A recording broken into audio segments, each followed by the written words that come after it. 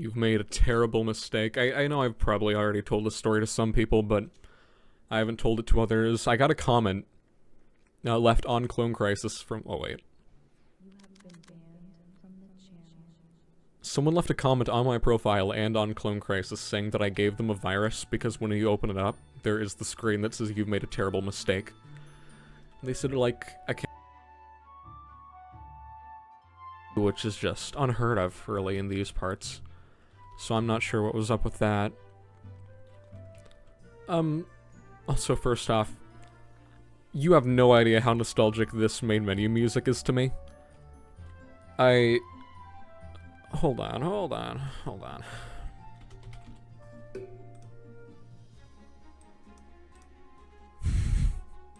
When did I start it? I think it was like October 12th? Oh no, October 12th, 2022.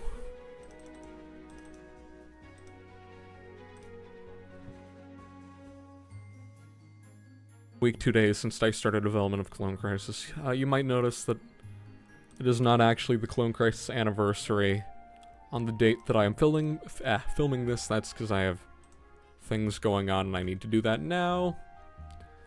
But really, it's fine. Yeah, but the first thing I wanted to bring up actually is... I'm just gonna close out of the game because the music isn't gonna stop.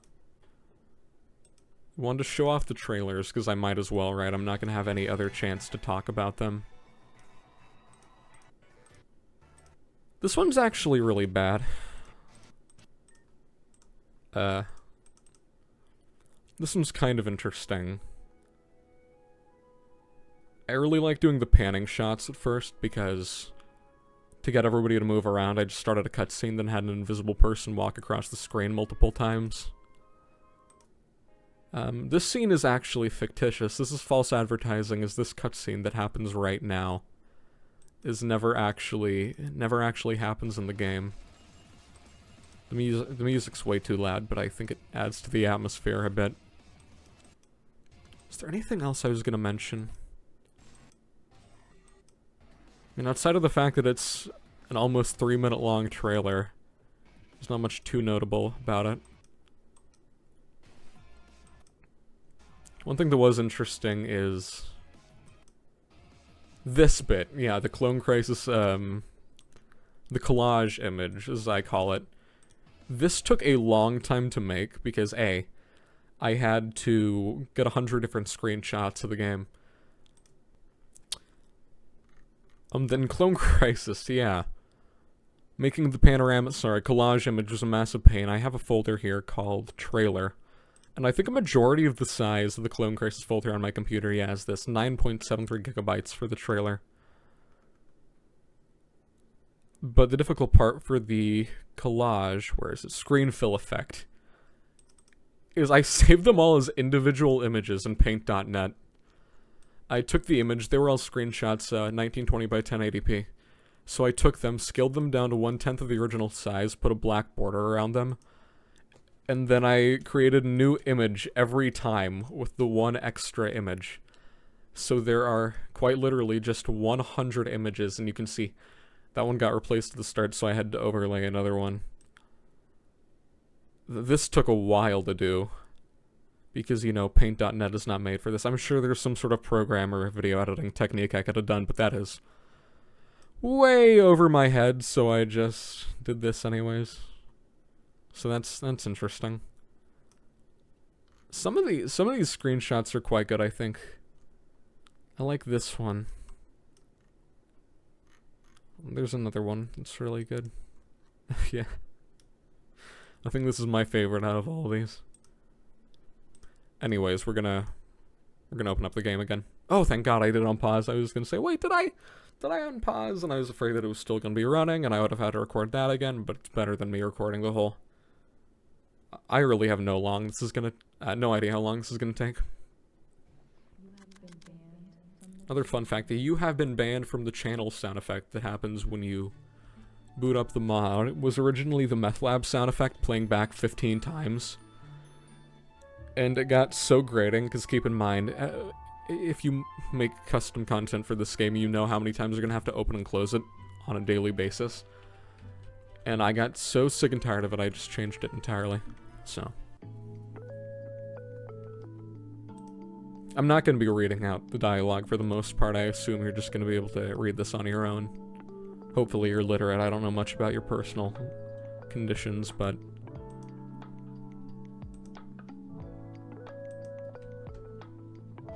We're gonna walk here anyways. It doesn't actually bar you from progressing, but I put time and effort into this. Okay, not much, but I put time into this. Yeah, smooth jazz. I can't remember what exactly inspired me to make this bit. I think there's one campaign, I can't remember what it was. I think it might have been... No, it wasn't Human Bean 2, since that one has a different one. But I always liked kind of in-universe / mod explanations for why you should install the mods. And of course, this one... God, I might as well, since we're here. It, instantly closes the game. That was actually kind of hard to do, surprisingly, which is weird, because everyone that's ever used the Hotline 2 editor knows just how easy it is to make it crash. So the fact that I said, okay, I want to make it crash, and the fact that I couldn't pull that off was actually kind of surprising.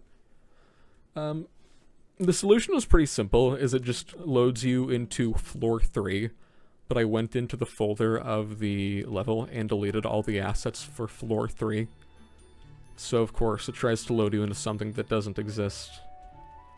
So, you know, that's not gonna go well.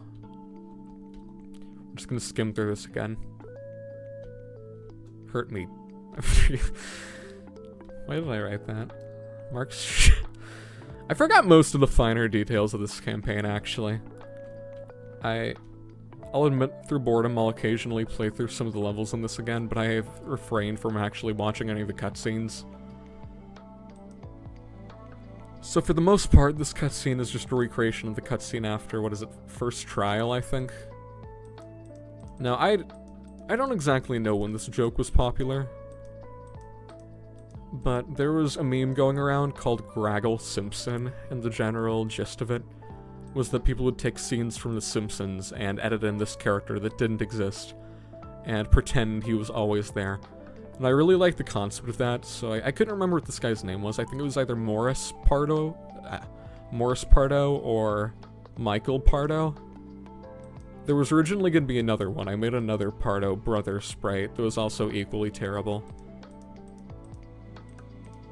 There was going to be another bit where Manny meets... There's going to be a cutaway gag where Manny meets this child. I might as well talk about it now. One of the later levels, the Grinder. I originally wanted a portion of the campaign to take place in some secret, like, Arctic base. Because I wanted a second lab level to be like a return, but I thought returning to the same lab would be boring, and as I did with the Grinder, I made it different. But I thought it'd be fun to have, like, an Arctic lab, where you go there by... I can't remember. It was going to be, like, by helicopter or something, which I know doesn't really make much sense, but neither does traveling from Hawaii to Florida with such a small boat. But anyways, I decided I didn't really care about anything making any sense. So something I didn't realize until after I realized this is that all the shopping carts are facing the wrong way. So all the people that have recently used these have pushed them in with the sole intent of making it harder for the next people to use them, which is just kind of a dick move. There's only one sprite for a guy that's been kidnapped, so there's like 30 of them throughout here. And, and someone has set the football display on fire. This wasn't actually the first asset made for the campaign. Hold on, I can show you that right now. But the first sprites ever made for KLONE KRISIS. Let me see if I can find an announced list. Oh god, I need. Welcome to the. Whatever, it's fine. I'll just mute that for right now. Let me see if I can get a date on this properties. No. It's a lot older than that. But ever since the start, I had it planned for the writer to have his level where he grabs a sword and goes apeshit, so to speak. And these were actually quite bad. You can see the throwing knife animation wasn't good. There was a level I played. I can't remember it, but it was a level where you play as the rat. Where he has the fire axe, and it's a reskin of Biker. And the way the sprites were done utilized some techniques I hadn't thought of that looked really good. So I left a comment saying, "Hi! Can I use your thing as reference?" Not for the sake of, like, tracing, but more in the sense that I liked the pose and I kind of wanted to try and recreate it. And the person that made it said, "Sure," and I did that. There's not much to say about this level. It was made intentionally mediocre. I promise that's not just me making an excuse as to why it's bad. And I understand that making something intentionally bad does not excuse it from being bad. But that was the intention I really... I think I got bored while making this, so I just decided to place down some walls to test out if the new... the black brick walls replaced the green sewer walls, so I wanted to make sure they worked properly. So I placed those down to make sure that it would work, and God, I'm going to have multiple water breaks. I don't keep water up with me at my desk for reasons that I will not go into. Which makes it sound quite suspicious, but I promise it's not a big deal. Oh yeah, the whole point about Clone Crisis is it's supposed to be a haha joke funny campaign. And I kind of feel like committing acts of heinous violence against people kind of goes against the spirit of, like, good-humored fun. So, pretty early on into Clone Crisis, it was gonna be, like, kind of philosophical. And, like, is it truly okay to kill? It was, I think, a game that I remember playing a couple years ago was Detroit Become Human, and for some reason I guess I was thinking about that again when I started making this, and I thought, it would be great if Clone Crisis was like this philosophical, like, remorse of consciousness campaign, where, like, you play as the clone and he's like, "I'm a monster!" I can't remember what the original dialogue was, but this has changed. I think it was... It wasn't notable in the slightest. This scene I had to adjust a bunch, because the effect where you punch his mask off, he doesn't die, but there's an invisible person that dies, and their sprite when they die is the head, to make it look like his mask was punched off. Now this... I hesitate to say it was a reference, but I was thinking of Disco Elysium when I wrote this. And to those of you who don't know, there's a guy called the Lego Mac who made this really underrated campaign that I think very few people have played, called Hunter. And he played it along with, I think it was done over the course of multiple streams, and one was with the Blue Doctor, which is a person that plays campaigns on their channel. Another person was Mira, and I don't know what they did. I think they're just friends. I haven't seen anything of theirs in the workshop. Wait, no, I know they made a level called, hold on. It was like... I can find it. It was some sort of remake. There was... I'm not going to do too much explaining, because a lot of these things, I think the only people that are ever going to view this are going to be people kind of familiar with Hotline Miami custom content. But maybe in the thoughts that one day someone actually... I do other things now, and I'm partially thinking that at one point in the future people might come by and look at this stuff because they like the other things I do. Which is really a very... very low chance. I'm forgetting what it was. But either way, there is this community called the Workshop Labs. And they have these things called rat raves, where people work together for... They work together to create levels for events, among other things, and it was one of those. But I can't find... Oh, wait, hold on. This. I think. Yeah, okay, there. I knew they had something to do with it. Anyways, And to the point where everyone that's played custom content for Hotline Miami 2 knows Hunter, and seeing that guy play through my campaign. I don't know how to phrase it, but it's like if you recorded a song that was nothing but you repeating 3 words over and over again with some other really shitty lyrics overlaid on top of, like, the sound of a dryer washing, and then Hatsune Miku herself said, "Wow, this is a great song." That's how I felt. Like how, it's probably how Jesus felt, you know, when he was brought back from the dead. I think that's what I compare it to. A lot of people think it's weird when I say that. Oh yeah, sorry, I'm getting so sidetracked already, but in the video, someone said a Disco Elysium reference, and I was shocked. Oh, great, the punch animation doesn't work. One of the few pieces of scrapped content in Clone Crisis, this guy was originally an Italian, and he said, "Oh, mamma mia," and it was terribly, what's the word I'm thinking of? Stereotypical. So I replaced it with a equally stereotypical redneck. I can't remember what the original lines of dialogue were, but they were pretty similar, except you just replace all the Southerner tropes with Italian tropes.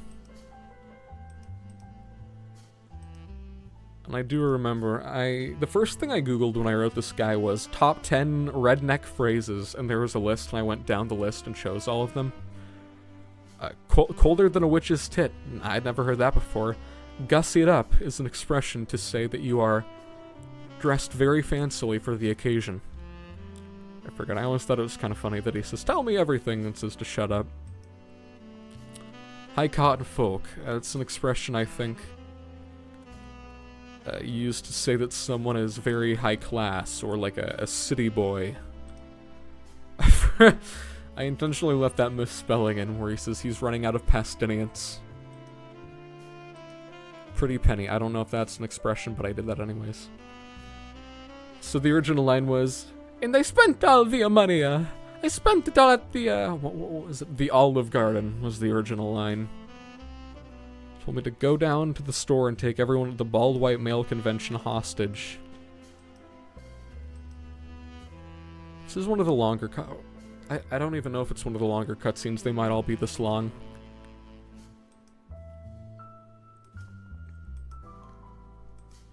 Halloween costumes is another thing. For the other parts, I'm more likely going to be reading the dialogue as it gets better. It's a mighty find. I don't know if that misspelling is intentional or not.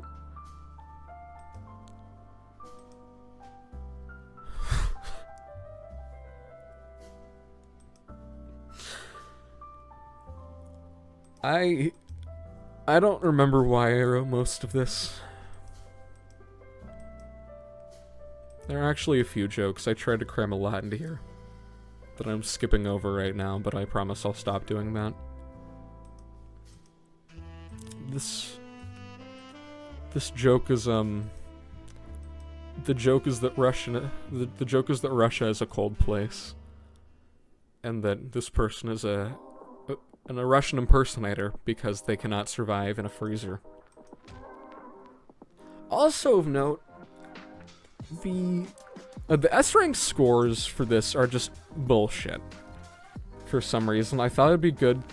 I played through each level 30 times, and I took the highest score, and I said, yes, that's going to be the S-rank score. Because unfortunately, you can't set S-rank, A-rank, and B-rank scores. You set the S-rank score, and then all the other score tiers are based off of that. So, I want S. I think S is the rank that you get by playing perfectly. But that doesn't mean that I want the A rank to be absurdly high as well. But tragedy struck today, the National Bald White Male Convention, when one group of bald white males took another group of bald white males hostage.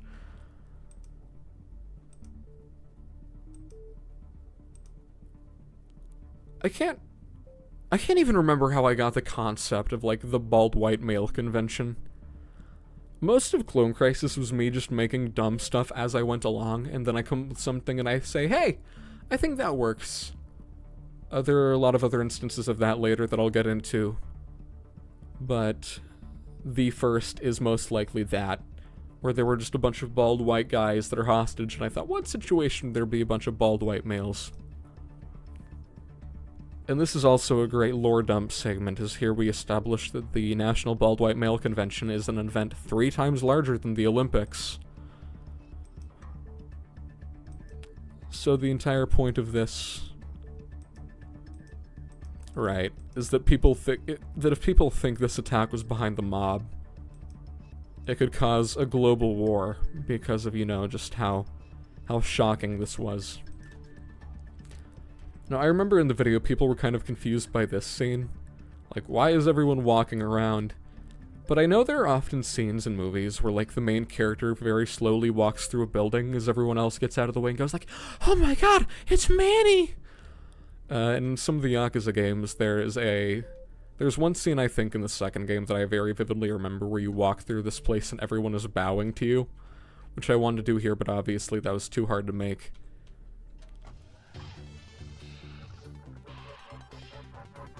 That transition sound has been taken, the transition music there is from it's from a film made in appreciation of the male it's a gay porno. Basically they uploaded these versions of these, there's a channel on YouTube called the Catalina Collection Neo, and they take these physique appreciation films and they cut out all the explicit content and they upload them like that, and they're called Just the Plot. And I remember thinking those were the funniest things ever, but one of those is a film called Demolition Daddy, and it has that specific transition music play between scenes, and I thought, boy, it would be so funny if I took that and I made that a thing. And this, speaking of Yakuza 2, this is a direct reference to one of those scenes. Spoiler, I should probably say that. First off, that game has a batshit insane ending, where you beat up the big bad guy, supposedly, and there's a bomb that's gonna explode. And there are other characters saying, get out of there, you're gonna die! And there's this really insane scene where the main protagonist, instead of leaving and running away, chooses to make out with his love interest, who is the sister of the man he just beat half to death in front of the bomb. And his child is in a helicopter. His, like, practically adopted child is in a helicopter being flown by this other guy, and she's just screaming, like, run the fuck away! Because her, essentially, dad is about to get blown up, and she's watching as he just makes out with this random lady as he's about to get blown up, and then it plays like this emo rock, and it cuts to the credits. But then after the credits, there's a scene where he says, so the bombs were fake, huh? And well, the character name that I'm forgetting because I can't remember foreign names, did tell us to trust him before he died, and that's what this is here. A lot of scenes in this game, in this campaign, exist exclusively to be references to other pieces of media. And this is kind of an acknowledgement of that, with Evan saying, why are we here? Because there is no explanation for it. One thing that I like is at this point I hadn't made the sprite of the chief walking. So as you can see, he's still just sitting down, but his legs move.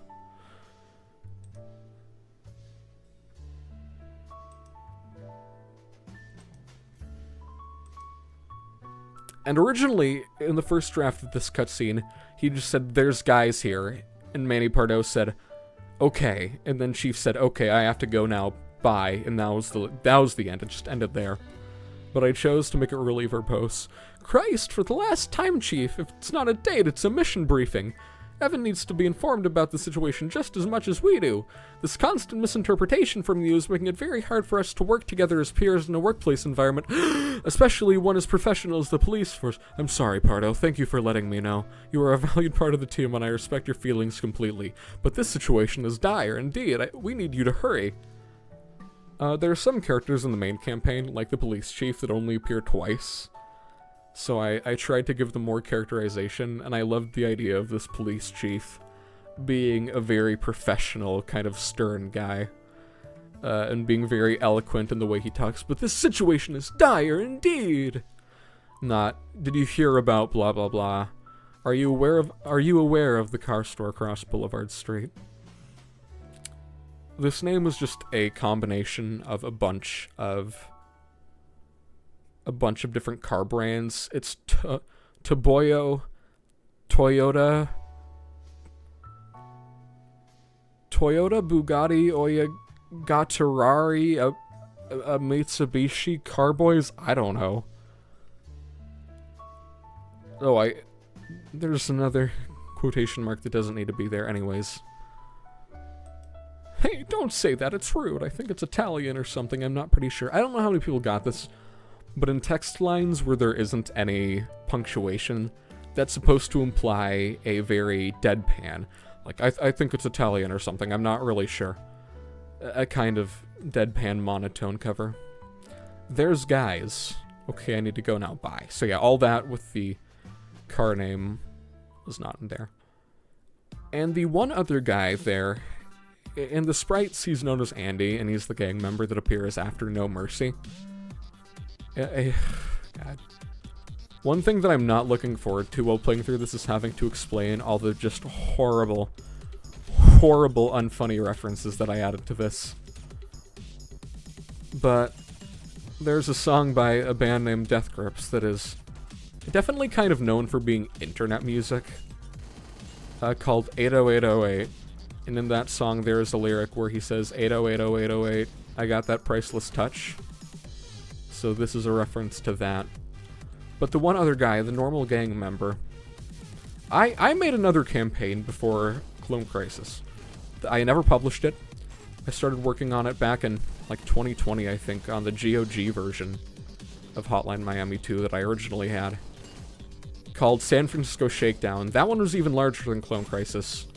That one also had 20 full levels. But one of the problems that I ran into development is if you work with custom campaigns, you know that it lets you do intro cutscene, main level, outro cutscene.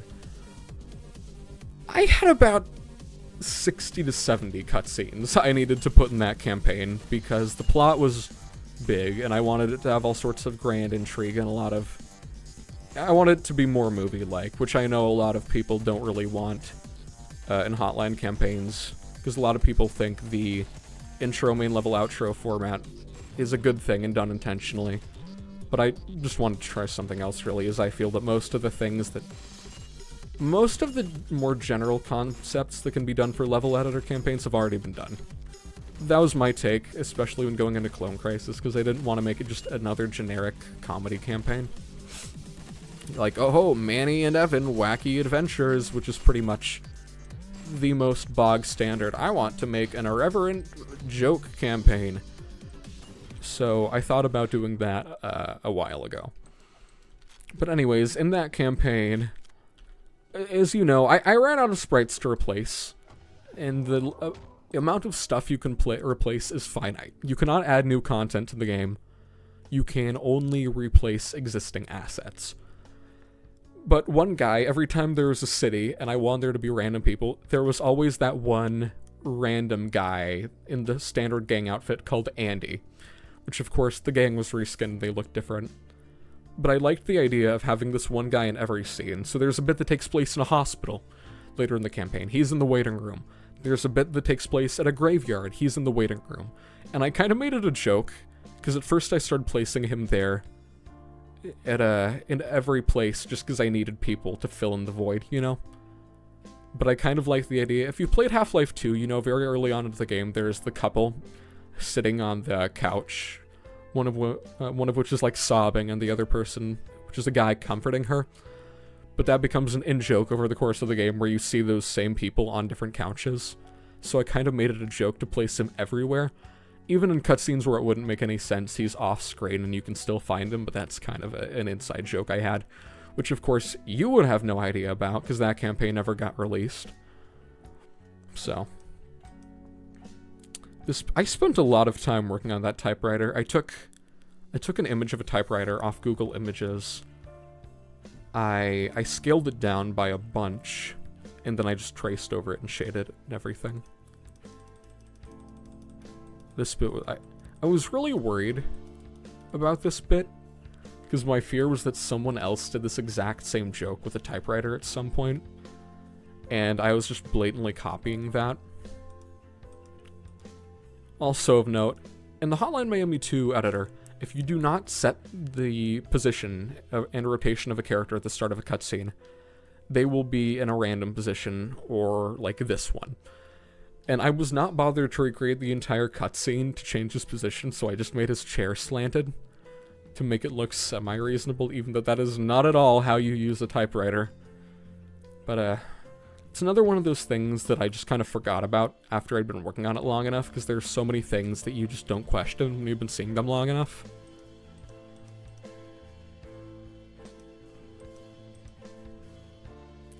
Also, if you start an animation and you don't stop it, it'll keep playing, so that's why it keeps playing the walk animation. Dear Evan, distracting myself from my sadness is not one of my strengths, and all the answers I've calculated come with a sacrifice or two. The courage to take another step drains away from me.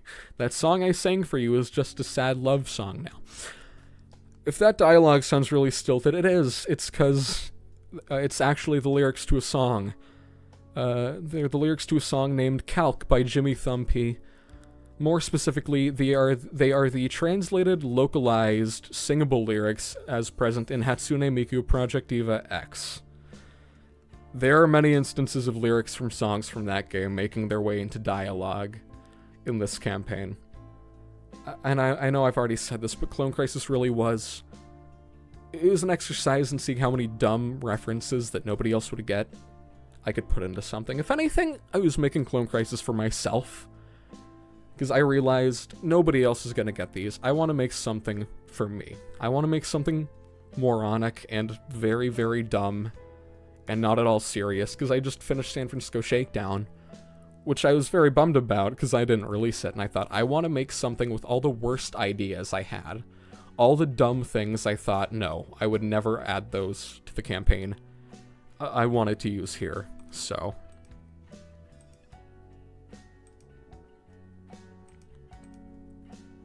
This is the first instance of the sad Evan sprite.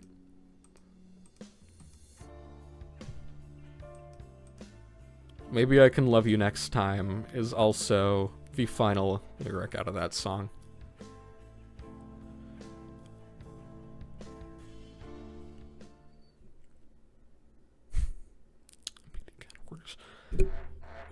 Oh god, forgot I added in the fart sound effects. Man, MTV really went down the shitter, haha.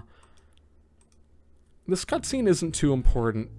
I also think this is kind of funny, because this is intentionally just horribly written excuse.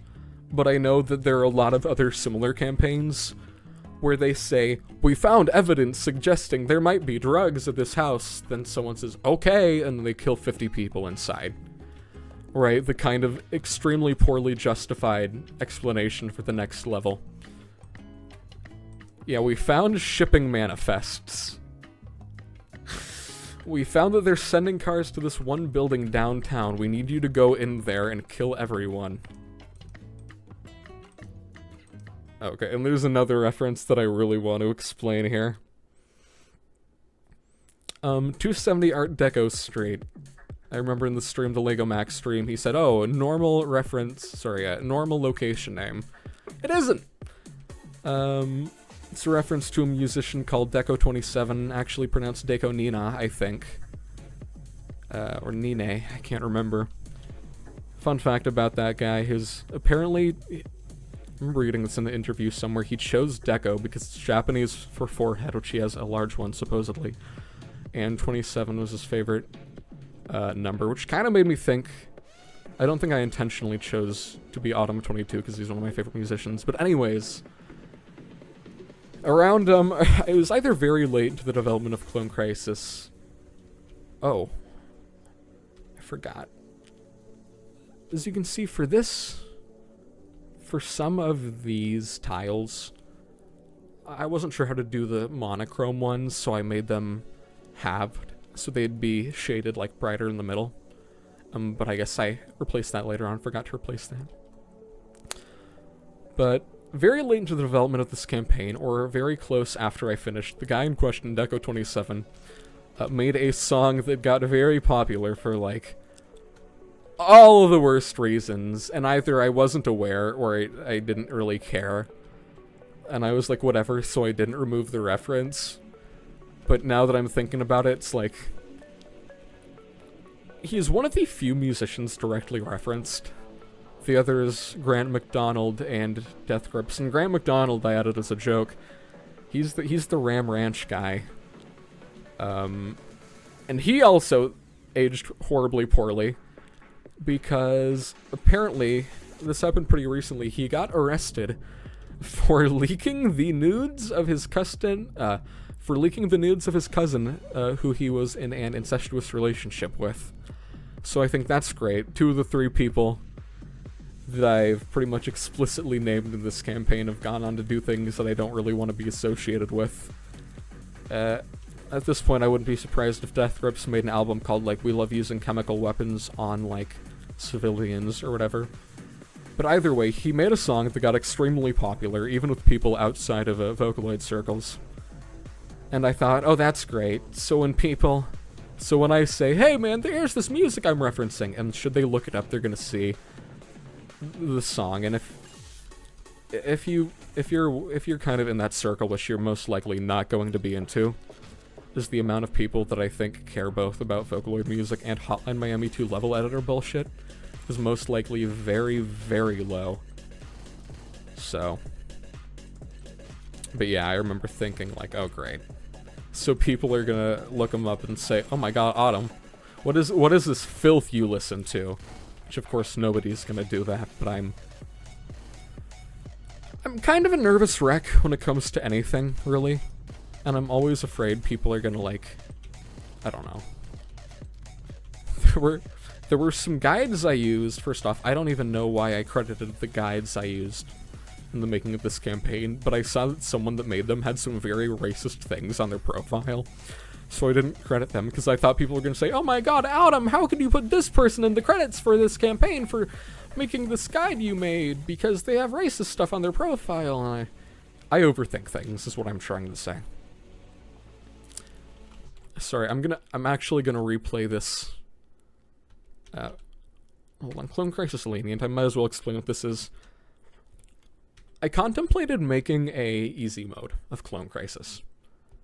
I also potentially thought about making it like an abridged version with shorter versions of a lot of the levels, because I saw a lot of people saying that it was too long. So I thought, okay, maybe I could make a version that skips out on some floors and make some slight changes to the design, which I actually thought was a pretty good idea, but I never really got around to it, especially because you need to play the whole thing over again. Which I later found out could be overwritten, but I didn't care at that point. Now, one thing I'm thinking of, sorry, my main inspiration for this level was in the main campaign, there is a level called Into the Pit, which you probably know. And you go to this random dingy place, and it's like, oh, guess there's nothing here, but then you walk in to the, like, basement, and there is a bunch of stuff going on in the sewers. And I thought, cool, I like that twist, but what if we just didn't use a boring location like the sewers?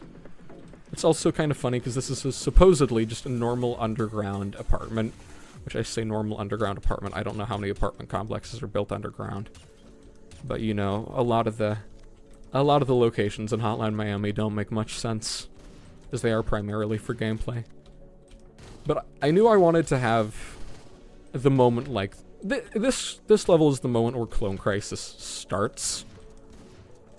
I remember thinking about it, because it's called Clone Crisis, you know what it's about, you know there are going to be all the bits with the clones, right? That's the major plot point.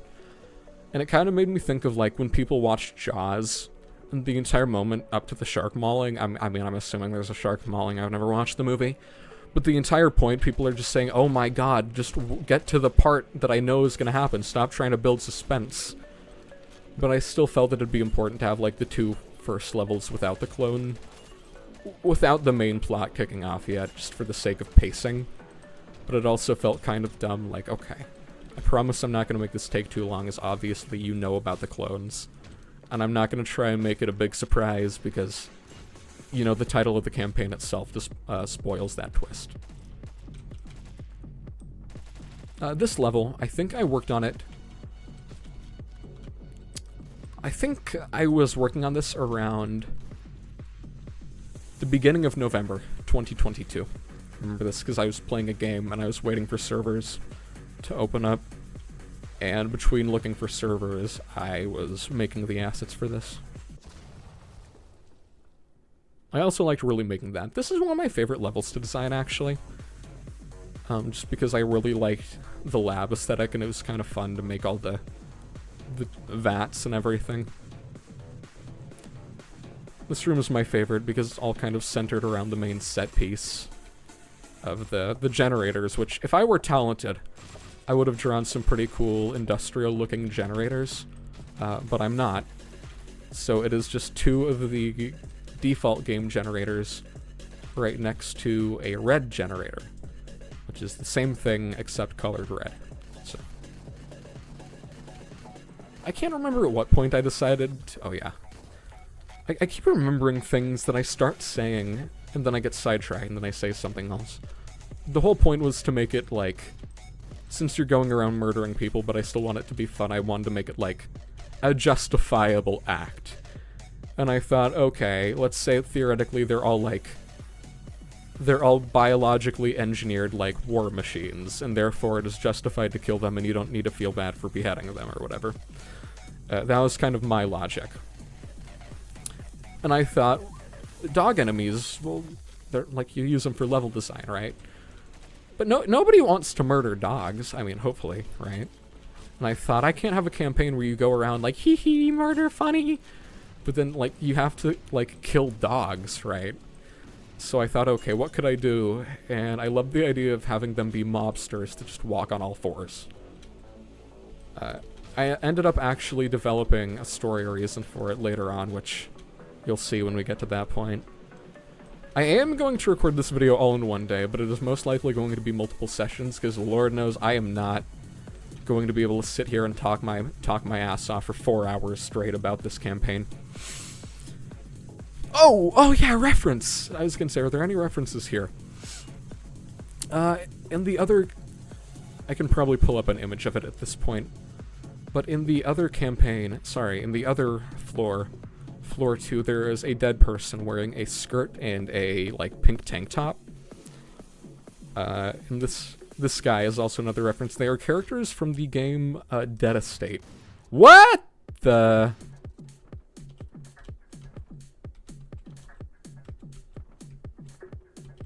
I have never seen that before. Okay.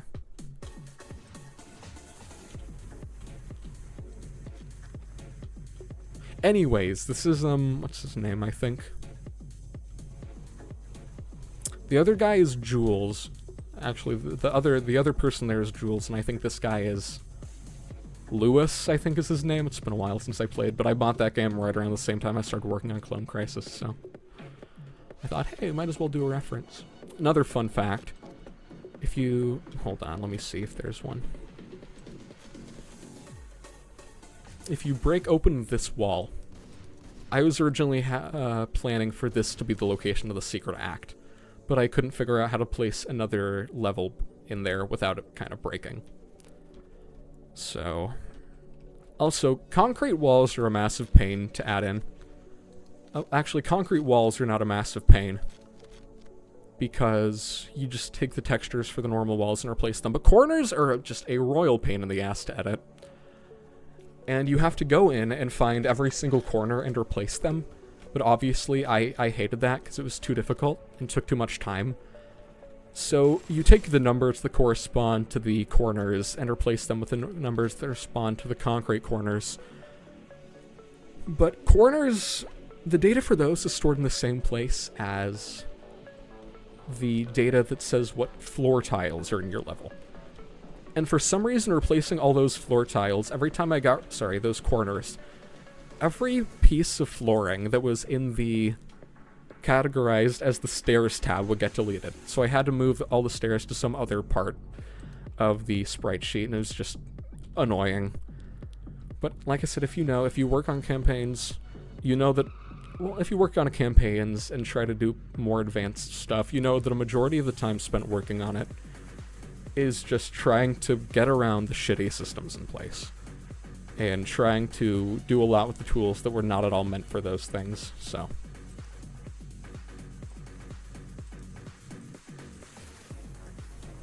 This dialogue isn't terribly interesting.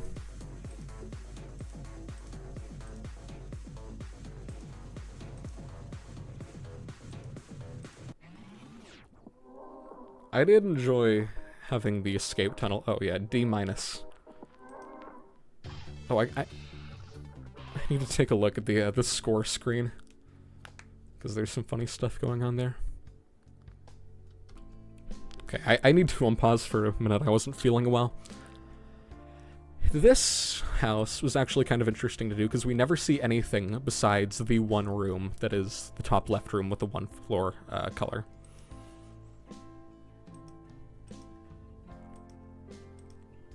So, I can't remember why I decided I wanted Richter to be a part of the plot. Oh yeah, it's because he's one of the few characters that dies in the bombing, as opposed to the other people that die throughout the campaign for other means, right? Because it's not like I would have done, oh, the fans are back, the fans are all shot dead, Jake gets murdered, Beard dies many years before, so I didn't want to retcon too much stuff besides the bombing, because that's the entire what-if scenario the campaign is based off of. And I really don't... It was hard, because Richter, in the game, near the end, his entire character is that he's accepted his fate, right? Is that he's said, like, he's done fighting, and just says he's done, right? And he'll accept whatever comes. So it was kind of hard to give any sort of justification as why he'd heard this random news about this place he no longer really cares about, and in fact actually fled and wants to go out to see. So, I don't know. It's very vague, and I tried my best to give it some sort of explanation, but it wasn't great. Oh yeah, but we never actually see the bottom of the house, so I had to make the layout myself. And also, I do like how she just disappears, which is, it's kind of funny to me, because in the game we see that she is very, very not in physically good shape. So to think that she just gets out of the chair and runs all the way over here.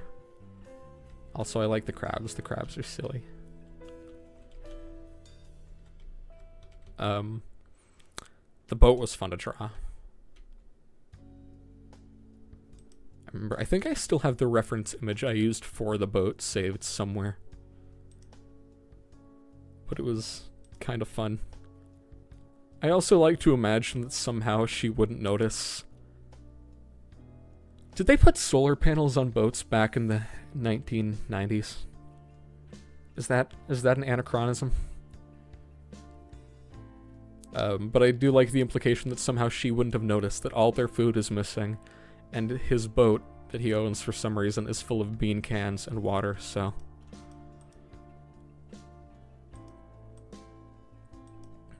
Also, I don't need to tell you this, there is no feasible way anybody in a boat like that could sail from Hawaii County in Hawaii to Miami. I can't remember. I think it said it takes like 2 to 6 weeks to sail that distance depending on the weather. So, filler level. This level is named that because it's a filler level.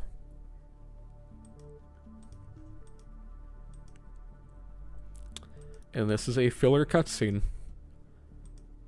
I don't know why I made this person. I gave them pink hair and I thought, like, what if I made them look like just like wacky? Like, what if they had bright lipstick and a nose piercing? Do you get that part? Like a computer isn't furniture. It's as close to furniture as a fridge. And I don't see you selling any fridges here. Oh, sure, that's because this is the food court.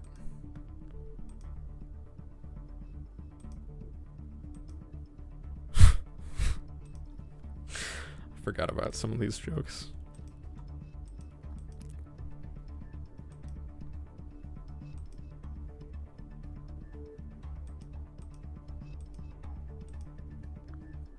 think this is the first campaign to include a dead poodle that you see.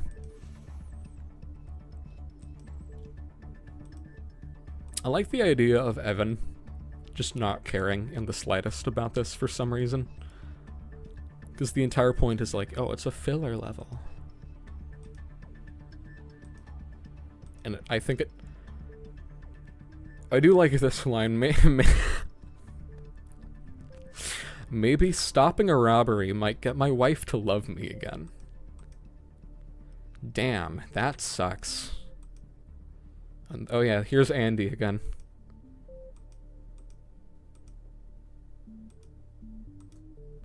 The level's original title was A Big Moment.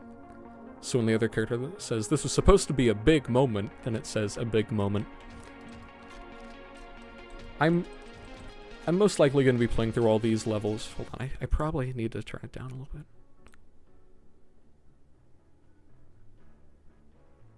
Just by a little bit.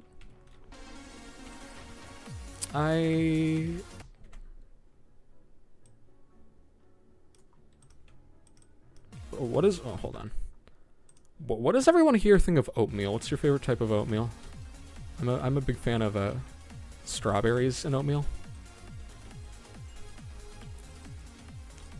I wasn't intentionally trying to talk about completely irrelevant things, but it is a filler level.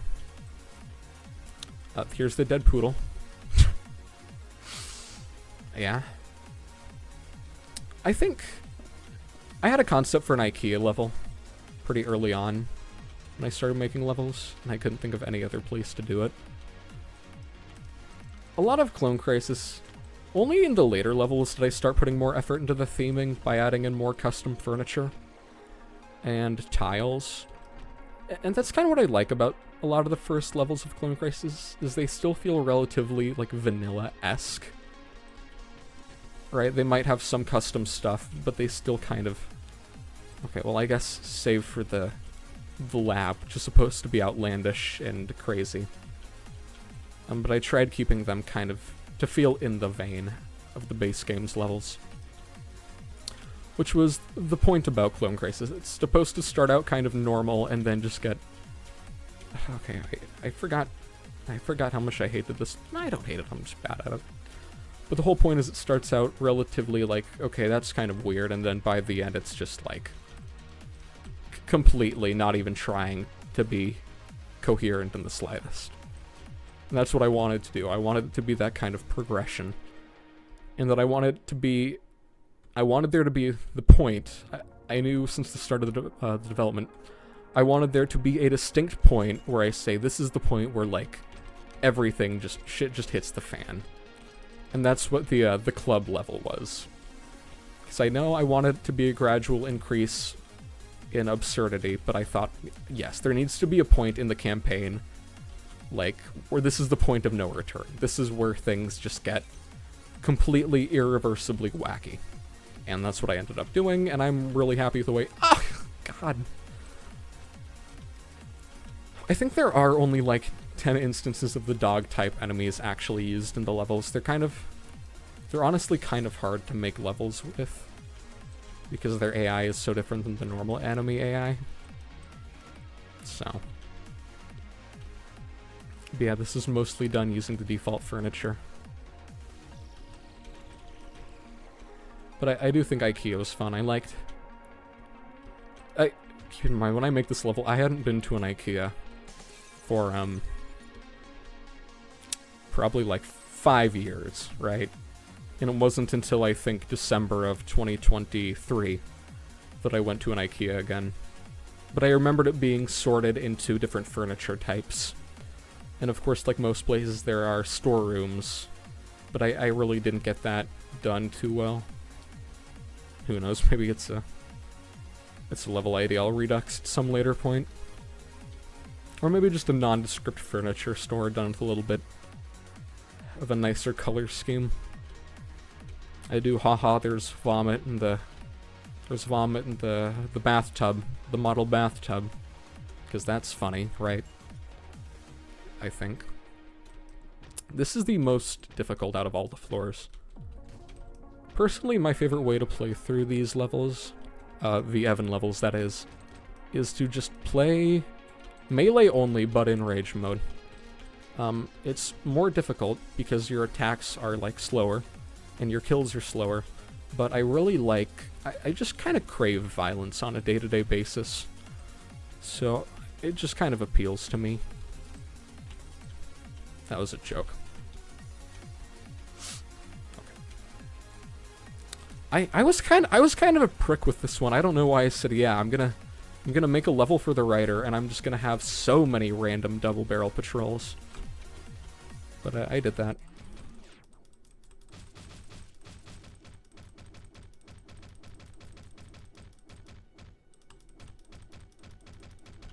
Anyways, I can't remember. I honestly do forget this level exists every time I play it. Sorry, every time I look over the campaign as a whole. So it definitely lives up to its name, but I just felt like there needed to be a level between Richter leaving and arriving. So there's this. I even forget what the outro cutscene was. Oh, right. In Hotline Miami 2, levels always start out with a camera on you. There are no camera controls. So whenever a camera pan is done, that is because it focuses on an invisible character that walks across the screen, so...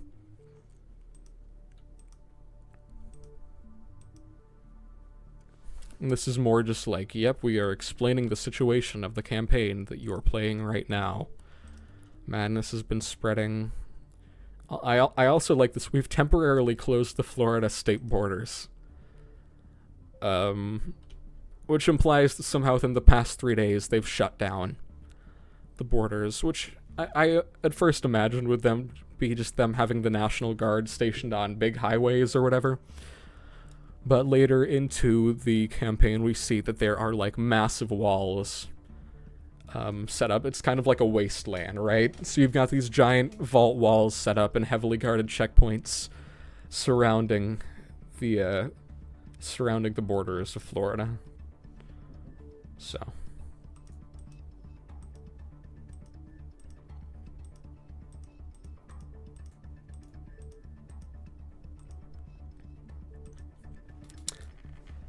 yeah, more world building. These bits aren't too interesting. And this is, yes, Manny Pardo's brother. That's him. You just never see him anywhere else. Denaton tried to erase him from history, but I remember.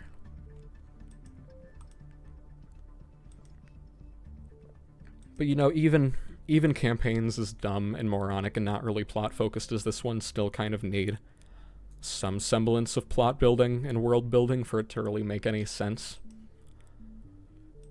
Because while I still want it to be wacky and random, I wanted it to be more than a sequence of random levels, is what I wanted. So I tried to set that up pretty early.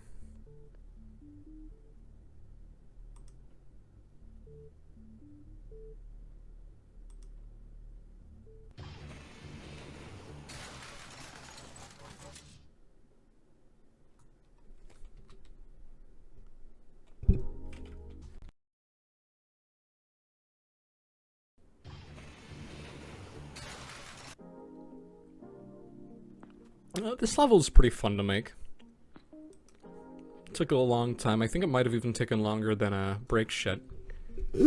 Because it has more floors! Oh, this cutscene was fun to work on. Richter really doesn't have too many lines of dialogue in the game. And in both games, really.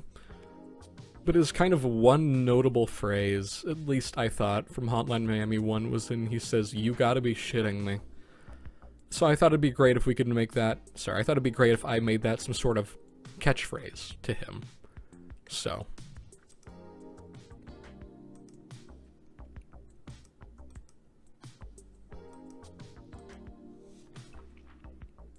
I also like this because the journey is supposedly, like, weeks long.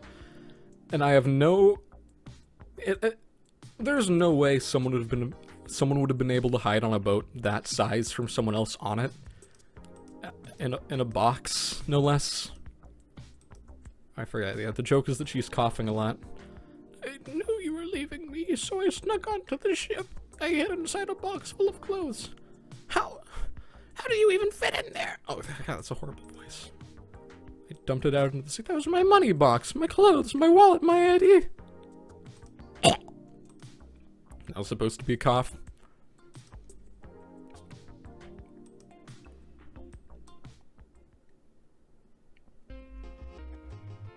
This level's cool. I guess I never noted. Yeah, the transition screens now say "Holy shit." No map show where skull. No map where.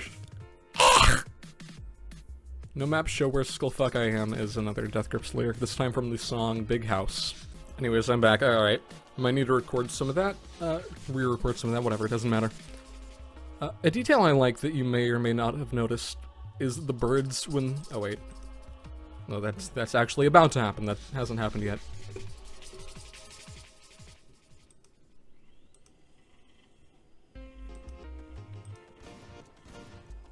Is that the birds fly in the direction of the gunshots. The birds only appear in one level, and they're programmed just to fly upwards. And I wasn't bothered to change it since I already designed the level, and it was a final detail I added, and I was like, whatever. The don't be afraid to step on the plants might seem really cryptic, but it's because these small plants that are used to decorate the floor normally have collision and will stop you from moving. But I thought, oh, that probably would kind of suck and make it less fun to traverse the level, so I, removed it. It is kind of fun to replay these. It's honestly kind of hard to believe it's been long enough to the point where it's kind of nostalgic to play through these levels. But, it's, time is a weird thing, I think, funnily enough, the design for this floor in specifics was based off of a screenshot I took of one of my bases in RimWorld. I was just building the colony or whatever, and I remember taking a screenshot, and then I thought, this really looks like it could be a Hotline Miami level layout. Oh, this is one of the first of many albums we're gonna see across the campaign. This is Newtown by Tokonoma. I can't remember if there are other ones that have been seen earlier. I think there are some. I know there are some in Evan's house in the later cutscenes, but I'm not sure if there's one right now. I was originally planning on, along with this video, making a video called Every Reference in Clone Crisis Explained. But if I had the time to go and do more things, I would have. But judging by the fact that I am recording this 2 months before the date of the actual anniversary, I have things go. Okay, whatever. I have things going on to the point where I would have loved to work on that, but I can't because of situations outside of my control. I was gonna say I should go into rage mode, but then I'm like, oh yeah, I'm playing as Richter. He doesn't have a rage mode.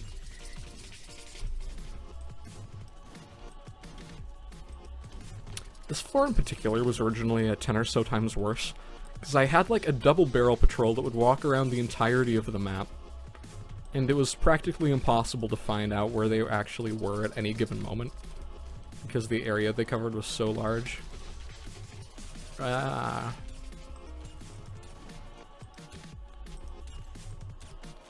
like this level. It's a bit bland visually. Having another shade of... I can't pick that up. Having another shade for the sand and another shade for the grass would have helped.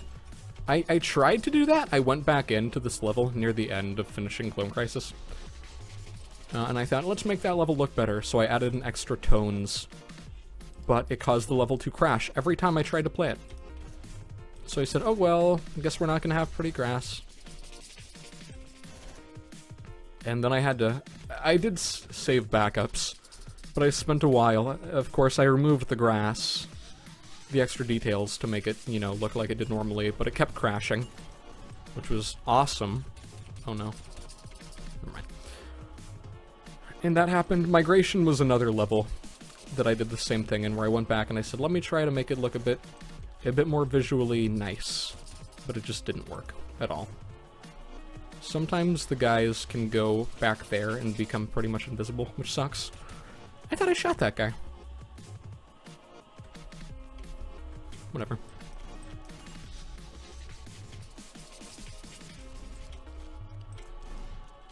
But I decided it really wasn't that big of a deal.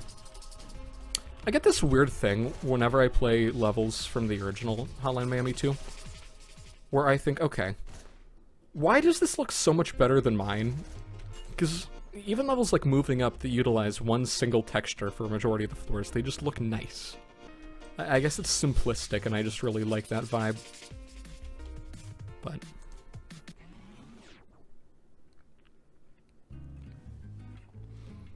these are... I can't remember their names. I think she's Stephanie and he is Jason. I also like this line because he says, I'm Richter, as, you know, people would know who that is. Oh, yeah.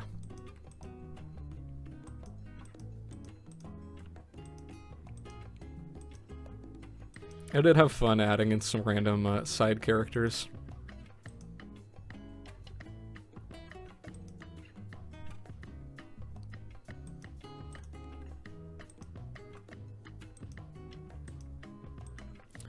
More world building. I didn't really know what I wanted to do, but I kind of liked... Someone in the stream said, Walking Dead-ish, which is kind of funny with this whole area. Sorry, my apologies, how uncouth. This whole area effectively being a quarantine zone, which I thought was kind of funny.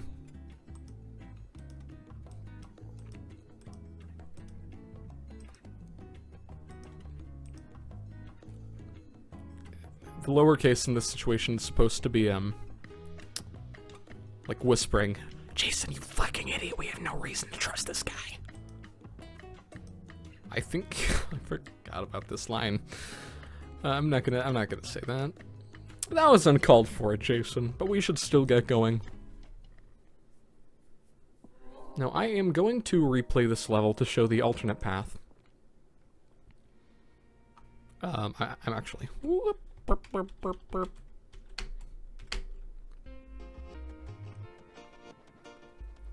I know I've seen some other levels that have whole different paths, because I like one. I've had some levels that are built like in loops or whatever, where you can choose which side you enter first, but you still play all of them. But I like the idea of having a level with two completely different paths. This one, I don't think is as well designed at all, actually. Originally it was going to be a factory. Actually, no, originally it wasn't going to be a factory at all. It was going to be the docks. I wanted to have a level set at the docks. And I remember that specifically because there's another game that I really enjoyed called Deadbolt.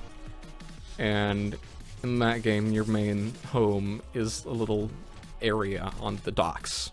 It's this crappy little, pretty much single room with a fireplace in it, and I remember I was gonna add in, I was gonna recreate that room with the fireplace and the boxes and the gramophone. But I said, okay, I don't think docks are too interesting actually in this context. So here, these... Oh, you can't see them because I just murdered people. Okay. Those two characters, if you saw, were the two main protagonists of San Francisco Shakedown, the program that I canned. That I'd still like to get back to anyways. These are all toys because it's a toy factory. I can't remember why I decided toy factory. I think I just thought, like, oh, it'd be boring if it was just a normal factory. I really went all out with the glass. This guy, another one of the protagonists. You should know who those two are. Legos. Yeah, I took the default. Someone is mowing the lawn outside. I'm just gonna make my microphone a little bit closer. I hope that's not too big of an issue. Too big of an issue. This level is also interesting. This floor is actually mirrored. Originally it was built completely different, but I flipped it horizontally. I'm gonna make whatever. I flipped it horizontally because the dialogue at the end here covered up the actual guy himself. That is louder, right? It can be heard. That sucks. Because today is the, I apologize for the quality, but today is the last day, the last free day I have for the next, like, 2 months, so. This guy, I don't know why I gave everyone just horrible names. But this guy, I called him Scrim Bimbley. Which I don't know. He is the supposedly crazy military guy the other people talk about. It's a pleasure to meet you. I'm General Scrim Bimbley, U.S. Marines, and I run this here toy factory. I wish I could tell you, son, I've been pondering that myself. So he's basically saying the same thing. Oh, I forgot about the Christmas joke. What? Christmas was weeks ago. I remember leaving on this journey after Christmas. Then after that, I was out at sea on a weeks-long voyage to Florida. I don't really know. Oh my god, okay. I'm gonna get even closer to the microphone. I need to work harder than I've ever worked in my life, and I'm gonna make the audio like 3 decibels louder for the... There. For the kids! Great! This bit also isn't too interesting. Anyways, it was fun to do that, though. It was fun to have the multiple bits that you could travel. Georgia, Amy Truck's gas station. That is the cult sigil from the video game Dusk in front of the garbage can.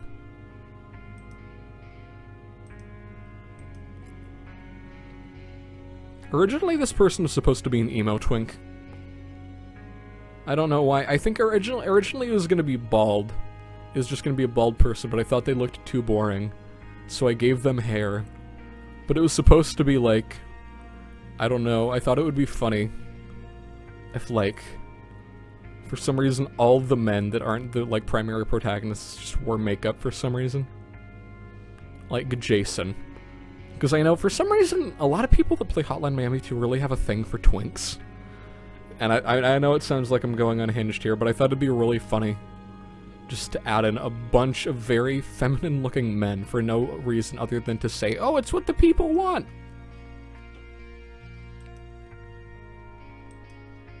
And there's Andy again, this time petting the cat.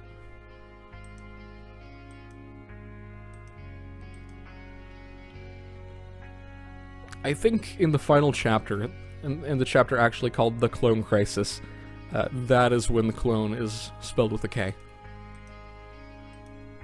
This is also pretty boring, more world building. The military is gonna come, do things. He's fucking crazy.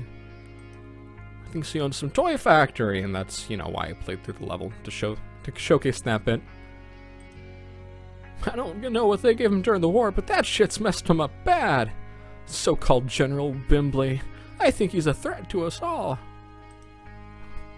The joke is that the couple are, like, thieves. Which is funny, because they're in a store right now, and the owner says, oh, I think those 2 people are normal. This is, I think, one of my favorite kind of areas in the game. I just really like... I really like the atmosphere. It's one of the more atmospheric scenes. It's just completely surrounded by trees, it's raining. You know, it's dark outside, and really all that's here is this one truck stop. And oh, I realized there aren't gas pumps because I was too lazy to draw those. But whatever, it's fine. I just like the way it looks. It's a cozy scene. This was a terrible idea, wasn't it? At least my mom... Holy fuck, I forgot my mom! I really tried to give Richter some extra personality. 8528 Broken Femur Street, Miami. Oh, right, the massage scene. How could I forget? I love this bit. But he didn't believe me, he said it never happened. Really? He seriously thinks that you made it up? No, not exactly. He says it was a government cover-up. Man, what a world we live in. That's terrible. I thought it'd be funny. Here in the US, people really love conspiracy theories, and I thought it'd be funny if there were in-universe conspiracy theories in Hotline Miami. So I decided to have there be a joke about the San Francisco bombing. People thinking that was a government cover-up or whatever.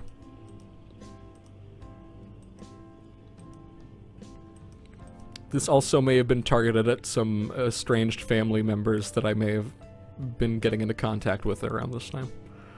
Anyways. Oh yeah, and the point, I forgot to establish, the point of Evan's first cutscene in this campaign is that, if you know, you most likely know, at the end of Hotline Miami 2, you can choose whether to call his family and get back together with them, or to continue writing the book. And this campaign, it goes off of what happens if you choose to continue writing the book, so I wanted to make it clear that was the option that was chosen.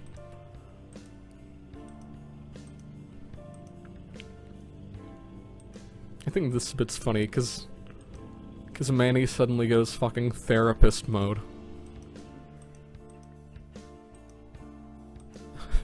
Books are sturdy, they age well, but not relationships.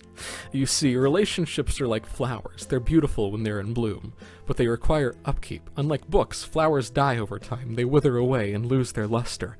And over time, you'll come back to that relationship, only to find that what once was love is now bitterness and hate, as a result of years of decay. But that hasn't happened yet. You still have time to go back into your garden and start watering your flower. And with enough care, that flower will be as beautiful as the day you got it. But that's up to you. You need to go back through that door. And the hardest part is always walking back into that greenhouse. I thought giving... Oh. Bad news, Pardo! I like the audience applause that occurs.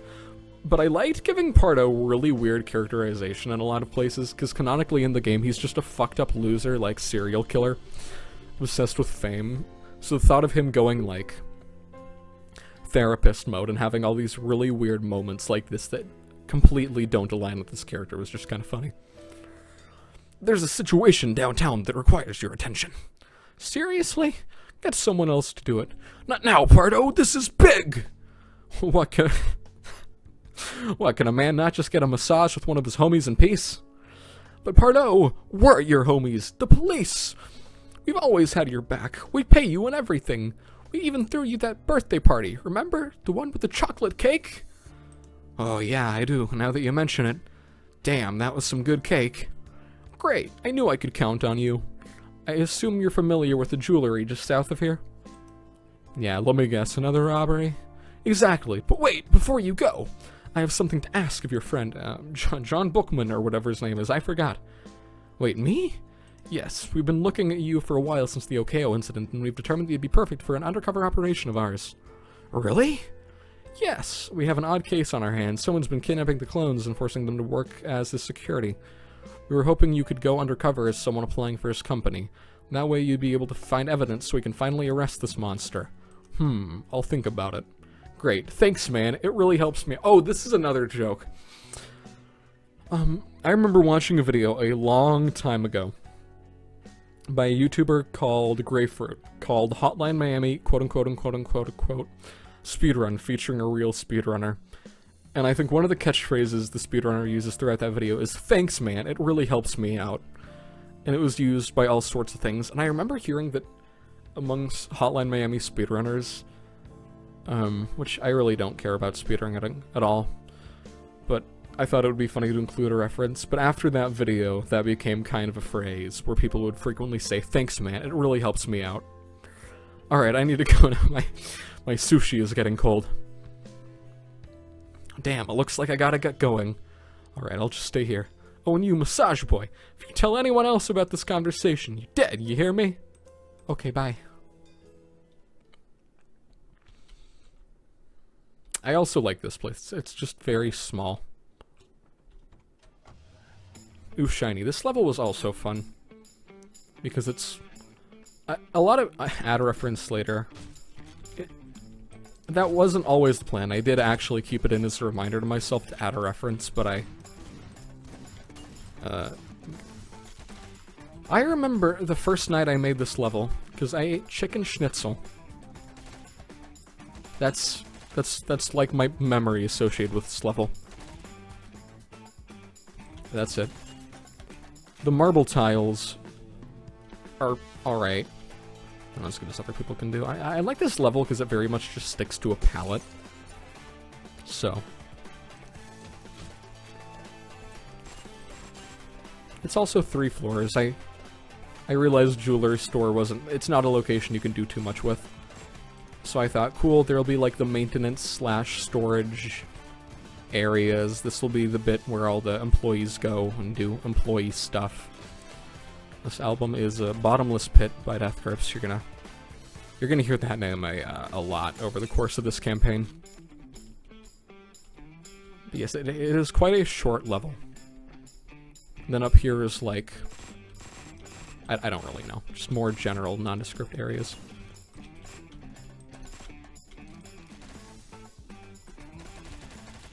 But it is just quite fun. I wanted to make it pretty simple and easy. Not necessarily easy, but... I'm trying to think if there's anything else of note in the slightest. Like, are there even any visual... Oh! I was gonna say, are there any visual gags? The... Death Grips, the Bottomless Pit album being near the trash is a reference to the song from the same album. Sorry. It was a reference to the song in the album called Trash, so. Where did I put the car? I remember I got one person that didn't play, like, barely played Hotline Miami that I vaguely knew to playtest the first act of Clone Crisis when it came out. And they couldn't find the car on filler level. And I said, it's south. And then they proceeded to walk to the left side of the map. And then I said, what are you doing? And then they walked to the top side, and I said, you know which way is south, right?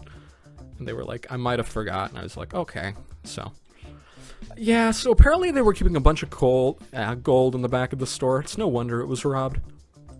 Hey, Pardo? Yeah? Don't you think we should be doing something to help the people here? I mean, you're a police officer. Shouldn't we be trying to resolve things? Yeah, I'm a police officer. That means I do what the chief says and nothing more beyond that. It's not like I'm the head of the armed forces or something. And you? You're not even a cop. You're a civilian. Right here. Just enjoy the safety we're giving you. It's also kind of funny because he gets almost murdered multiple times already, so. So yeah, just plan on staying cozy while we wait for the president to do something. Who knows, maybe he'll send the military. Besides, we're in the safest part of Florida. So that's foreshadowing. Don't you think it's weird that the police covered the tab for this? No? I think this is perfectly normal. That was kind of a fake out. Because in the last level, the camera goes to the door before the chief walks in.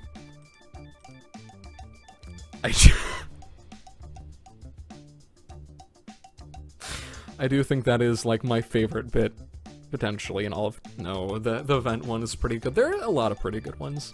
Evan, good thing I found you. Today is the day we need you to go undercover for our operation. He just says WTF. Which I think is funny, because it's not like he's saying what the fuck. He is saying, like... He is audibly saying the phrase WTF. I completely forgot. Don't worry, we've still got time. Just get back into the taxi you arrived in. We'll drive you to the station and go over the plan. After that, we'll drop you off at the building he's the owner of. Is that alright with you? Sure, anything to make the city a safer place. Great, see you then. What, you're not coming with me? Me? No, I need some time to relax. It's been a stressful week.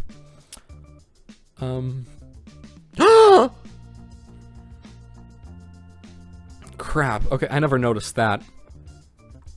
I replaced the hospital level. I replaced the VIP. I replaced the VIP furniture assets here. But I forgot that I used them here. I never noticed. It's really not that big of a deal, but it's a actually very good recreation. The taxi is on the second floor because I wasn't bothered to recreate the first floor as well. I just said no, I don't care. Miami, Lloyd Business Park. This is also a fun level that doesn't really try too hard to do anything of much interest.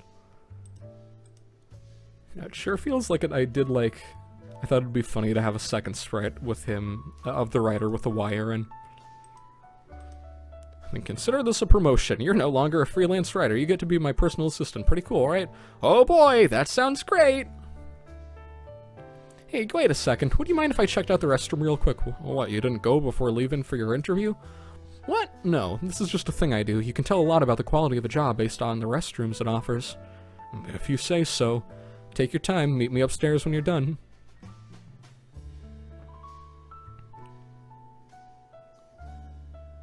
I don't know why I had him wait so long. Hello, can you hear me?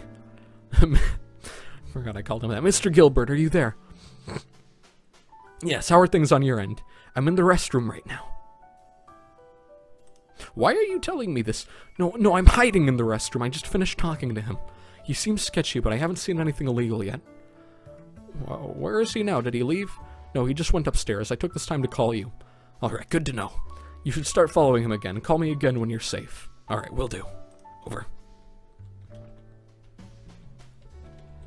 I think like in an earlier version, you could walk into him up there, because he just gets turned invisible.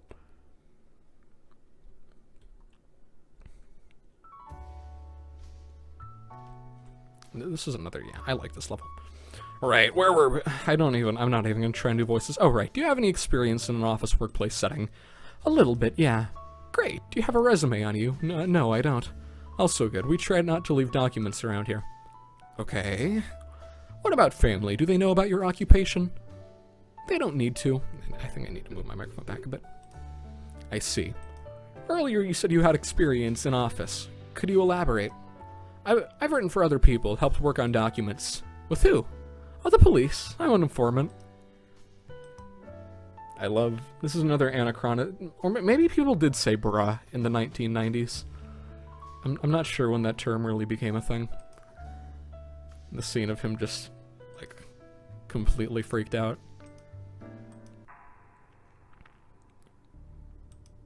I like the animation where he pulls out the remote. That was kind of fun to make. Holy shit, exposed. This is probably one of the longest text strings. I don't care for Tally Hall as a band at all. Like, I haven't listened to any of their music. But, a member of my family is a big fan of Tally Hall, so I don't know. I did this for them. Even though they probably never even know that I make this, since I've never told them about KLONE KRISIS, but... You know. It's not... They didn't die. I was gonna say, like, in spirit, but no, that would be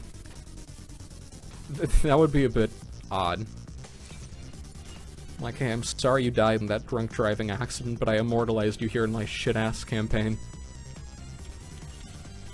By making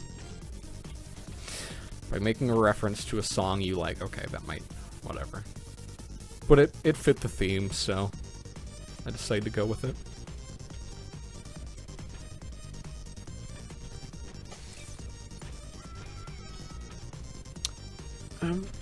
I don't really think there are any visual gags in this level either. It's not like there's much going on where you look at that and say, wow, crazy. This and... The levels really start off pretty normal, but then the further you play, the more they get really wacky. And are you... The more they get wacky and, outlandish. Oh, I do like how the clothing room, the locker room, is just full of, you know, white jackets and blue shirts.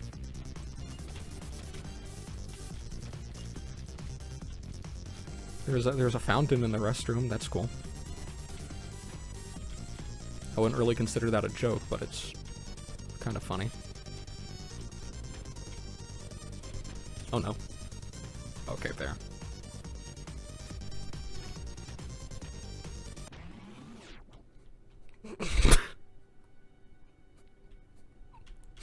The iconic... I remember thinking, right, Evan doesn't have a car, and I wanted him to just get a car partway through. But I thought it'd be funny if it was just a terrible car. I thought, like, what is... So I asked myself a question. This was a bit of introspection on my behalf. Oh. The door, like, gets a pixel wider. What would I least want to drive around town? And so I made this. I tried to do, like, the shitty, kitted out exhaust pipe, but I had to take away a corner of the car because I couldn't go past the borders. Canonically, the sticker in the back window is an I Heart MILFs sticker, by the way, so that's a little bit of lore. But yeah, Pussy Mobile. Classic. Just great, really. Deep less. Okay.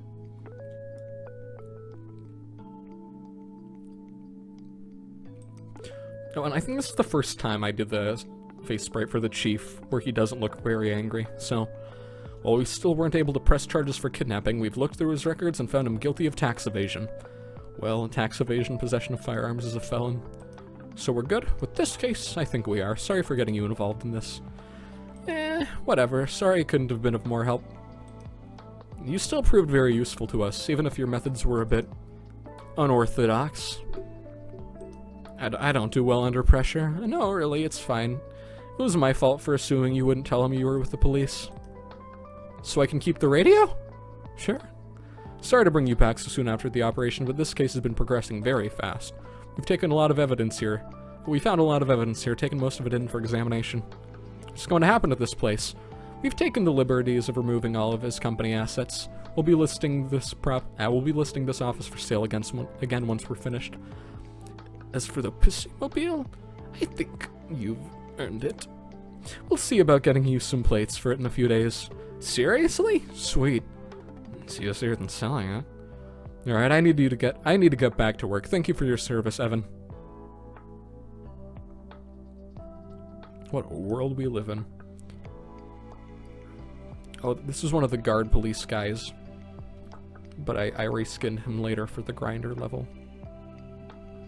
There's some guys talking, they're eating out of the buffet.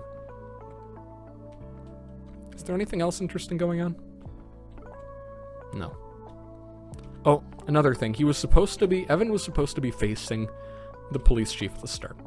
But like I said earlier, I forgot to make him face that specific direction. So he looked in this spot. So I just put some objects there to give him a reason to be looking there.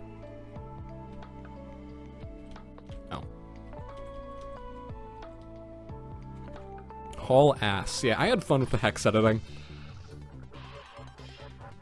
Is this? Oh yeah, because I always forget about Rush as a level, so this is the end of Act 2. So he's treating you okay, right? I mean, things looked pretty bad back there. Oh yeah, don't worry about it. I'm just kinda into that shit. Verbal abuse? No, like the whole being degraded thing. Oh, sorry to hear that. Alright everyone, listen up. Hold on, I'm turning the music up, because this is like one of the best instances of music in the entire campaign. I really like this song. I've just received radio confirmation there's another group of people like us that are also planning on packing their bags and leaving. As you may know, I've been looking around some more and managed to find us a large supply of gas. As you may also know, I've managed to find us an optimal route to get us out of here and to safety.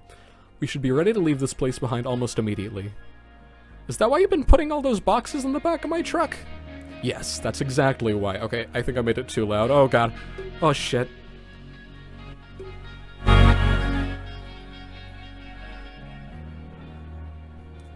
There. Yes, that's exactly why. But where are we going? All you've mentioned is getting out of here. Nothing about where we're going. Wait, what about Richter's mom? We still haven't found her. That's because she's been rescued by the other group I'm talking with. They were looking around the area and found her on the beach. Or she got swept out to sea, I don't know. What, we're just relying on that? What do you want me to do? I already told you I didn't find her the last time I went back to the beach. Besides, it's not like she's out there surviving on her own. This is our best shot. God damn it, man, this sucks. But that still doesn't answer my question. Where are we planning to go? We're going to Florida. It's the safest state near us. You know this is like a shitty alternate dimension when Florida is the safest state. Am I right, fellas? So that's topical. Anyways, besides, there's people there. People that can help us. But the only way to Miami is by crossing the border. No way! That place is on lockdown. They've got massive walls set up. How would we make it through? The government knows of this plan us Georgians are relying on. They've temporarily stationed some of the National Guard on the border to aid us. But it's still going to be swarmed with clones, hundreds of them, hell, maybe even thousands. And that's why we need to go now, while help is still there. We don't really have a choice. Why are you telling us this? Why didn't you just force us to leave? Because I want you all to know the situation we're in here. We're going whether we want to or not. I just wanted to make it clear that I'm still trying to do what's best for us. Even if it means making some hard decisions. Alright, I'm in. I have some extra guns in the back of my truck you all could use. I don't normally like giving out things for free. It reminds me of communism.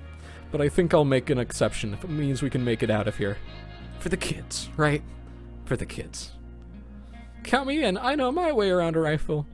Well, I don't want to get left behind. I like the bit of the cat taking out the gun. Oh, alright, here's the best cutscene ever.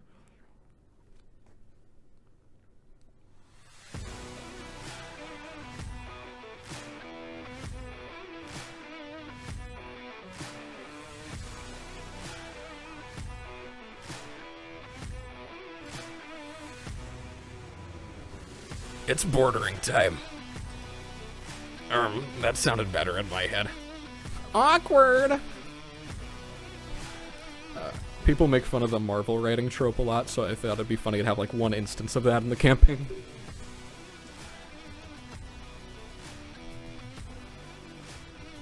Rat Sans Frontier is French for Rat Without Borders.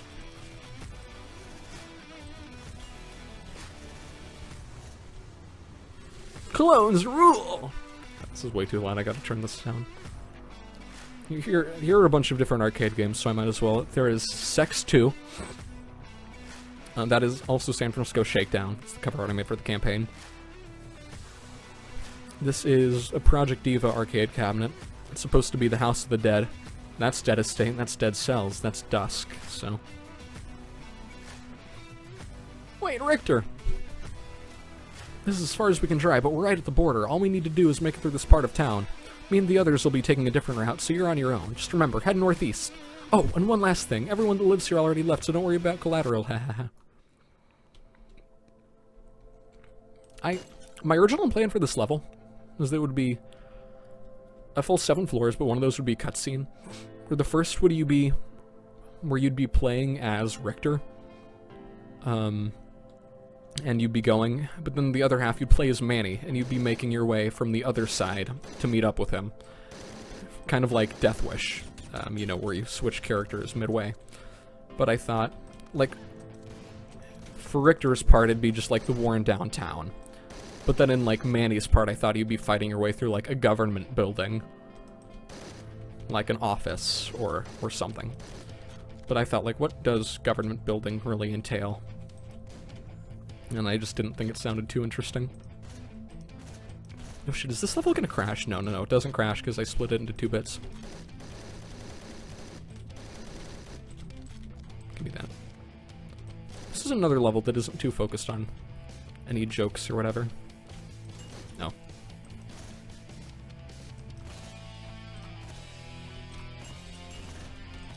Hold on, wait.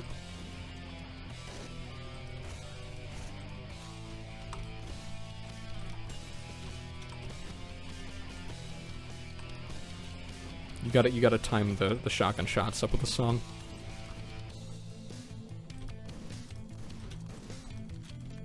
I actually quite like this level. I remembered it being kind of a pain when I made it. And I thought I wanted to change it, but then I replayed it, and I thought, no, it's pretty fun. Is that a little... Oh, yeah. Sometimes enemies can just walk through the level borders. Especially obvious here. If you anchor this guy but don't kill him, he'll walk through the bottom of the floor. that album on the floor right here, that is A Traveler by Unitra.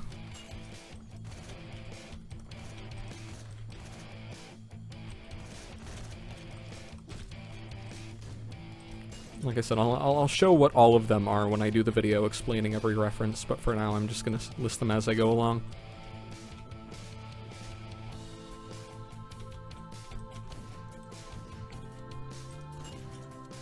But I actually ended up being a fan of the layout. I hate the way the fat guys work in this one, the way they tank shots for the next, like, half a second after getting killed.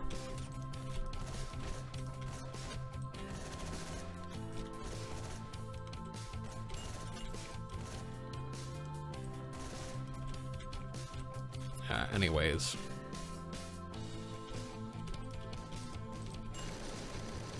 See that? Yeah, that's what I'm talking about. Oh.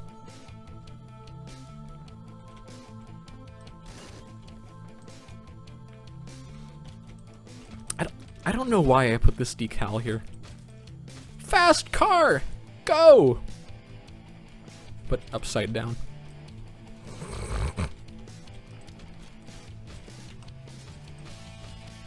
I've actually been feeling kind of sick the past couple days, so this has just been horrible for my throat so far. But you know, it's you know, I'm not gonna get any other chance, so if anything, maybe I'll do half today and the other half tomorrow.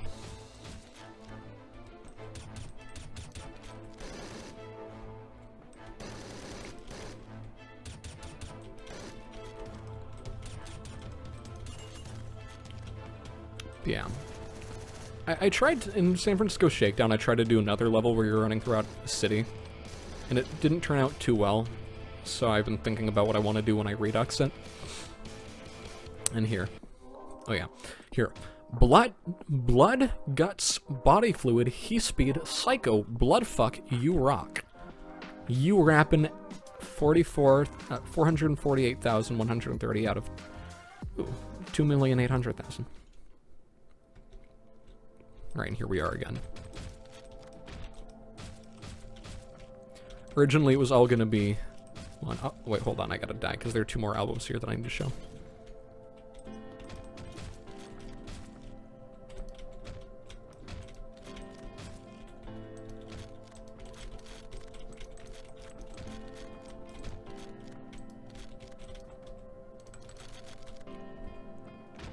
This is the cover for the vinyl release of the Deadbolt soundtrack, and this is the cover to an album called Cocksucking Cowboy by Grant MacDonald.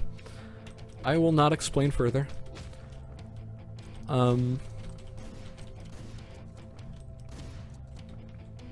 It is a pretty catchy album, though, is all I'll say. It's got good variety to it.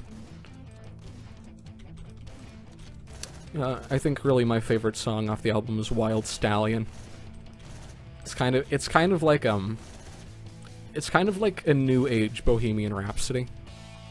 You know, it's a song of the people. So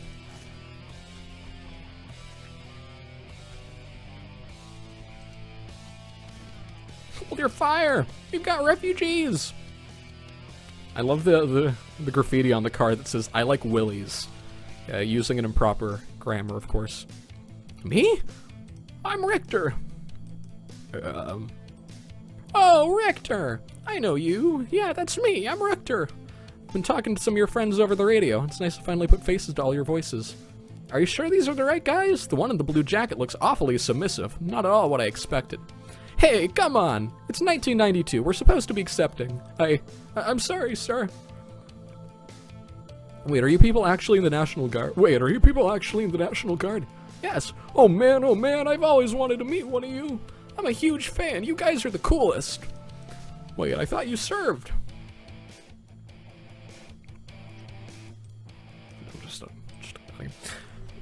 No, but I wanted to. I failed the psych eval, but I'm practically a soldier. Well, look, are we cleared to pass now that you know we're not a threat? Yeah, I'm pretty sure of it. Yeah, you and your pals are clear. Evan will help you all get into the city. Now you can do the thing where you all walk slowly forwards in a cool way. Hi! Super excited to meet you all! It was a pain to get that level to work. I think it was probably, I'd argue like a third of it was, 1984 Fresh Fish Street, Miami. Chapter 3, The Fuckening. This is when it gets good.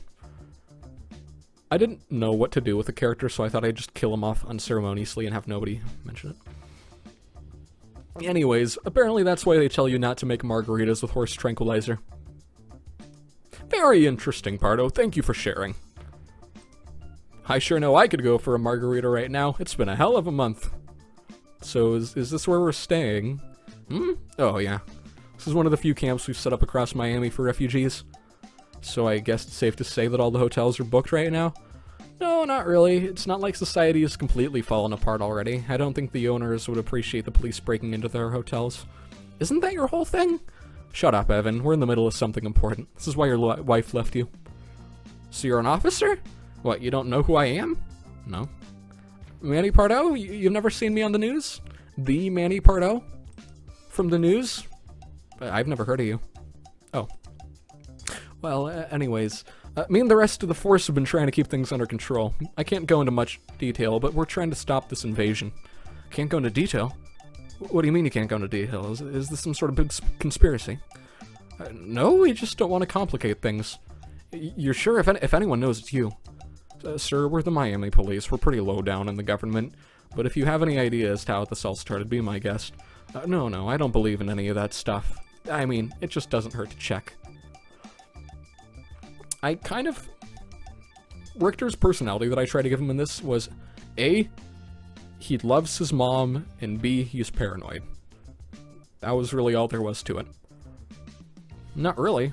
I came here on vacation. Oh, the old bad timing, huh? I know it well. My grandpappy took a vacation to Pearl Harbor back in '41. Now he's on a memorial somewhere. Probably. I didn't check. Damn, I'm sorry to hear that. It's not even the worst part. You know where his aunt was? Also Pearl Harbor? Wrong. She was vacationing in the beaches of Normandy when it got assaulted. Oh, hold on for a second. Why was your grandfather's aunt vacationing in the beaches of Normandy in the middle of World War II? Like, what was the thought process there? Beats me. The rest is history, though. I retconned.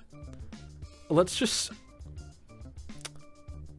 The events mentioned were different, and I changed them to ones that I didn't think would go over as poorly with audiences. So, thanks for that story. I guess I'll make myself comfortable. Well, as comfortable as I can get inside some random alleyway. Yeah, I don't like this part of town. It reminds me of San Francisco too much. It's also a reference, because this is what all the levels in San Francisco Shakedown look like in cutscenes. Hey, Evan, you need to lift back home. I need to get going anyways. To the office again, right? To investigate that radio call? Yeah, exactly. Wait, what office? The one I was at? Precisely. We received a call from someone there. They said they were being held captive in the basement. When was this? About half an hour ago. You know, I should probably get to that. You remember the plan, right? We want you to try and be subtle. It's very early right now. If you make a lot of noise, the whole town will end up hearing you. Wow, great. I love stealth missions. Pardo, you're a cop. Stop complaining. What the hell is a stealth mission? Just don't make too much noise. Alright. Leave it to me. Oh, wait. One last thing. There shouldn't be anyone there, but if you get caught, don't be afraid to call us. And as always, don't do anything stupid. I love this, because you walk through the car and it's like cheesy-ass Halloween music. I also thought it was cool to take a level that we'd already seen, but give it like a physical location outside of the kind of neon void. So.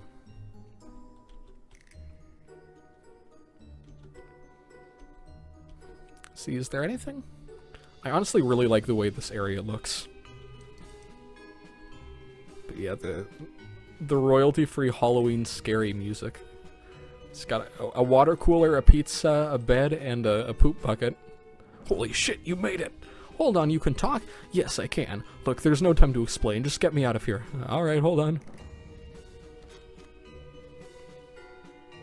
How did you do that? That door's bolted shut. Detective magic. Sure, whatever. Look, there's a secret exit that leads to an adjacent alleyway. Follow me. Hopefully we'll get away before... Sorry, this guy's supposed to be, like, monotone. Hopefully we'll get away before they hear the alarm that was set up. Alarm? What alarm? This is a literary technique that we'd like to call foreshadowing. Alright, you lead the way. I'll make sure nobody follows you. Alright, wish me luck. This is one of the best scenes in the entire campaign.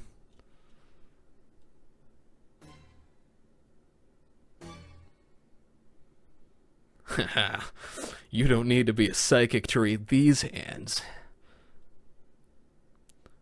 Bring it on! The Fister. Oh, this level. On the topic of parts of the campaign, Escape from Midwich Alley, that's a reference to the song Escape from Midwich Valley off of Carpenter Brute's album Trilogy. Well, I know it's from one of his first 3 EPs, but I can't remember which one it's on. I think it was actually the first, wasn't it? Whatever. Doesn't matter. The building you go out of was modeled after Serena from the Yakuza franchise, and this entire level is pretty much just one big elaborate reference to that series.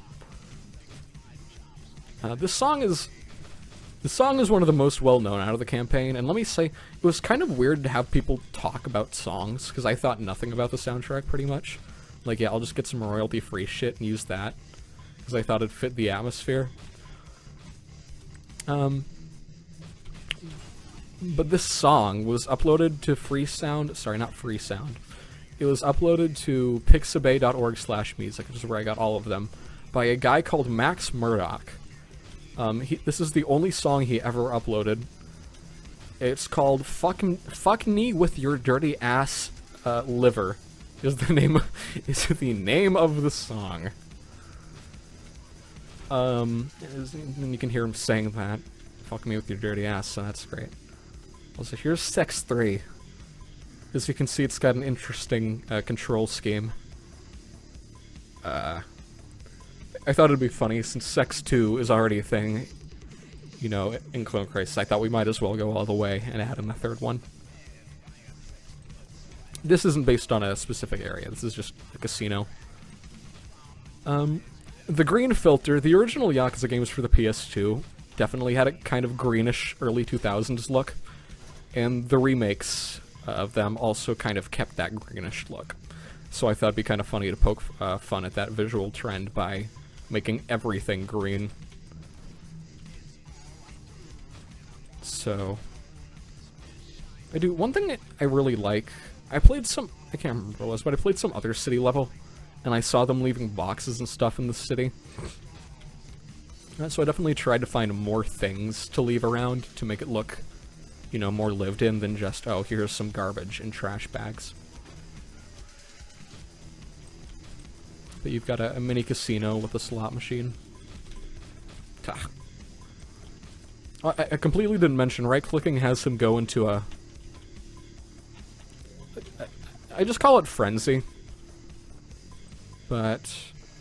because that's what the game calls it, but I think during the stream, Mira called it Fister Rage, which I've been using ever since, because it's just an incredible sounding term.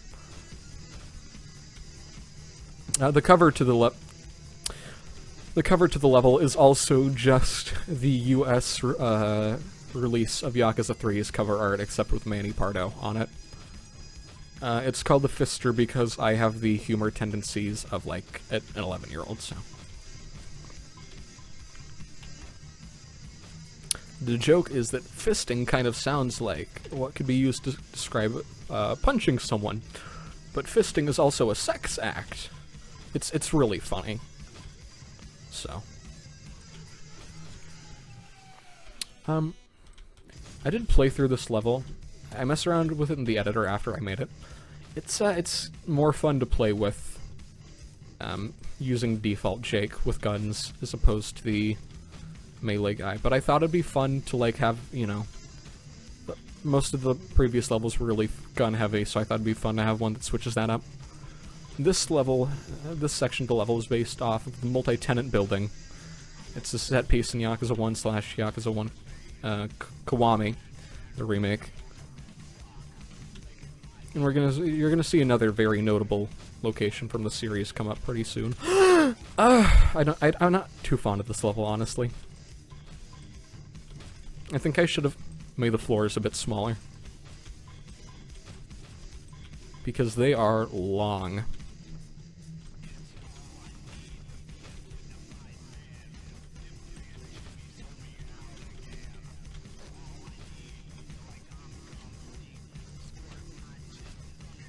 I hope you can hear the lyrics.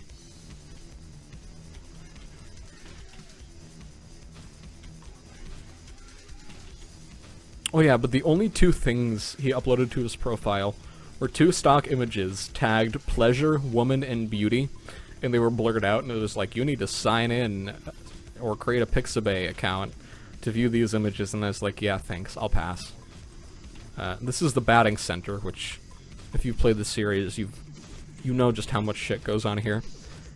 I put a lot of effort, actually, into trying to make this, a little bit accurate.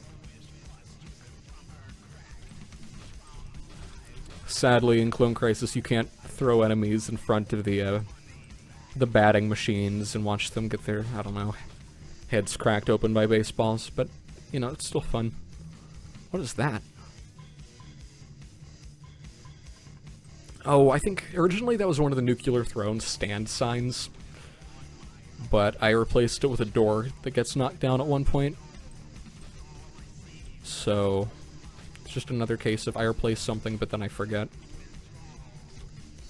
And then originally this was all one level, but now it ends like Migration, where it ends very quickly, and it takes you to the next zone because, like I said, level editor is janky, especially when you're trying to do really complicated things. This is modeled after... it's so dumb saying modeled after this area from the games, knowing they're real places, but I don't know what they're called in real life, but this is based off the Champion District. It's not too much of note in this section, but I didn't think it'd be fun to have, like, this is the alleyways section. There. Okay, here's another reference to explain. Oh, I didn't mention, like, there's the don't come in here decal on the floor in the lab, which I thought would be funny, because it's, you know, like, nothing to see here, you know, it's suspicious. Of course you're hearing people. We just killed a block's worth of goons. There's absolutely more still here. No, like someone talking. Like a real person. Look, just follow me in. Ah! Oh god, how do I pronounce this? Ahí está. Me preguntaba cuando llegarías. Suena como de estuvieras tratando de salir de aquí, ¿verdad? Bueno, qué lástima. El único lugar al que vas es al infierno. Tu viaje termina aquí, Pardo. Tu ese crimen contra la naturaleza. Ambios miran aquí. En nombre del rey, te despredas there. I used Google Translate in case you can't tell. This is also a reference to Yakuza 3. Because the main protagonist of Yakuza doesn't speak English.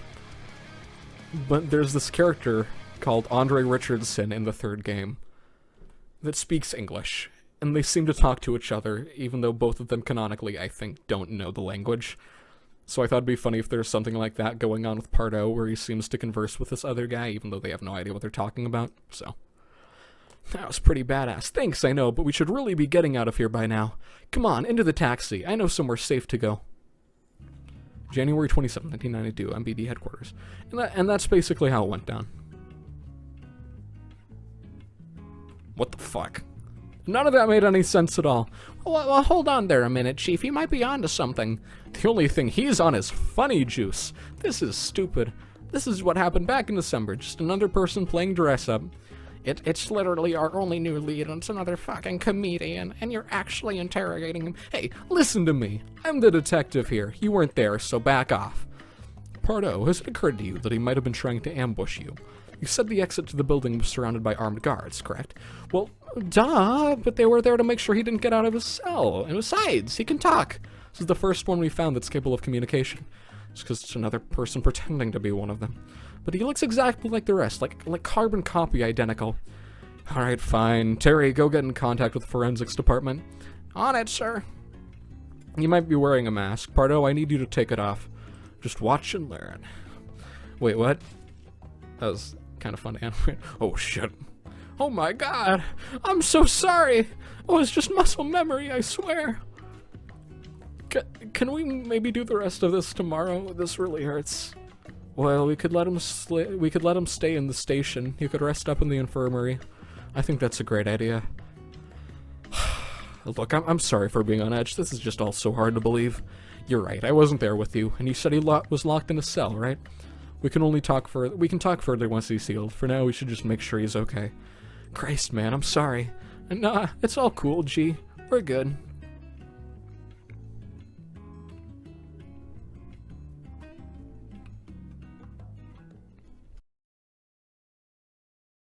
We are back. Okay, there. Been banned from the channel. Okay. You know, despite what it says in the tutorial, I haven't actually had anyone say whether or not this campaign has made them pee blood.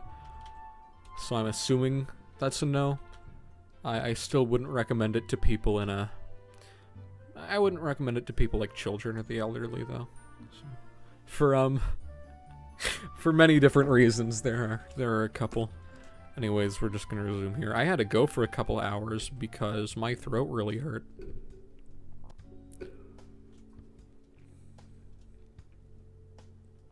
Oh yeah, I remember this cutscene because around this time I know this because I got prescribed glasses. I went to an optometrist and they're like, "You need glasses," and to cope with it, I gave Evan glasses. Like, see, here's a cool guy with glasses.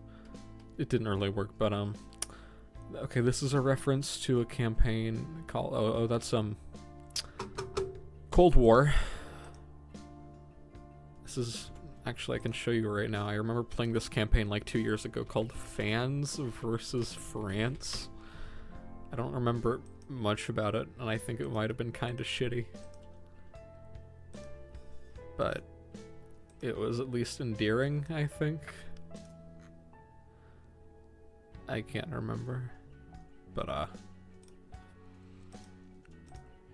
washed up, talentless hack fraud musician linked to bean can money laundering scheme. That one's kind of obviously human being. And then mass carnage still ongoing as armed criminals killed indiscriminately. That's not a reference to anything.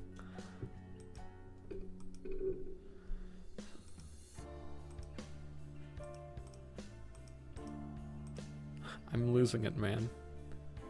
This is a reference to Harambe. Who here remembers Harambe? That was 8 years ago.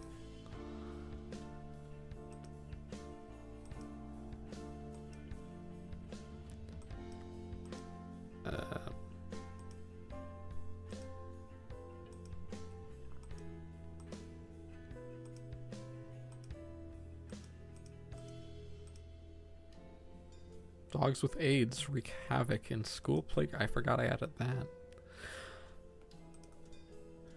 Oh yeah, dear Mr. Wright, I know what you're looking for. I know everything you need to know, and I'm willing to help you. The mass killings, the mob ties, all of it. Meet me at the bar on 229 Cantina Street. Nobody will notice us. Make sure to bring payment. Thank you for your understanding. Looks like I've got a lead. Not the first time I've talked to a crazy man in a sketchy bar for info. And I have a feeling that it won't be the last, either. Cantina Street. So, like I said about the films earlier, this one's by a different group of people called Catalina Video, and they made a film called Catalinaville. And it's very good. But like I said, I watched an edited, censored version on YouTube. And this next level it exists solely as a reference to that. So, here we see the return of this character. This is a very important figure in the campaign.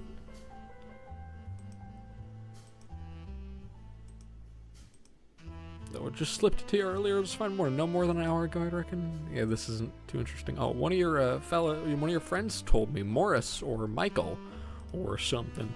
Manny, how does this guy even know him? And he sounds pretty drunk too. Whatever, he seems stable enough. Alright, so I was talking to this. Did you hear that? Hear what? I'm pretty sure if you look, you notice that they actually just appear out of nowhere. Oh, hell nah. The government? Alright, look, we got to take the back exit. Yo, man, you that fucking writer? Damn! Sounds like they're looking for you. Alright, all we need to do is... one of the secret levels I originally wanted to do was one where you played as the Swans, but like these two guys. Like just a random, I don't know. Oh god, I forgot how bad these were. I was not cooking with these, so to speak.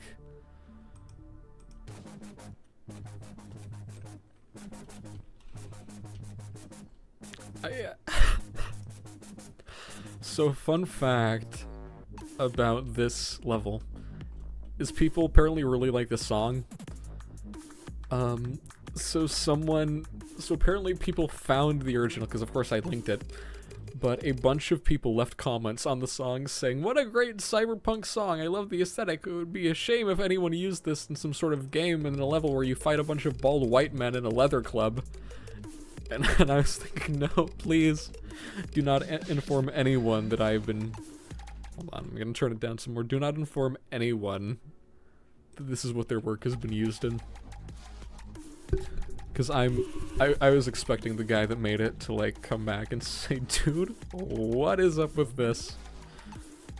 Actually, now would be a good time as ever. I'm just gonna let this play out in its entirety.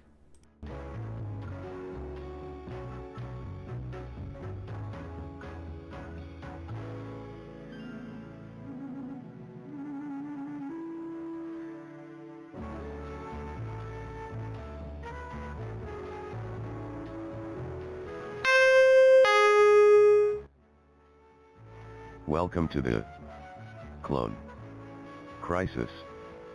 In this game you must fight the clones to win the game. Warning. This game contains shirtless men and horrible violence. To start the game, press the enter button on your keyboard.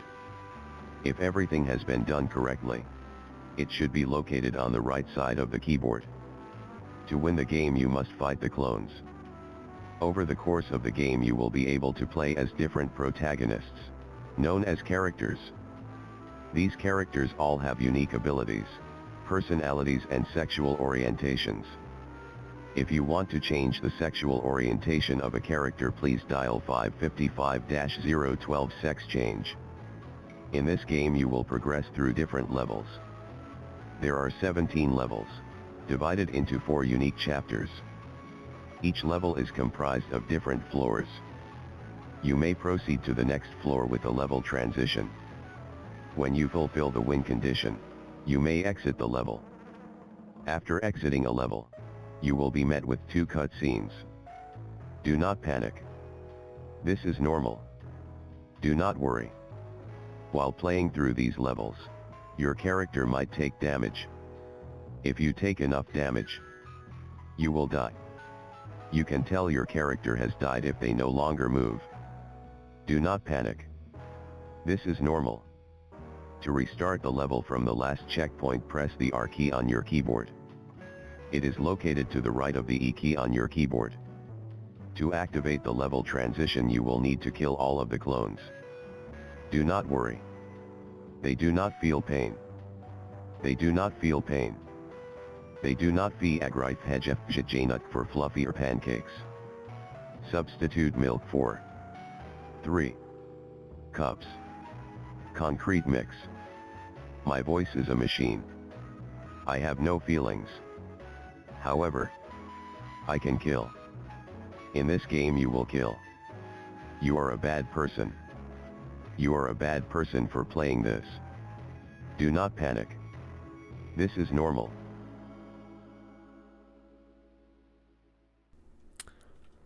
I'm pretty sure everyone that plays this campaign knows that, but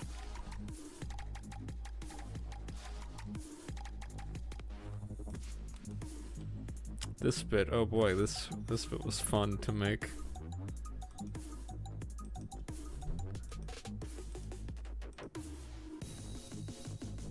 I'm not voicing out this part. I'm not reading all this. Oh my god, why? I friended this guy yesterday. Oh, whatever. I'll just blur that out. You, do we tell him? I don't think he knows. So, another great thing to mention is I might be no, I'm not. I hesitate to say this because it makes me sound narcissistic, but in the following days after I released Clone Crisis, I went to the Hotline Miami subreddit and checked it every single day to see if anyone was talking about it, because I had nothing else going on. And someone made fan art based on the cover of this level. And it was actually really well done. Very well done. But, okay, shut up, game. But the thought that someone's first ever introduction, or the first thing that led them to know this campaign existed, was, Evan Wright, like, Playboy Bunny outfit fan art that someone made. And I honestly was worried people were gonna send me... I was honestly worried people were gonna send me death threats when I released this campaign. Because everything is done in joke, right, in jest, but I thought people were gonna be like, how dare you make Evan gay? Even though I didn't really, but I thought there were gonna be people, like, saying essentially that thing to me. Like, how could you do that? This is disgusting, blah, blah, blah. Because, You know what I mean. If you play this game, if you're active in the community, you know that there's, a certain group of individuals that may or may not... Whatever. Anyways... I forget where I was. I love the royalty-free. I don't need to specify royalty-free every time I bring this up. It's all royalty-free.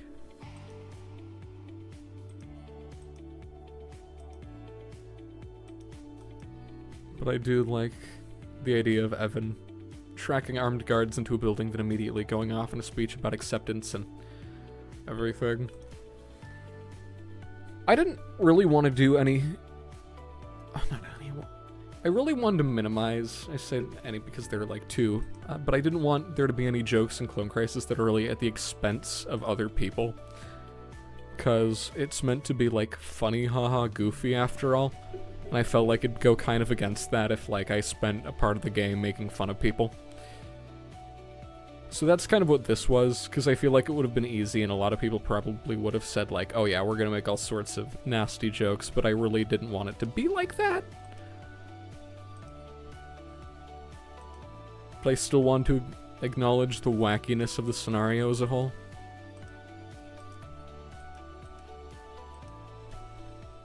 But yeah.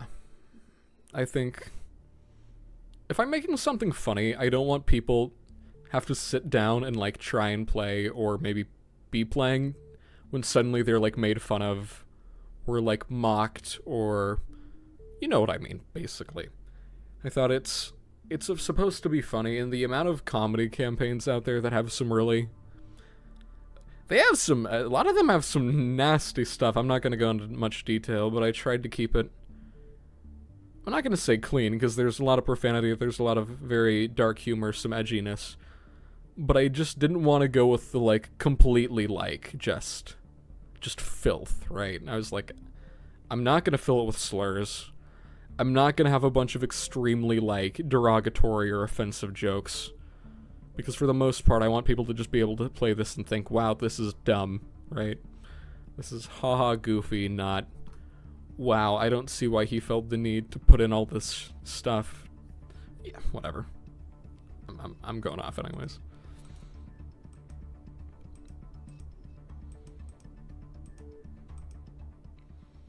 But yeah, I didn't want it to be an mean-spirited / ill-willed campaign.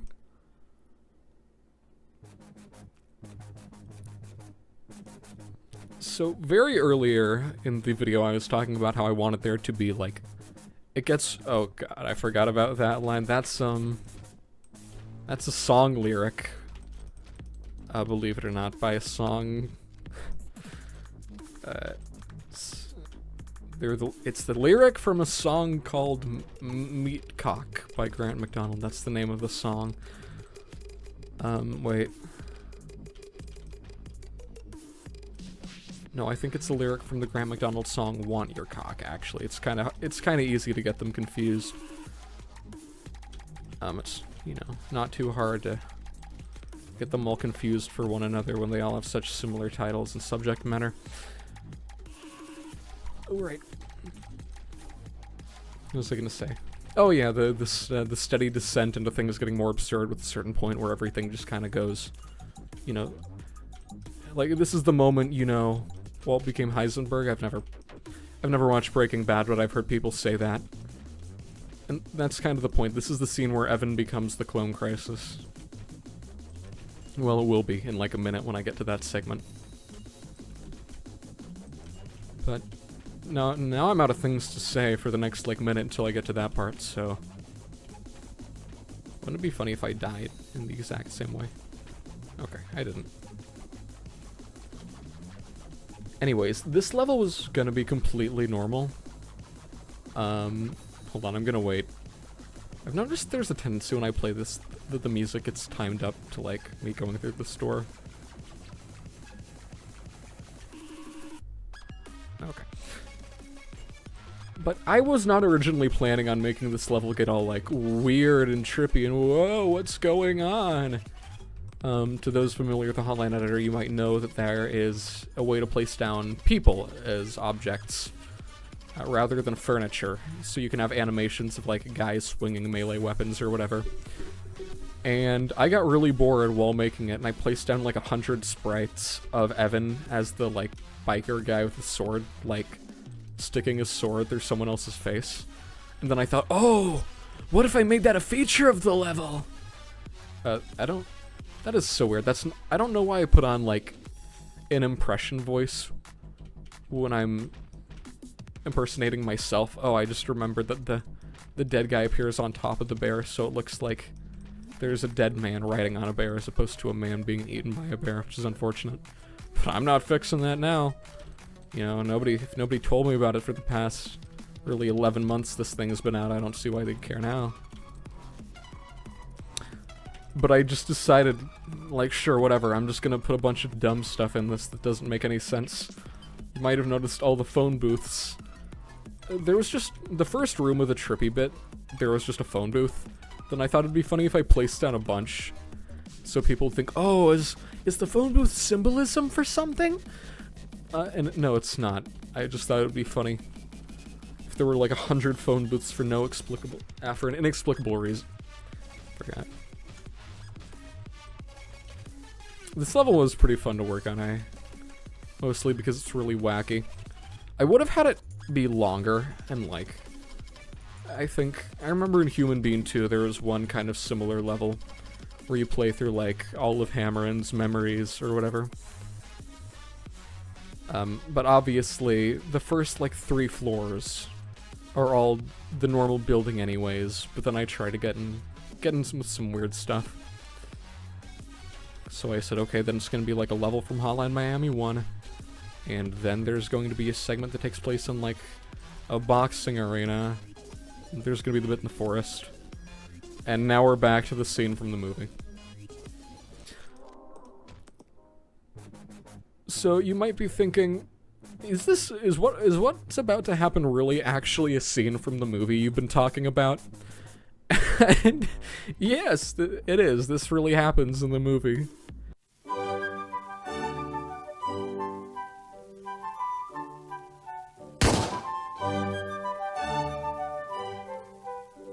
Get me out of these! Steve, look out!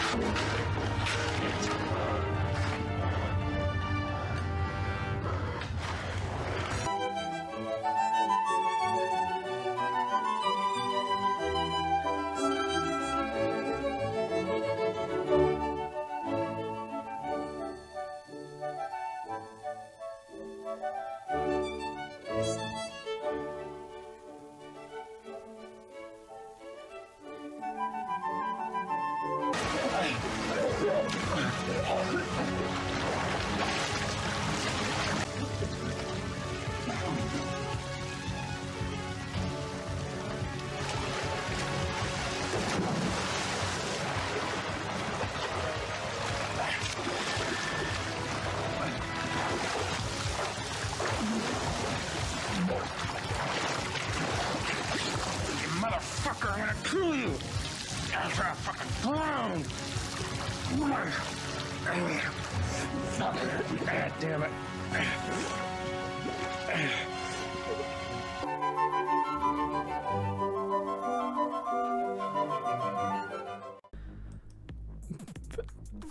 Dialogue is actually word for word from the movie as well. So this bit was great to work on. I like the bit where Evan drowns the guy in sewage.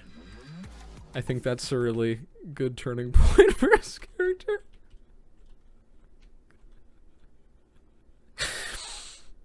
But yes, I kid you not, that is an actual bit in the film that I was recreating.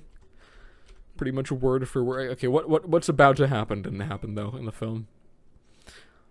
Hello, it's me, Richard. You need to get out of here, huh? But where is here? And where do you think you're going? Besides, you look a little lost. Hey, I remember you, except now you're a guy I just drowned. Oh yeah, I forgot. Jacket in this scene was originally supposed to be dressed up like the guy that Evan just kills. But I forgot to do that, so he's just like normal Jacket.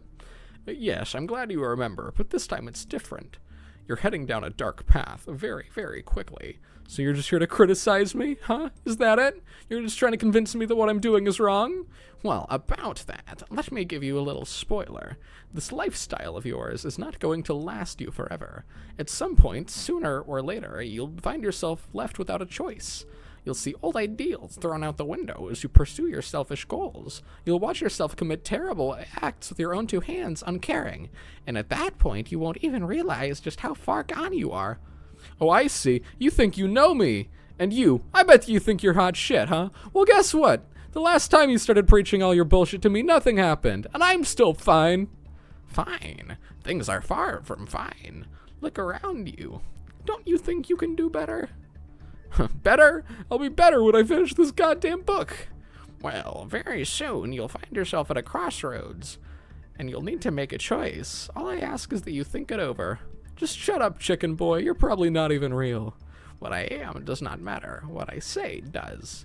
And I'll let you know one thing. What happens from here on won't make any sense. Here's another bit where it's rephrasing dialogue. Sorry, kind of based off dialogue from the original thing. You will never see the whole picture, and it's all your own fault. Now it's time for you to leave. There's an outside world out of the sewer you're in, and you look like you could use some fresh air. Yeah, right. This is just a ham-fisted attempt to get me to give up. I ham-fisted your mom last night. That's another great scene. How rude. I honestly forgot I added most of these things in. I've legitimately been waiting for a while to actually play through this again, because I remember there being some pretty wacky bits. And I knew that I had forgotten a lot of it. Oh yeah, this bit.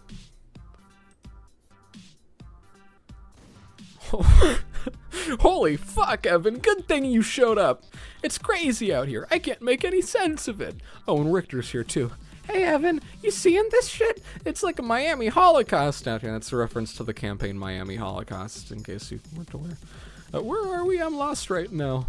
We're somewhere downtown. Look, we need to get this guy to safety. Supposedly he knows something about their leader or something like that.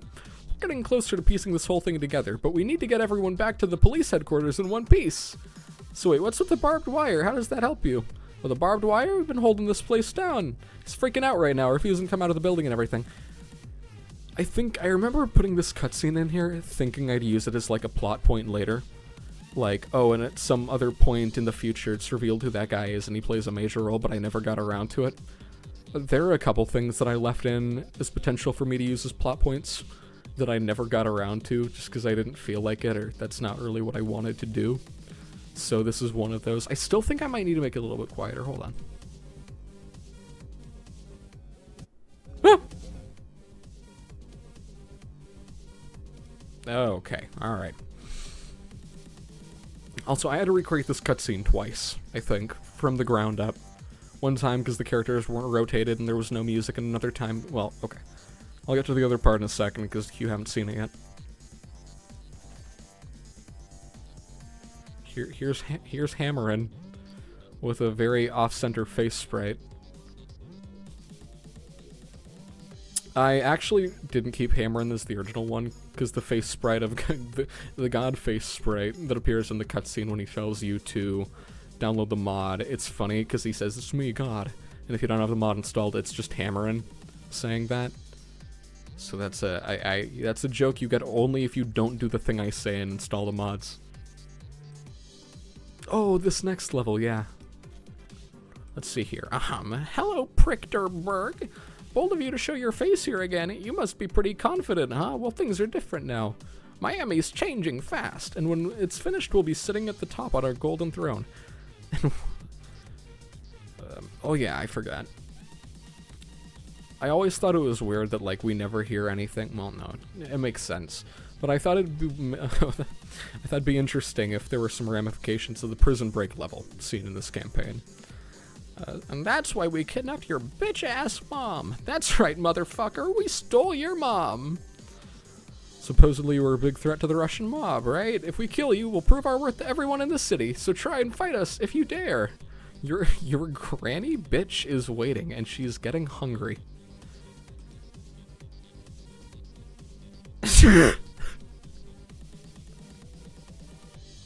So yeah, you're fucked. Get fucking ready. We're gonna kill you. We'll be waiting at the bar on Northeast 139th Street, so come by. A bar, that's a little bit stereotypical, innit? P.S. None of us even drink, so if you thought we chose the bar because we're Irish, that means you might actually be racist. We just know how much you love this place. Care for a reunion, ha ha ha, go fuck yourself. Seriously, though, the Irish mob. Look, I need to head out. I just got a threatening message. Okay, aren't we in a threatening situation? No, it's my mom. She's been kidnapped by the Irish mob. Oh, hell no. That's too bad, man. But I gotta stay here with the bros. Like, Evan and I will meet up with you once we get this guy to the station. We'll find you one way or another. Alright, wish me luck. Some random guy in the Steam comments said this next line is the hardest line out of any campaign ever. Now that you're here, I need your help with this mission. Evan, have you ever cranked a 90? Cranked a what now? Ah, damn, that's gonna make this harder. Quick, I'll build us some cover. And now take this rocket launcher. It's legendary after all. Oh, I forgot about the 2-minute long Irish music loop that plays during the entirety of this level. They're turning. I think there was some other campaign that I remember hearing that's supposedly gonna have, like, the Irish mob as a big thing in it. Why did I even choose the Irish mob? What the... Like, originally I thought it was one of those things, if you're like me and you're a pathetic loser with nothing going on in his life, you probably have dreams telling you what your next levels should be, and I had a couple of those. And I had one where it was a redux of an old Office level, and the Irish mob was there, and, like, Richter kills, like, the leader by throwing a potato at him. And I remember waking up and thinking, that is the dumbest shit. I had another level idea come into me. I had another level idea come to me in a dream. Where you play as a character and the protagonist gets ran over by a truck. Also, the whole joke is that it's been renovated. It used to be a mob hideout, but now the mob's gone. The Irish mob's taken over, and they've renovated it, and there's an acid bath, of course. And they're growing weed in the bathrooms. Where, like, the player character gets hit by a car or something. And paramedics arrive, and the paramedics are like, well, he's dead. So then they take him in an ambulance, and then they drive him to a dump. Like a junkyard. And then they, like, throw him in the junkyard, and then you have to escape. And I remember thinking, hold on, isn't that just that one bit from Half-Life? Where the Marines throw you in the garbage compactor? There's another... I have a lot of notes on my phone. Most of them because it takes me, I don't know, like 30 to 40 minutes to fall asleep at night. Just because I think too much. But whenever I think, it's never about anything important. Where I'll constantly stay up because I'll be trying to get to bed, and then I'll think of something really cool, and then I'll think, oh man, I need to write that down. That's a great idea. And keep in mind, sometimes this happens at like 3 a.m. And then I go back to bed, and then I wake up at like 8 at a normal time, and then I read the notes, and I think, these are horrible. Like, none of these notes are good at all. I remember one of my favorite Clone Crisis notes that I had on my phone simply said, quick, Evan, I need a bunch of rifle-shaped cookie cutters. So that one was great. There's oh my god. There's another one, I think it was, it said bombs and guns being stolen at a state sale joke. There's another one where it said a guy, like this was in brackets, but guy trapped in closet in middle of city. Get me out of here. I'm claustrophobic. And it was a wild ride looking through those. Actually, even as much as like a week ago. Sorry, like a couple. Oh, how did I forget that guy? But it was weird looking through that and thinking, wow. You know, believe it or not, for a campaign that was made pretty much just with me making stuff up as I go along, there's also some pretty not good stuff. Some quite bad things, actually. Some terrible ideas that I'm glad never came into fruition. Oh right, the Richter reskin where he doesn't have a mask on was made by a guy called Gunch Punch. A month or so after I finished Clone Crisis, I released all the assets I made for it in a pack so everyone could download them. Keep in mind, it's not like... It's no Hunter, right? It's not like it's got great assets. It's not like you look around, see custom furniture, and say, wow! But later in the campaign... yeah, there's dialogue. I don't even know. Looking back, I can't even remember why I added this dialogue.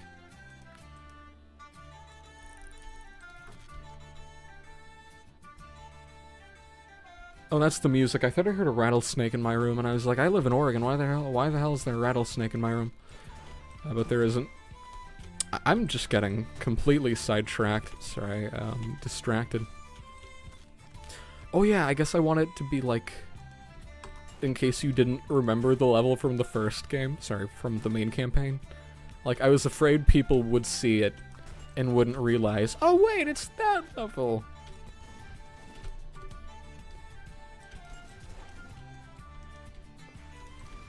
Oh yeah, but there were some player sprites, like the one for Manny, where he, you know, does karate.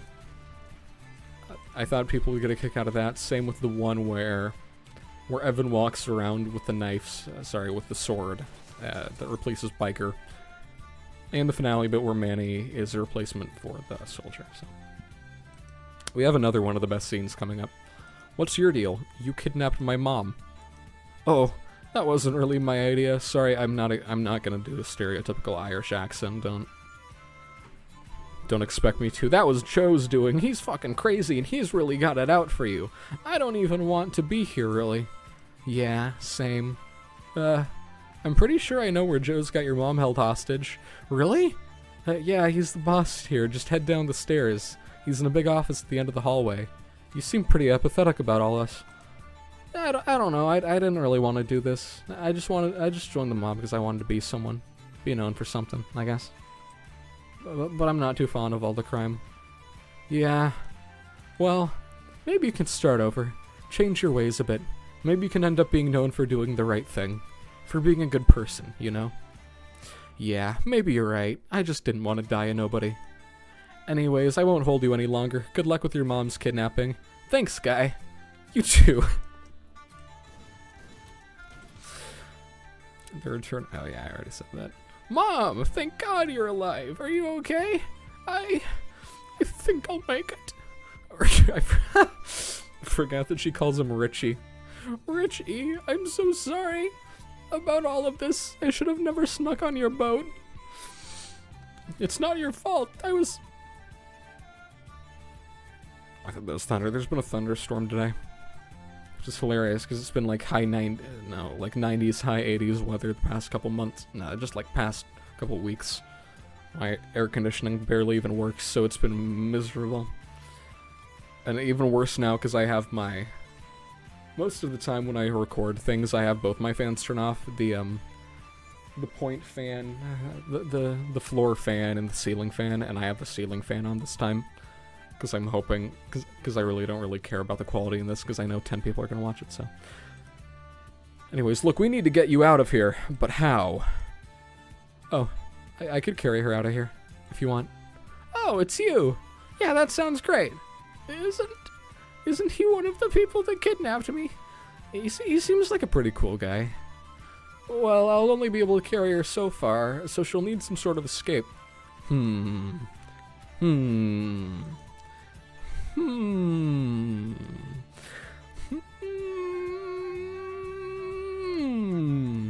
I've got it.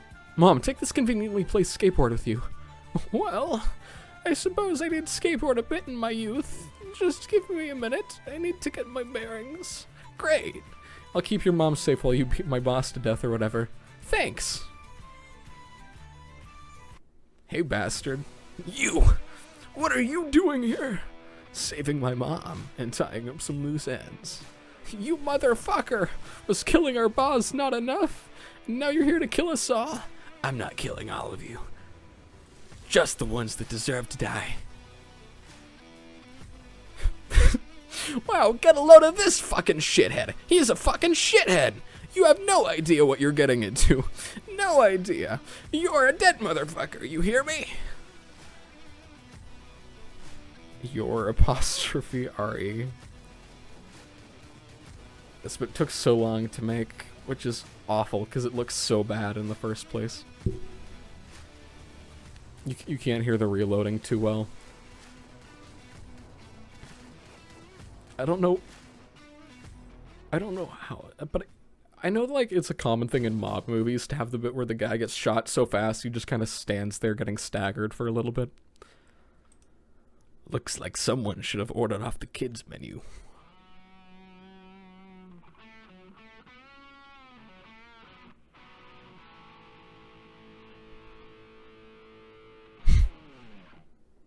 So yeah, that was great. And here's another great cutscene.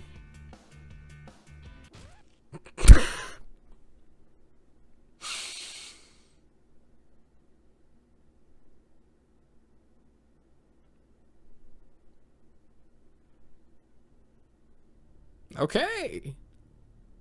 Yeah.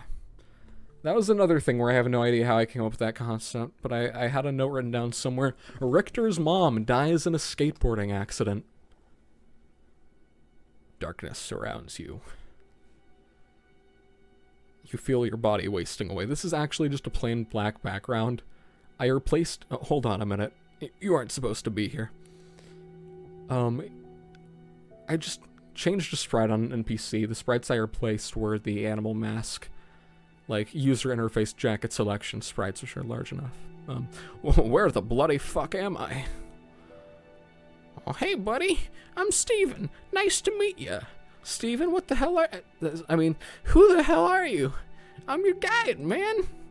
You're my guide? Guide for what?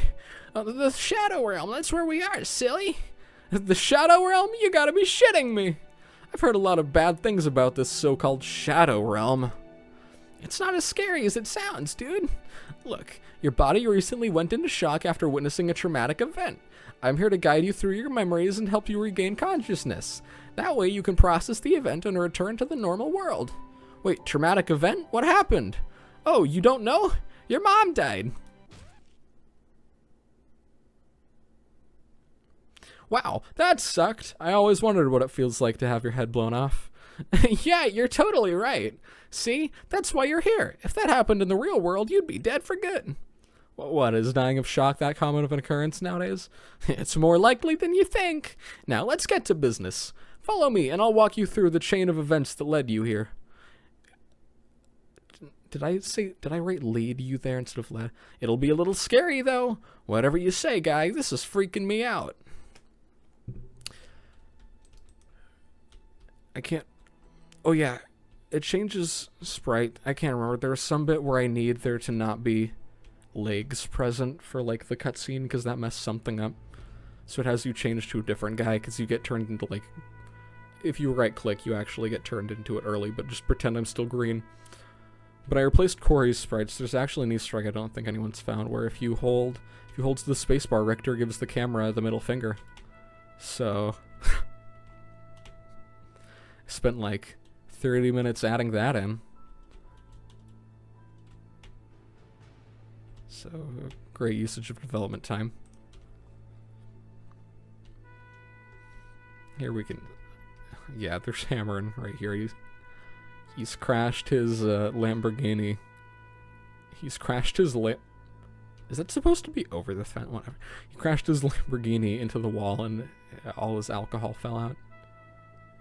As you can see. It kind of sucked having to recreate this road. It wasn't fun to place it down. I like the writer perpetually shaking his head like, oh man. So here we are. This is how it happened.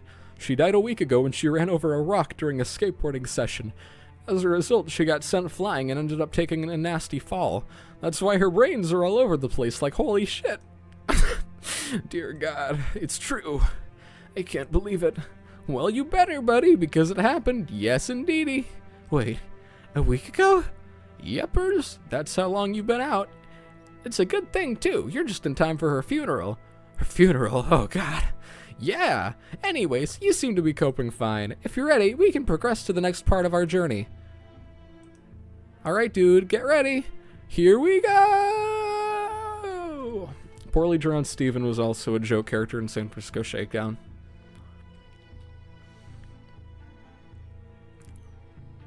Alright, let's continue. I don't know why it zooms back in for a second. Your mom was immediately... Oh, I thought I misspelled it. Transferred to the nearest hospital in grave condition. She remained that way for 2 days before her brain stopped working. She didn't die surrounded by loved ones since you were still unconscious. Bummer! Due to the nature of her untimely death, the police offered to set up a funeral. Since you weren't there for that, they set it up without you. Double bummer! The funeral was The funeral was planned for 5 days after her death, scheduled for Monday, February 7th. This is the last step to this puzzle. Once we put it all together, you are free to wake up and resume life as normal. Are you ready? Well, hold on a minute. Why don't I feel bad about this? I mean, I feel bad, but just because I feel guilty for not feeling sad. For feeling sad about what's happening. Oh, don't worry about that. That's normal in the Shadow Realm. You're here to process your thoughts, remember? I guess. Alright, sweet. If Rosa were alive, I'm sure she'd be proud of your determination in all this. Whee! I like, oh, this guy, I forgot, that's still vomiting in a trash can. And Evan's writing notes. I guess. Maybe he's drawing, like, a portrait of her to be used at the funeral. It's very modern, very postmodern, considering the fact it's 3 lines. This is the longest cutscene in the entire game. Finally, let's get this over with. Hold on. Is that me? Yep, that's you, alright. Your friends dragged your limp body to the funeral in case you woke up. How sweet of them. And to say thanks, you're gonna give them a little surprise visit today. Hold on a second. The hell is that thing? I don't really know. How weird. I could have sworn that wasn't there the last time I visited this universe. Whatever, it's probably fine. Look, when you're ready, just jump back into your body to regain consciousness. Then you can wake up and resume your normal everyday life. Well, I say normal, but your life's far from ordinary. Alright, man, you take care now. Have a good one. Is there a bug crawling on my leg? Where is it?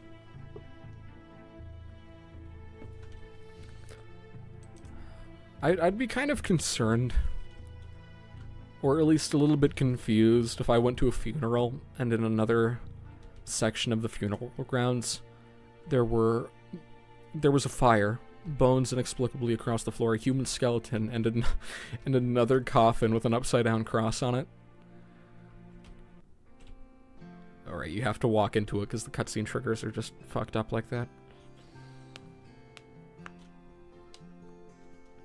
Oh man, it actually worked. Oh wait, what was it? Oh yeah, I had to make it so he didn't have legs.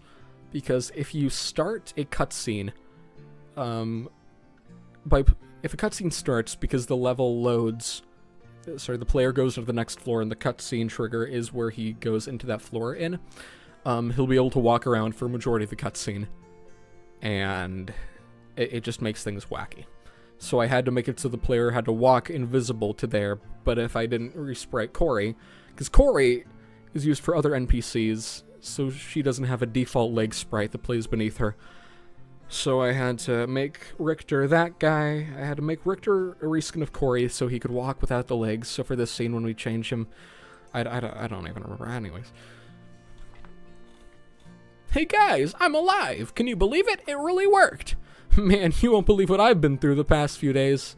Can you shut up? I'm trying to mourn here. Well, I don't give a shit, and besides, she's my mom. Well, I'll be damned. He really woke up in time. See? I told you he'd wake up. Thank God, too. I would have been real pissed if I carried him all the way here for nothing. Oh wow, he's here. All right, we got a lot of catching up to do with you. You mind if we go over things now? A lot's changed recently. Sure. I don't want to kill the mood with grieving. Where to start? Oh, hey, clone guy. Why don't you explain things to our pal here? Sure, I can do that. Wait, a clone guy and he's pals with you? Kind of. We help each other out most of the time. Your detective friend punched me in the face while I was being interrogated. Great, of course you bring it up. I told you I was sorry. While I was designed to feel no pain, nothing softened the impact of your betrayal. Typical cop behavior. Now, let's not make any hasty assumptions here. Alright, fine, I won't bring it up again. Anyways, Mr. Punchy Face, bringing it up again, over here rescued me from a prison cell in an office. I was imprisoned by my creator because I am sentient and therefore dangerous. Sentient? How? I thought you guys were mindless drones. No offense. None taken. I'm also not capable of taking offense to statements like that. But even if I was, I still wouldn't have taken offense to that. Anyways, you're pretty much spot on, and in most cases you'd be right. In fact, most of us are mindless drones. As far as I know, I'm the only one with the power of free will. See, the way it works like this. We can be programmed similar to computers. We're given commands and we follow them. If you remember the office I was being held at, some of us were being held there to work as mindless security guards for the owner of the company. Turns out the guy managed to give commands to us, so we only found out recently. Yes, thanks to police investigation. We found a computer with a mysterious program on it called Clone Command. We've got it heavily secured in the HQ and we're working hard to decode it. Exactly. If the program does what we think it does, it's big news. This will be the first time we've found that... This will be the first we've found that can issue commands aside from the master. That doesn't make much sense. The master? Who's the master? None of us know. See, we're a hive mind. We share experiences, memories, and thoughts. But none of the others have access to my thoughts, feelings, or emotions. We're all programmed with the basic knowledge we need for our duties. Fun fact, I had to remake this cutscene as well, which meant retyping all, 180 lines of dialogue, which was just great fun, you know? I loved it. And part of that is the master, but we don't know his identity. However, if we saw him in person, I'd be able to sense him. Weird. This stuff's crazy. Indeed, we're in a most perplexing situation. Either way, I've been working with the cops to help put an end to this madness. Ideally, we'd stop the master and issue a command to the others to make them stop. Unfortunately, this problem has only ever been solved with force up to this point. No hard feelings, right? No. It's an unfortunate situation. We're doing what we can to survive. Oh man. Did the song just loop? The funeral song is like 5 minutes long. And that's about it. Christ, that's a doozy. Can I walk around for a minute? I need to gather my thoughts. But your mom's funeral is happening now. Come on, Evan, he deserves it. He's been dead for a week, so cut him some slack. Whatever. Yeah. We're all in this together, man. We're here for you. He's right. Maybe we're lost little children, but at least we're not alone. Damn. That is a lyric from the song Strangers by Heavens. More specifically, it is the translated, localized, singable lyric is featured in Hatsune Miku Project Eva X again. Alright, I'm done chatting. Oh yeah. What's up with this thing? Did I just try to pick up a coffin? Well, that was an anticlimax. Hello, rat boy. Enjoying your mom's enjoying your mom's funeral? I sure hope you are. It is your fault after all. You again. What are you doing here? Me? What am I doing here? You're the one that just traveled through the Shadow Realm. Have you no respect for the laws of the universe? This is a grave offense. I hope you see this. Okay, I don't really care. I just wanted to pay respects to my late mom. I don't think you understand. Your presence has displaced a large fluctuation in the fibers of the matter that makes up the quantum participle of the equilibrium in the universe's dynamic discrepancy many times. That's so doozy. Remember how time warped, made days feel like minutes, made minutes feel like hours, made everything feel off, huh? Well, that's the Shadow Realm for you. And now someone else needs to fill in for you since you missed out on time. And that time in the future is now. Someone else is finishing your story. You just love getting others to suffer for you, don't you? But wait, why are you here now? Is this a warning? A warning? You can't possibly make things any worse. You've defied the very laws of the universe. You are done for. For realsies this time. Looks like you can't rely on your luck forever, doesn't it now? You're really in for it now.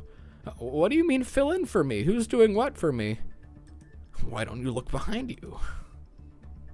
What the fuck? You should get going now. It's getting a little late. I'm sure you'll manage to find them. There's quite the scene going on right now, as a matter of fact. And you wouldn't want to miss out on any more, would you? Why does it wait so long? Okay, whatever.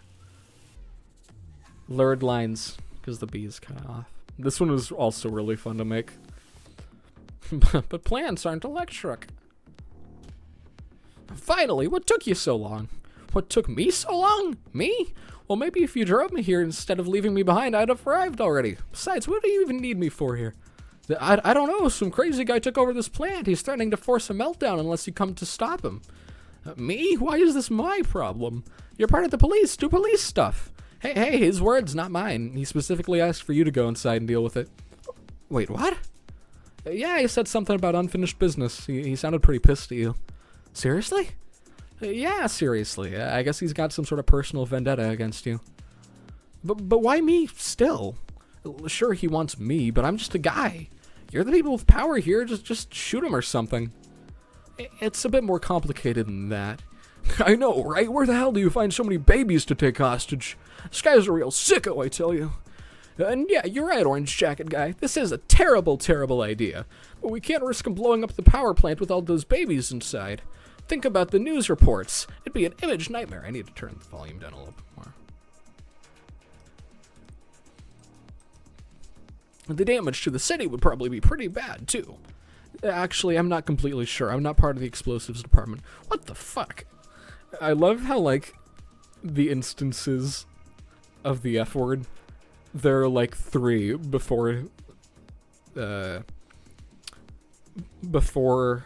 later half of Act 3, and then suddenly, within the last half of Act 3, there are, like, 50.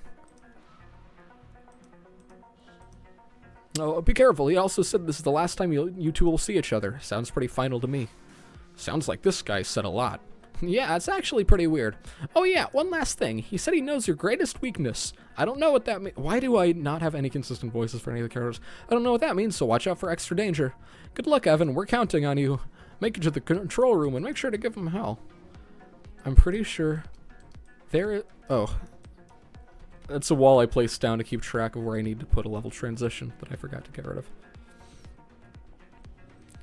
If you walk into, like, one specific room area in this building, it just skips the level.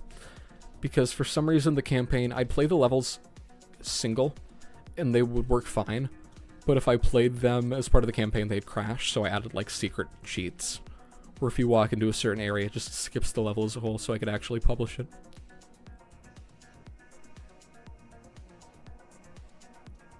Personal vendetta, huh? What did I get myself into? I miss when my book was the biggest of my problems in life. That and the threat of a nuclear holocaust, I guess. I love how he punches down the doors. I think this is one of my favorite looking levels, actually. It's just so clean, and the colors are nice.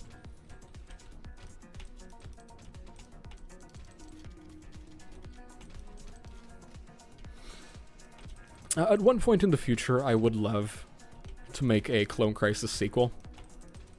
Keep in mind, I've already got some plans, some ideas for it, but right now it's just me. Right now they're just naive, ambitious ideas I have. But I've been working on some things like the script, and I've been making some sprites actually. So, oh, I forgot. I was like, why isn't there a bat yet? But I remembered that the whole gimmick of the level is that there are no blunt melee weapons, so you have to punch everyone. This level originally was going to have a different gimmick. Those of you that remember the level Blood Money from the main game, you know there's that robber AI companion in the second floor that'll shoot at guys. And by shoot at guys, I mean he'll shoot in a straight line around a corner. And I thought it'd be neat if there were fat enemies, and this Evan... Oh yeah. For some reason this guy, the person that made this song is called like Black Scorpion Music, so that's his like audio signature. But, oh yeah, so I thought it'd be interesting if you had to lure the fat enemies that Evan can't kill because he can't use guns into the line of fire of the robbers that would be reskinned to look like turrets. So you'd have to like run around and get them to walk in front of the laser that kills them. But it was remarkably not fun, and sometimes the robber wouldn't attack for like upwards of 30 seconds. And it was way too inconsistent to work. Way too inconsistent to make work. God, this is a nice level. I like the usage of the brighter colored concretes. Oh hey look, it's Mako and Kaito.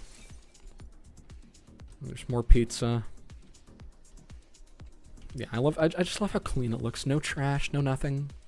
Oh, this is a great cutscene, one of my favorites.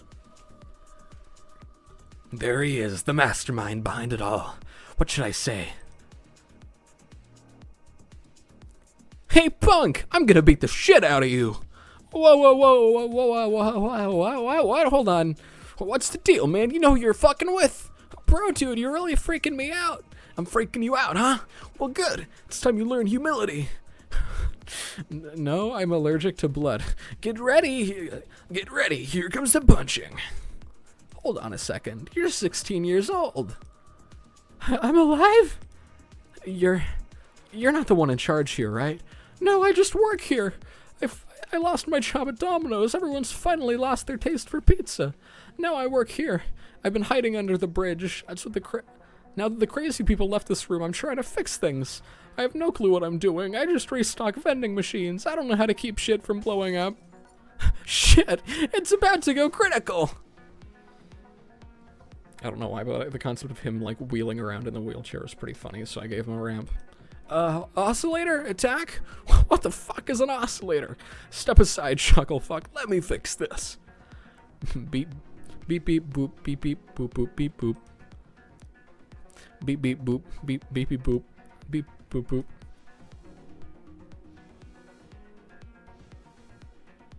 Fuck. Beep beep boop. Beep? Bop bop booda boo. Beep beep. Bob weep boop ba.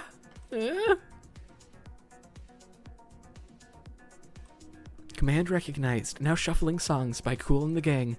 Track 1, Celebration, playing now. No, stupid computer, damn it all. It's no use, the system's on the fritz. Your only chance is to go to the top floor and activate the master override. That way you can shut down the entire system in one place. You're our only hope. There, that'll open the armory on the next floor. You'll have to take the stairs. The elevators are dangerous. Obviously, you'd be an idiot for taking an elevator in a power plant during a meltdown, and I'm not an idiot. Yeah, good luck. Remember, head for the armory. A domestic terrorist attack? Not in my city. Not in my goddamn city. So originally I thought for all 4 floors of the level, you would be barehanded. But that ended up being really not fun. It's an interesting gimmick, but it's a gimmick. You know, it's it gets pretty tiring. So I like the concept of giving the player a chain, which is like the bat, in that you can hit enemies with it, but you can't do finishers without dropping it. So I like the idea of having this one item you kind of need to keep track of, especially because you can only take up the dogs with weapons. The armory. But I am a pacifist. Hold on, is that... Okay, I don't know if the choir sound effect would even come through at all. A baseball bat! How unconventional. Nice golden monument, too. A little tacky, though. I give it an 8 out of 10. I can't remember how I got the concept for this level, either. But I thought it would be fun. I can't remember. I saw one level on the workshop, and it was a recreation of Homicide, but you could play as the fans, and that got me thinking, huh, if I could recreate any of the game's levels, with any other character, which one would be the most interesting? And naturally I thought, well, the most difficult would probably be playing through Casualties as the writer, as he has pretty much no ranged stuff. And then I thought, hey, hold on. I could make that a thing. Yeah, and that's... Ah!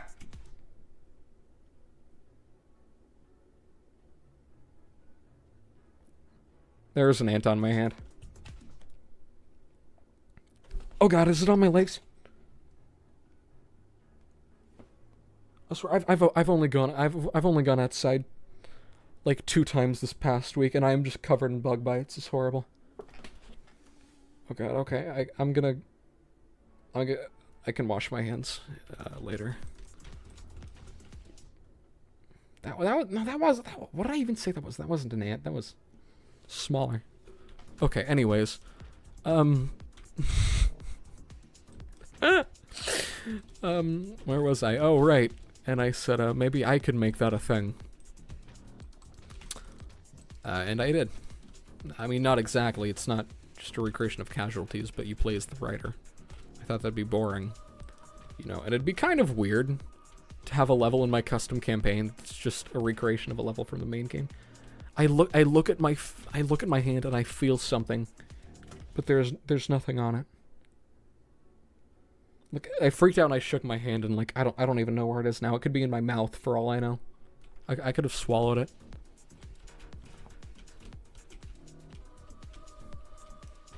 Well, like my ears feel itchy too, but they're covered by my headset. I remember I wanted to make, because when you knock people out as Evan, yeah, sometimes they play animations where they're writhing around the ground. They're like, oh, ow, my bones! And I was planning on making some of them more violent, like to the point where there was like blood or stuff, or maybe like their limbs were kind of broken or twisted to emphasize like, oh, he's really losing it now. You know, to the point where even when he's in pacifist mode, he's like, oh, he's hitting them really hard, harder than ever before, because he's lost it. He's been pushed to the breaking point. You know, the whole the good man pushed too far trope. Yeah, alright, get ready. Here's the best cutscene in the game. Well, that's the Katana Zero album cover art. Damn it, the stairs are all blocked. Why does this always happen? Oh, seriously, every fucking time. Oh, sure, why not? Always the same fucking tables and filing cabinets sprinkled in my path. Jesus Christ, I'm getting so sick and tired of this. Hold on a minute. I'm having another brain moment. I've got it! Good thing I've been on Weight Watchers for the past 5 months.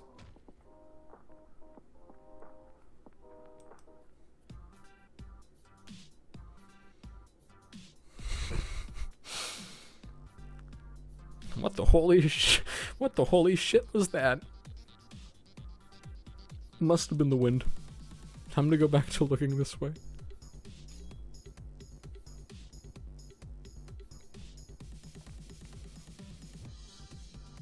I'm sus, motherfucker! I'm sus! This pain was such a phenomenally large pain in the ass to get working. I tried having an invisible guy, because one of the few sprites in the game that can be knocked down is the Nuclear Throne standing sprites that are used for the mall displays. But apparently NPCs can't hit those with melee. So I couldn't have it be silent, so I had an invisible guy shoot it, But then I was like, well, it's weird there's a shooting noise, so then I retextured Evan to be holding the Uzi in one hand. And then the problem is every time he broke it, the vent would fall, and it would fall underneath the object. Sorry, the table, which is another object. So I ended up getting rid of the table as an object. And the table is just a part of floor tiles. So there are like 4 16 by 16 floor tile images that are just this table. So, and then this next scene took me, I think, like a whole week to get done. Jesus, this place is big. What's even the point in having this many goddamn hallways? Maybe it's like a defense against attackers. Well, then it's a pretty shit defense, given how this entire place has been taken over in 20 minutes. Hold on a second. Evan, there you are. What the hell? Why the hell are you guys here? I thought you said only I could enter, or he had killed babies or whatever. Yeah, he did. We just assumed he's bluffing. Obviously, you realize how much effort it'd be to capture all those babies? Not much if you've got hordes of drones willing to do it for you. Shit. You know, I never thought of that. How did you guys even get here? I didn't hear or see you on the way here. Oh, we just rode the elevators to the top floor of the building. It was a pretty nice ride, honestly. Did you see the tile work in them? Very pretty. I was thinking the exact same thing. Definitely in my top 5 elevators. Anyways, we should get going. We're right at the core. You lead the way, Evan. We'll just stay here another minute. It's a really fucking stupid plan, but whatever. Facility court. Do not come. Oh, yeah. Notice how it says do not come? Right? I was just wondering why it didn't say something like do not enter. I mean, I don't know. I just thought it was kind of funny. You know? Like sex, right? I thought it was a little silly. I think you were dumb as hell, Pardo. Facility court X'd out.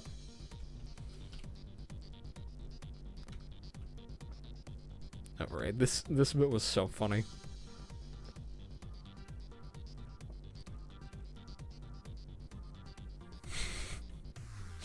I can't remember how, but I realized I wanted to make... I was playing the original Super Mario Brothers. You know, the one made for the NES. And I remember how, like, one of the castles has a bit where you have to walk through the right path a bunch, or else you'll keep getting sent back. And I thought it would be so funny to have a bit like that in Clone Crisis. And with the joke about people talking about how hard the place is to navigate, I thought that'd be good. A good thing to do. The person that I had playtest it, the person that, keep in mind, didn't even know what way south was, managed to get it first try. Is that the first one is... The first door you go into doesn't matter when you're in the lobby room's last reception, but then it's middle, right. So that's the correct path. This cutscene, this was also a pain in the ass. And I know it says it took me a week to make, but keep in mind I was working on these cutscenes for like 2 to 3 hours a day, at least. You, boss guy! Where the hell are we? Oh, Evan, is that you? Yeah, this is the room, right? Yeah, this is the room he's hiding in. He's locked himself inside the room with a master override. I'm trying to short-circuit it. I'm trying to short-circuit the gate system so we can make it inside. How's that going? Not too well. I'm not really a tech guy. Hey, you're the guy this person wanted here. Why don't you go up to the window? Maybe you can negotiate with him. I can try. Hey, over here. I'm the guy you want to kill. Talk to me, damn it. If you want to talk to me, then face me like a man. I'm not taking my eyes off this door for even a second.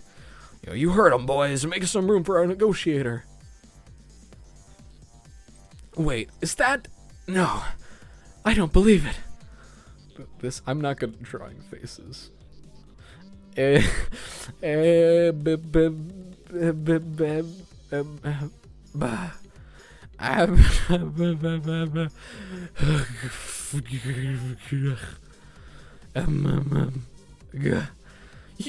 motherfucker, that's my baby! You stole my baby! You sick fuck! Yes! I stole your baby!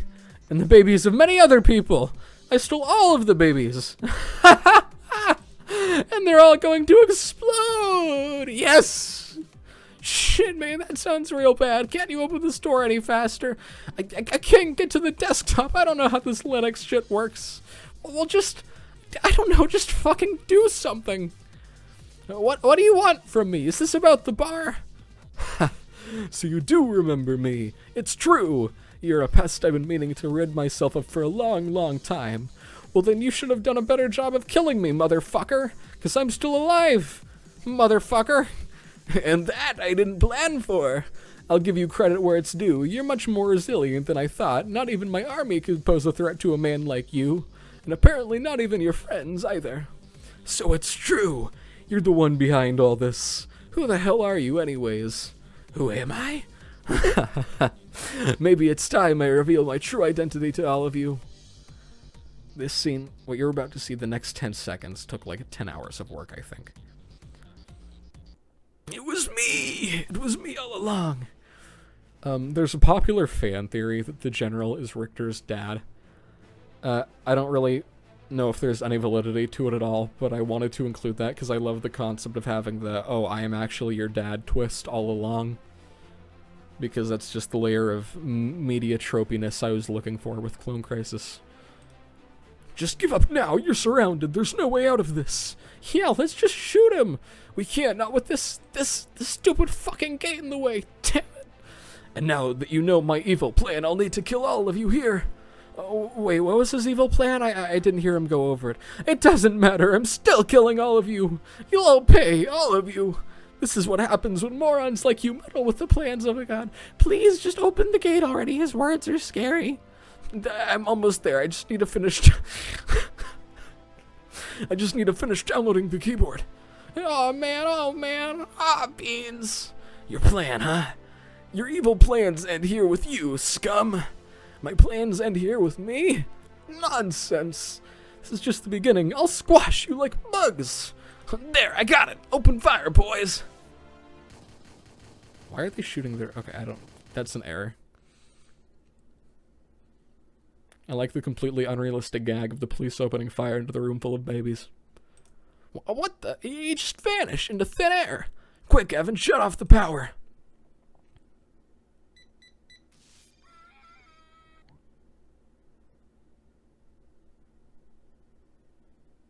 Okay, guys, I think it worked. I also, like, you hear the applause, but you walk back and but everybody's stationary, nobody's moving. Well, I guess that's that, huh? Looks like we saved the day again. Nice work, Evan. You're a good person. Oh, you're a good friend and a real hero. That's it? No boat raid? No mafia mansion? Whatever, I guess it's over now, at long last. We've put an end to the madman behind the slaughter. Bitch, that was my dad, and he just vanished into thin fucking air. So we're not done? Probably not, but you're not needed anymore. You can head home now, if you'd like. We can take care of the rest of this. That sounds good. What about me? Can I go? I don't even know who you are. Alright, I'll head out.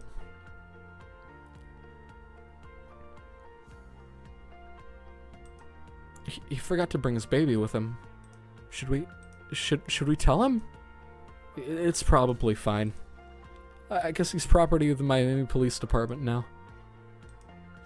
I'll raise him to an upstanding young man. God damn, that is a lot of babies. Where did he find all of them?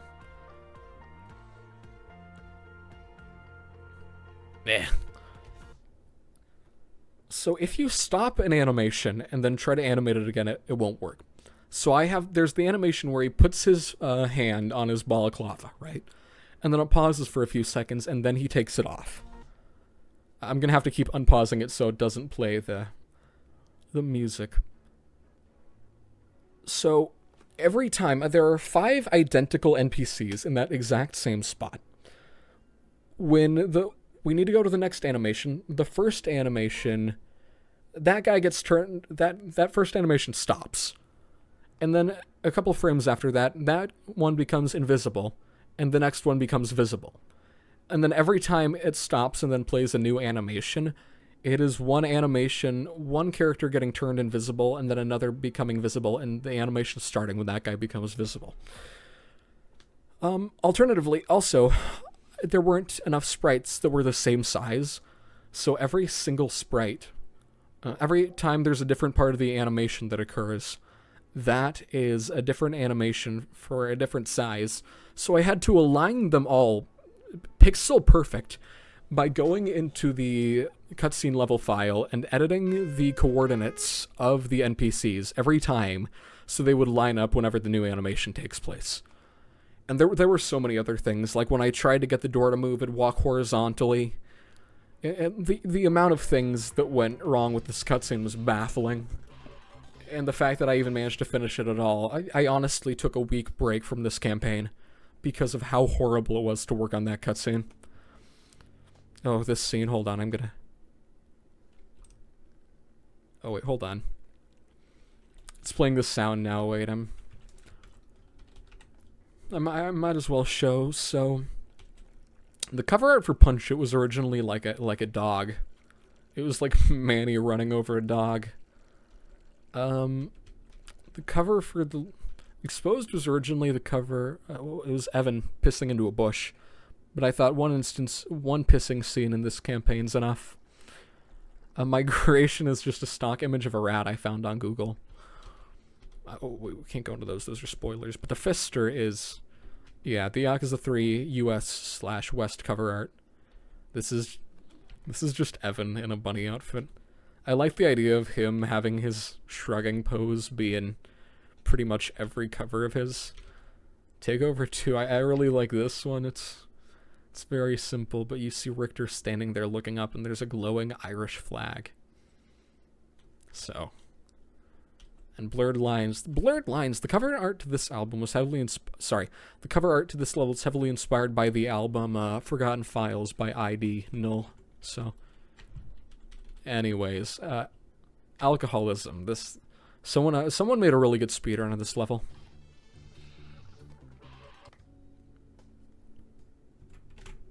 I'm gonna mute myself so you can hear it.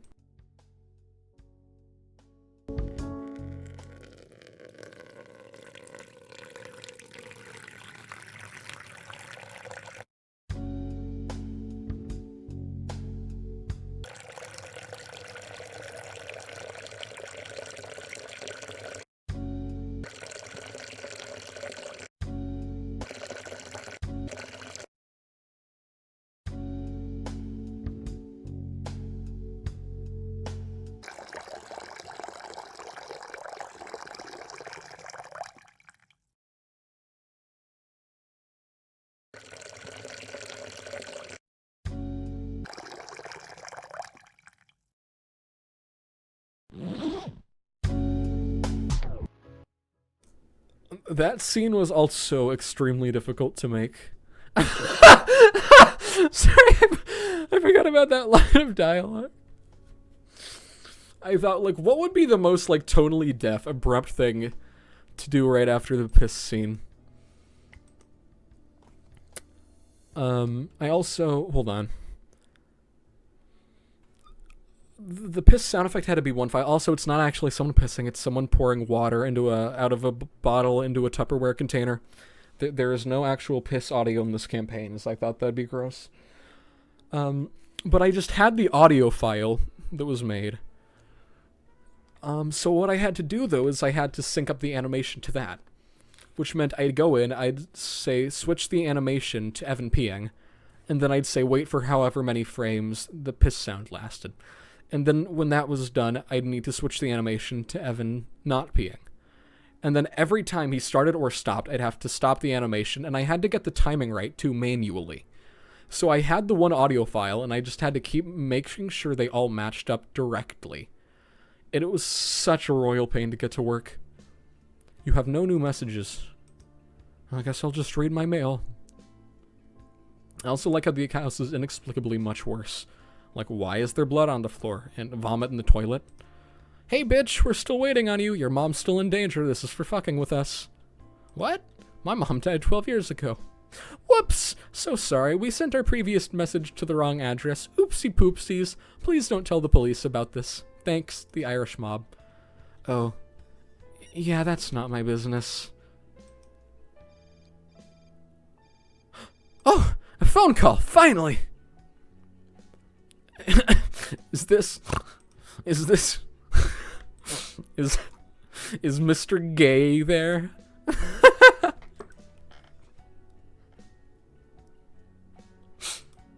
Why are people so mean to me?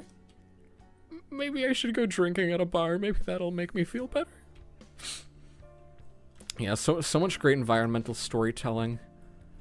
The bottles of alcohol and the baby's crib, the trash bags on the bed, the naughty magazines on his kid's bed. Let's see, the plant is dead. There's vomit just on the floor. There's piss in the toilet. He doesn't flush.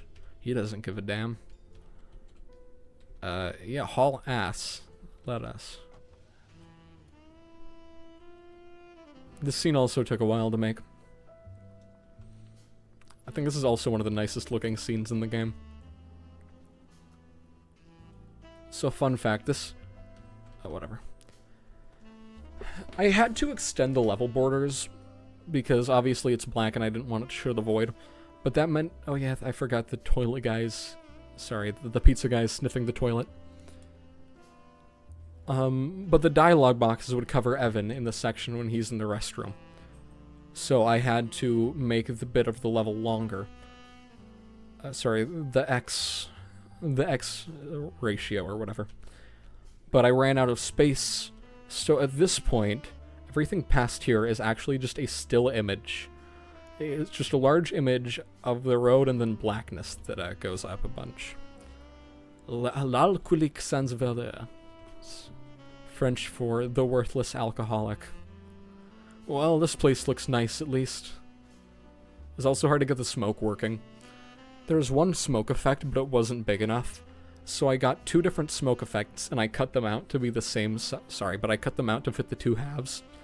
And then I just placed them down together, which, if you look in the center, right beneath the main two bar stools, you might notice the custom sides are the two sides are a bit different, because they're both operating at the different time. Hey bartender, I'd like a drink if that's okay with you. I think this cutscene is 110 dialogue scenes long, and by dialogue scenes I mean the two sentences that are available. Don't worry about it, man. I just gotta finish polishing this glass. Alright. That's a very nice glass you have there. Thanks. It was my mother's favorite glass. She liked the way it looked. Yep. I wasn't originally planning the bartender to have any dialogue, but it felt weird that he's just standing there in front of the main two characters and nothing happens. Man, I really done goofed things up. Hey, how long have you been here? You're not drinking anything. Oh, me? I don't want anything to drink. I'm just here to do sad person things. Like what? Like feeling remorse and stuff, and thinking about things. Yeah. Is it alright if I vent to you? I feel like shit. Sure. Well, never mind, it's fine. You don't sound fine. Well, I don't know. I just messed things up. I prioritized the wrong things. Did some things I shouldn't have. Fucked over some people close to me. I don't know. I want to fix things. I just don't know how. I don't even know if I even can. They're not willing to talk to you? No. I haven't been able to find them, and I'm worried to ask anyone. Why? I kind of did something illegal, and now I'm freaking out over that.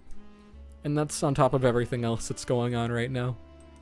I just wish I could say sorry, even if it didn't change the way things were going to play out anyways, just so he'd know that I'm not as awful of a person as I seem to be. That's messed up. Yeah, it is. I want to fix things. There's nothing for you to fix. Just turn over a new page. Start something new. Don't let this linger over you. But I can't just leave. My sister still needs my help. Thought you were talking about your husband or something. I was. She's still unconscious.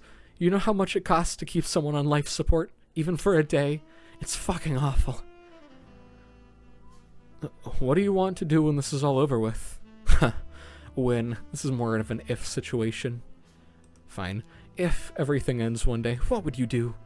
Well, I wanted to start a non-profit. Something simple. Like, just helping people get by. Small things. Getting people bus tickets. Buying people clean clothes. I don't know. It's stupid, I know. I don't think it's stupid. People like us rarely ever get the chance to change things around us. If you ever get the chance to do something bigger than yourself, go for it. There's no limit to what you can do when you're fighting for the good of others. You don't think it's stupid? Stupid? No. I think it's beautiful.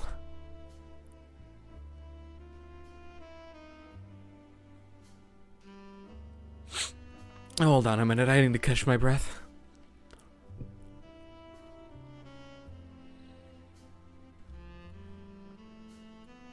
Yep, that's me. How did it end up like this?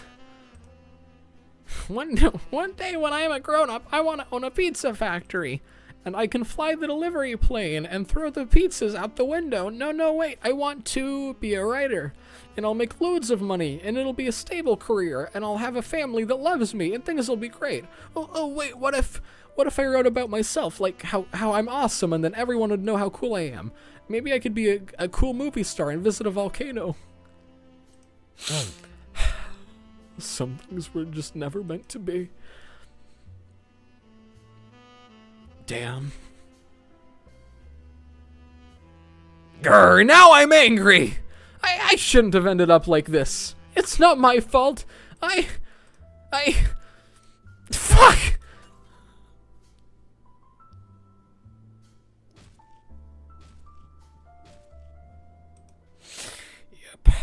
Yep. Today's really not my day.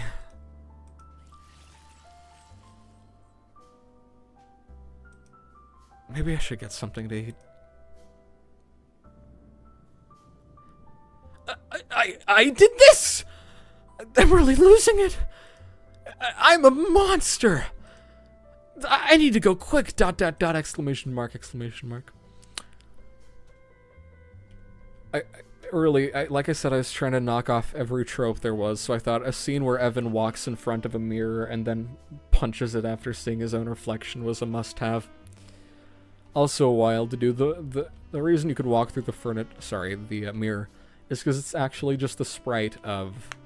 It's a character sprite for, like, walking. And when he punches it, it animates, and then it goes to the next frame, which is it broken. So this bar, these are all characters from campaigns that I never made. Did make. I started making campaigns back in October of 2019. And there were a lot of different ones. The first one I ever made was really shitty. I want to talk about it one day. But it was called Weeb Hunt, and these were the two main protagonists. I can't even remember their names. This is very accurate to how they looked originally. This one is just the sun, except with gray clothes. And the shading and bright bits are inverted because I messed up. And this is just jacket, except with brown, unshaded hair. This guy, I think his name was like... He was like a war vet. It was like Francis something. I don't know. But he's got his Hawaiian shirt. He's here smoking. This is just the pizza guy. He's just sniffing the toilet. That's Hammerin drinking himself into a coma. So... See, this guy's name is Alex. He's from another campaign. Okay, they were all the same campaign. I was making a campaign, and it was called Chip Run. And then I said, no, I'm going to make it a custom campaign with custom characters. And then I made these two guys, and then it was called Weeb Hunt. And then a little bit later I said, no, Weeb Hunt is so dumb. And then I made a new one called Half Past Hero. And I don't even remember what the hell that one was about. I just remember there was like a hideout that was a bunker, and everyone like sat in there and talked about things. I don't even remember what the plot was. I think it was still just the generic... I can't remember what someone called it, but I know there's a general trope where it's just like murder friends. We're just like, we're a cool club, and we're assassins, and we kill the mafia members. And it was pretty much just that. And then I think... I can't remember if that had Montgomery and Brianna in it. Because Montgomery and Brianna are the two main characters of San Francisco Shakedown. And I'm not sure if they were also there in Half Past Hero. Or if I only added them after. But the plot was pretty much... The plot was pretty similar to Half Past Hero. But I just changed some characters and had it take place in San Francisco. Actually, no. I don't think it was San Francisco Shakedown then. It was Half Past Hero. But they were the two main protagonists. But then I think in 2021, I think, like halfway through 2021, I remade everything for it. All the cutscenes and all the levels. And then I worked on that until 2022. I stopped working on it really like a couple weeks before I finished, before I started Clone Crisis. Because I realized it was kind of doomed from the start. It was never going to be the quality I wanted it to be, so I put it on hold. And I'm going to get to it at a later point in life. But some of the levels in San Francisco were still the first level I ever made. Well, like the second level I ever made in Chip Run, the original iteration of the campaign from 2019. I remade that level once, and then it was the Half Past Hero version. And then I remade the Half Past Hero version, then it was the San Francisco Shakedown 1.0 version. And then I remade it a third time, because a lot of those levels from early 2021 were still pretty not good. So San Francisco Shakedown, the San Francisco Shakedown I ended up scrapping is pretty much San Francisco Shakedown 2.0. Because I still remade everything at one point in the past. Because, like I said, it was really early and some of those things were still just trice remade assets I had left over from the original thing. So, yeah. But it was 20 levels, there were like 70 cutscenes, a bunch of playable characters, it was really in-depth, but it was literally too ambitious for the level editor. I couldn't add everything I wanted in. And rather than release a half-assed campaign that meant a lot to me, you know, in a really shitty state, I said no. With how much this project means to me, I'm not gonna half-ass it. I'm gonna wait, even if it's years. Even if, the new wrong developer kit never came out, I'd say I don't care, because I'm gonna save this for a point when I know I can do it justice. And then, like I said, I scrapped that, and then I made Clone Crisis, and that was somehow, like a year and a half ago. So. But yes, these are all characters from Half Past Hero. That's Balaclava Bell. This is a guy called Midday Animal. That's his name. This is me! Because every shitty campaign has a self-insert. This is not what my bedroom looks like in real life.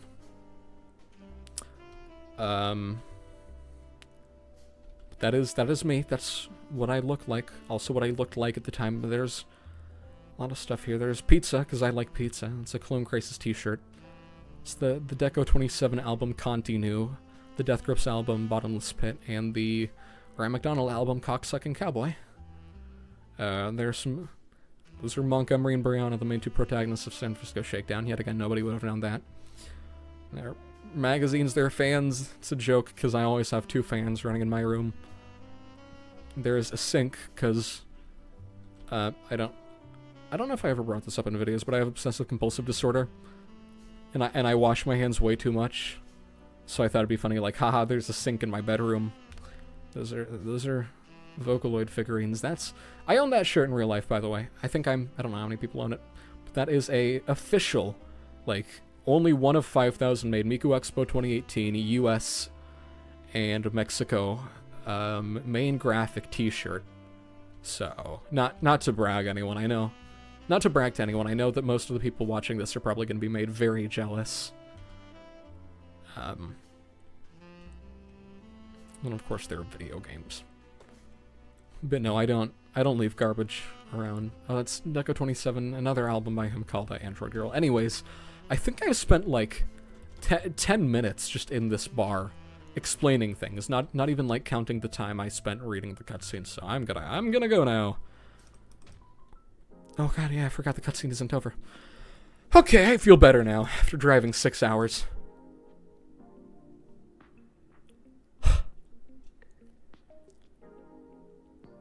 Oh hey, Evan, funny seeing you here. What an odd coinky-dink.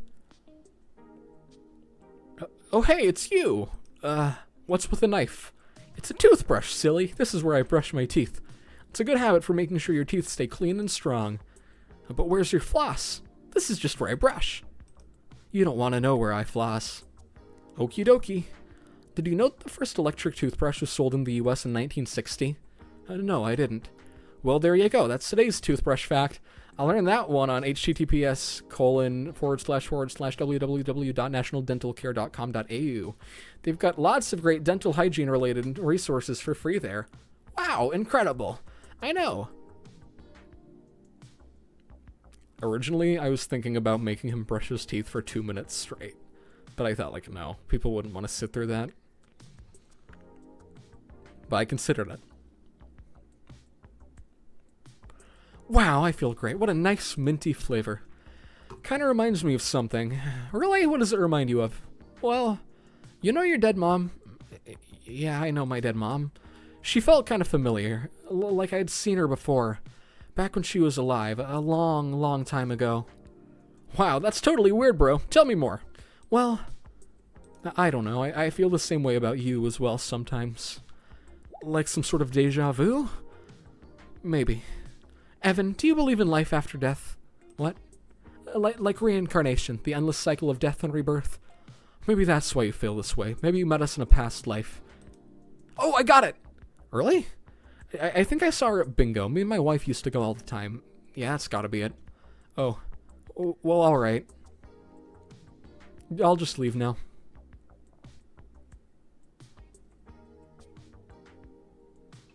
I just realized I started playing on the second level of Act 3.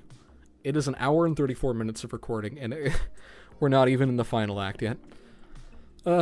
It's me, the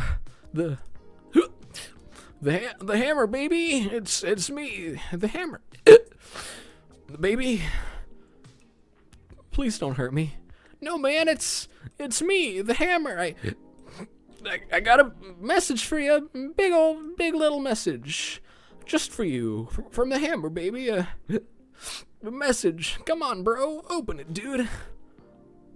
This is a lot of paper. Yeah, there's... I did that. I brought them here, baby. Well, don't just stand there, dipshit. They're getting rained on. Come on, man. I'm just contemplating things right now. You make me sad. This just feels like a violation of my privacy. I don't really want to read my mail out to some stranger. I'm not a stranger, baby. I'm the hammer. Yeah! I already read them. Oh, you bastard. Hello, Evan. It's me, your wife. Who keeps giving you these? Your wife, dude, and some other guys. Right. As I was saying, I'm back downtown tonight. I forgot about that gag where the message says right after getting interrupted. I thought it could be healthy for us if we maybe met up and talked somewhere. This morning at 8, I'll be reserving a table at Miami Palace Hotel and Restaurant. Maybe you could talk. Sharon Smith. I wish I'd talked to my wife more. Then why'd you leave her? Are you stupid? I'd really appreciate it if you stopped giving me life advice, you damn drunkard. Whoa, man, no hard feelings. Just giving out my 2 cents. Whatever, message 2. Hi, Evan. I'm kidnapping your wife when she goes to Miami Palace Hotel and Restaurant at 8. God damn it. Well, someone's got to do something to keep things moving because you haven't been killing enough guys as of late, Butterino. I don't write the tragedies, man. I just deliver them. It's like my dad always said. Stumbling forwards blindly is not such a bad way to present. That's another lyric from the game. Was your dad also an alcoholic? Maybe, who knows? You should read the next message. Hey man, it's Mike from the gay sex store. We got that order of gay sex you asked for. Just stop by at the store, and then we can give you all your gay sex merchandise. Bye. I didn't order this. You just got pranked, bro. That was me. I do a little pranking now and again. You'll never catch me. The hammer strikes again. I really need to take another look at that whole I kidnapped your wife message. And I'll take her hostage. She doesn't know yet. Come and try and stop me, asshole. I know I said it before, but this is the final time we meet. I really don't like this guy. He sounds kind of dumb. God, this is all so immature and stupid. Stupid too. I don't get it. Whatever. Maybe he's busy or something. He sounds like a Bush voter. Maybe I should cut him some slack. Hey, not cool, Evan. You're not supposed to be so judgmental. What the fuck am I doing? No, you know what? I'm not doing this. I'll call the cops. I'll call the cops and they'll kill him. Then I can go home and make dinner, and then I can go to bed and I can forget all this. Yeah. I'm sick and tired of risking my life over all this cartoon villain bullshit. I'm done. Evan, you need to listen to me.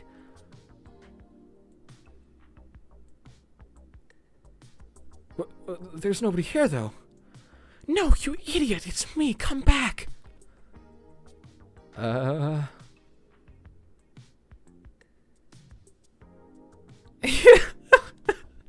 It's me! I don't know what she sounds like. I've never consumed any piece of Sailor Moon related media in my entire life. It's me, dipshit! Holy shit, you can talk? Of course I can, but you haven't been listening to me. Well, I'm kind of at a loss for words right now. Then start thinking of them again. Look, I mean, this is crazy. You're real. No, everyone thought I was crazy. But it's true, you have been talking to me. Obviously, you dumb idiot, Baka. You're really pissing me off. Look, you need to kill them. You need to kill them all. That's the only way you can set things right. He who bathes in the viscera of his enemies shall receive bitches like nobody's business. That sounds kind of sexist. I just want a stable relationship and to talk to someone that understands me. And that's why you need to save her. You don't need to fix everything. You just need to right your wrongs. You need to right your wrongs. That's your name. It's destiny.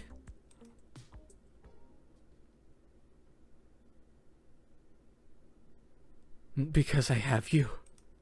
Oh, oh my God. Oh, Evan-san, but our love is forbidden, for I am a car livery. No, shh. Mommy, the crazy man is scaring me. Jason, get away from him. What if he hears you? He is sexing the car. Jason, you illiterate fuck, that's not even what sex is, you dumb bastard. We're gonna be late to your grandma's cremation if we don't hurry up. But... I know it doesn't say anything here. I know it's just ... but I always pictured him growling. Oh, you know, he does look kind of scary. Listen to me, Evan. You need to do this. She's in danger. This isn't about you anymore. No, not just her. Everyone is in danger. You need to stop that guy. It's like a full-blown crisis. Like a colossal crisis. I don't want any of this. Evan, to those that are enemies of the Lord, there is no greater mercy than death, and you shall be the one that purges their wicked spirits from this earth. Do you understand? Arise, mighty rider. It would be pretty hot, though, if you killed all those guys. Really? That cutscene also took a monumental amount of time. I get sad replaying through Clone Crisis because it reminds me how long I spent working on it. And I think, like, man, I could have, like, if, like, the probably 1,000 hours I spent making Clone Crisis were used, like, drawing things, I'd probably be a pretty good artist by now. Like, I think of all the more productive units, things I could have done with my time, but whatever.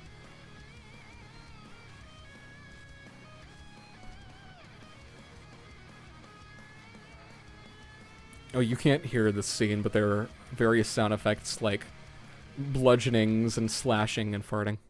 Hey assholes, you're all dead, you hear me? You and your dipshit bosses too, I'm done fucking around with you. If you think you can have everything, if you think you can take everything I have, then come and fucking take it from me. The scene also took a long time to animate. And that bit was a massive pain too. This is my favorite level.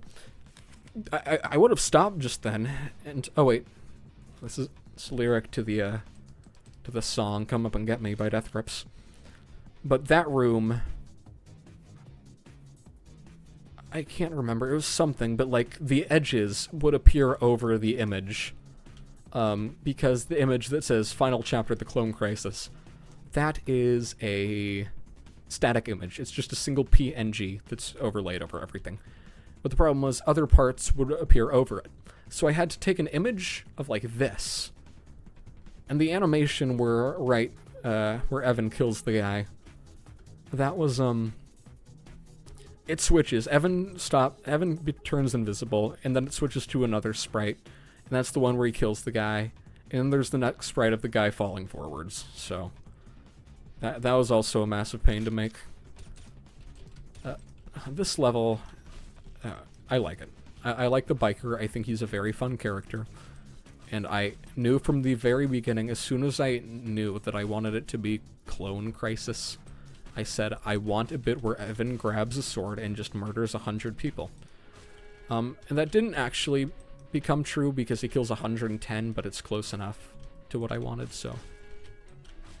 I actually had someone say thanks, I can't remember what exactly they said, but they said, thanks for linking the music. Identity in Crisis goes so blood-peeingly hard. Which is the song that plays during this level. So, it was kind of funny finding a bunch of royalty-free music for this. I want... So, I hate to say it right now because it's so far away from happening, but as long as I'm alive and capable of creating levels, I would love to make a Clone Crisis 2. But I want to finish San Francisco Shakedown before that, because San Francisco Shakedown is less ambitious than what I'd want. Oh, no. There are two paths you can take to this level, and this one is much more difficult. And going the right side instead of the left.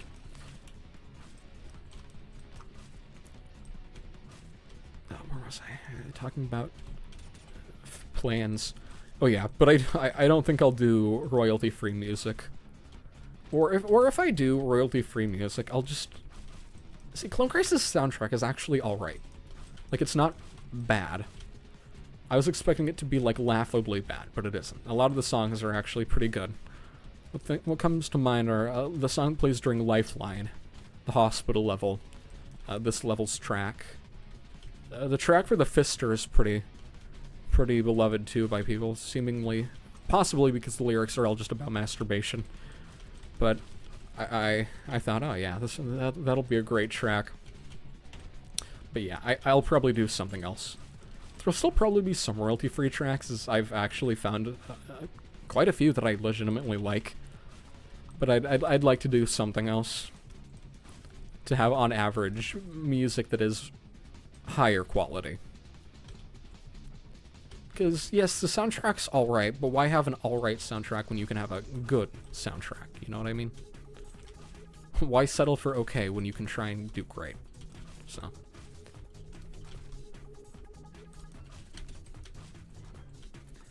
one of, if not the biggest complaint I've received from people that play Clone Crisis is that the levels are too long. And I'm Hotline Miami 2 fanatic. Dead Ahead is my favorite level, right? So I'm pretty biased, but I think, oh man, I love the levels that are just massive, sprawling.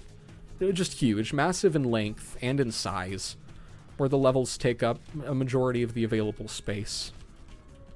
Because I'm decent at the game. And levels that aren't that long end up feeling really short. Like this one. I don't know how long it's taken me to beat, but I think it's like 4 minutes. But I also like it because it really gives you the sensation of progressing through a massive building, right? And the idea of Evan going through this entire... It's called Palace, but it's a hotel. Originally it was going to be a palace. I wanted it to have, like, a bunch of tile floors and, like, a regal theme. But with the tiles and everything, it had white tiles and glass tiles and everything, but it ended up looking too close to the... Oh my god. And ended up looking too close to the power plant level. So I said, oh my god, just then, because I remembered how long ago it felt when I played that level, and... Jeez, okay. Well... Yeah.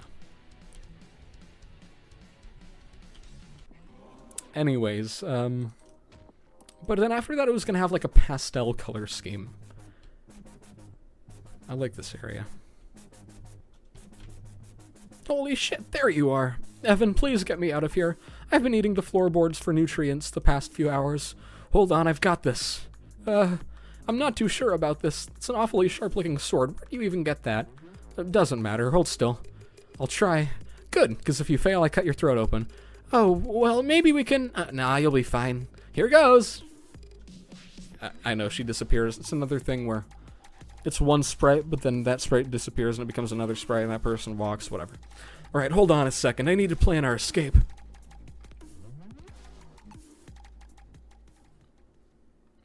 Not so fast.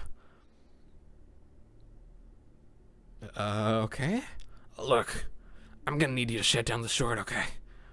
Wait, I don't think you understand. My wife was kidnapped by these monsters. Sure, put the sword down. I need you to get up against the wall. What? Look, if I'm making you nervous, I can... How about you do what I say or I shoot your fucking face off, you stupid bitch? It's your funeral, punk. Impossible! He deflected all my bullets! I can't shoot him now. Damn. I think you've got some explaining to do, twerp. Wait, please! I'll do anything. Don't stab me. Oh, yeah? Start by explaining what you just did, because that wasn't cool, dude. Well, no, I won't do that. I'll never betray the master. Is that so? This master must be important to you. I'm not telling you anything. You can't make me talk. You're sure? Yeah. So be it.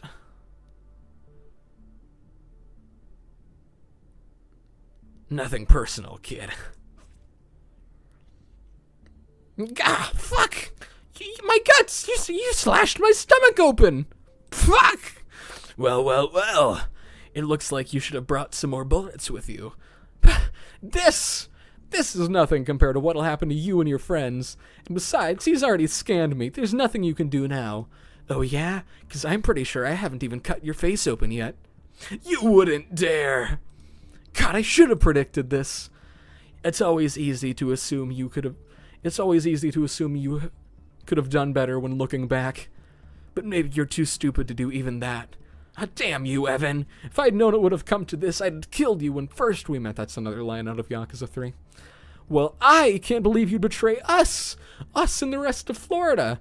Well, you'll never get away with this. Mark my words. I won't rest until every one of you bastards is dead in the ground. I'd like to see you try. To think a pathetic father like you was the Miami mutilator all along. Can hardly believe it. Just some two-bit thug. What the fuck?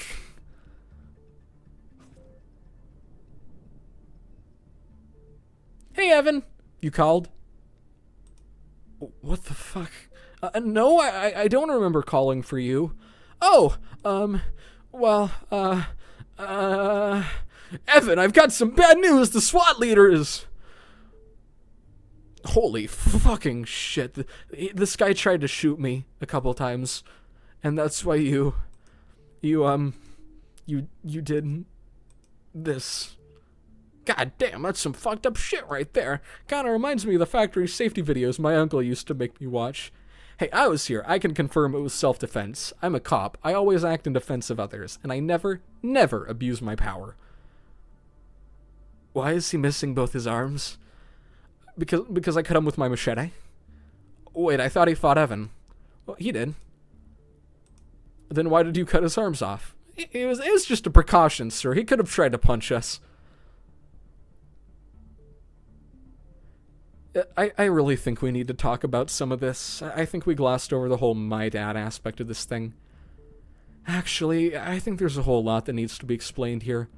Like the teleportation and shit, and the supposed godliness, and whatever happened here. There's just so much going on that makes absolutely no sense to anyone. Nobody gives a shit, Richter. Stop trying to make this about yourself. Doesn't matter whose father he is. No, I mean, I might know why he's doing this. Shut up. Just shut up. I'm not here to listen to you talk about your fucking daddy issues, bro. God, you're so fucking entitled. You know that? And I hate your jacket. What a stupid color. Green? Seriously? It looks like... Green? Seriously? It looks like shit. How did you guys even find out he was a traitor before he did this? Oh, he left a message on my personal computer back at police headquarters. It was worded very strongly. It even contained a few terms I don't think I'm allowed to say. I don't really understand the point. Maybe he just wanted to get attention. Bro was a dumbass, no cap. I hate it when people talk like this, but I like the idea of one of the police officers talking in a sense that made completely no sense for 1992. these are, I said this term already, these are called anachronisms, and they are when characters use language or terms not at all appropriate to the time they're in. And they say to avoid it because it makes things not make much sense, which is true. But if you're trying to make something dumb, you can kind of use them like this and have people go, oh yeah, that doesn't make any sense. Everyone knows that if you want attention, all you have to do is threaten suicide.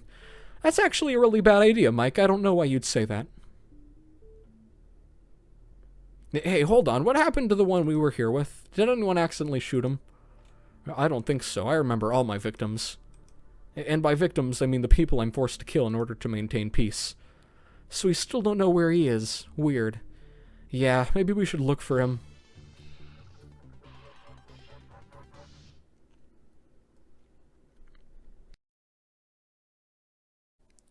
Wow, hey everyone. It's me, Autumn22. I'm back.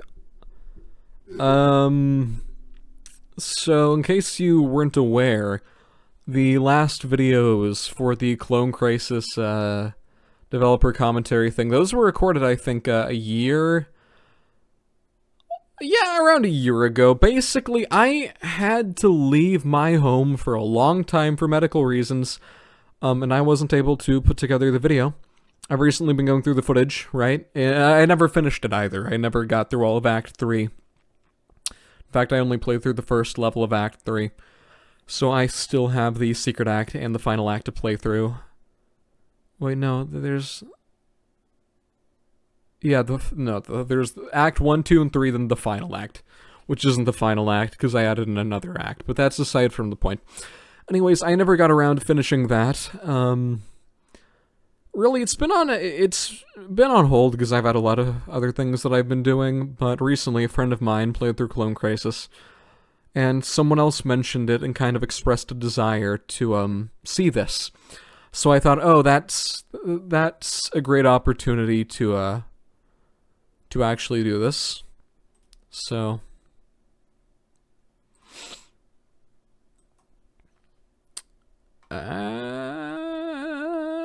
right, yeah. So... I just got done, by just got done, I mean over the course of the past couple days, I got done rewatching the other footage to make sure I didn't... banned from the channel. We need to make that quieter, to make sure I didn't, like, I don't know, like I didn't just have my full name and address visible in one frame or something. But, yeah, that's really it. I did notice there are two things that I thought were funny. First is, when watching through, it was kind of funny that I mentioned I didn't want to have, like, real humans that could be killed, because... Hold on. Wait. Ugh. It's on display capture when it should be game capture.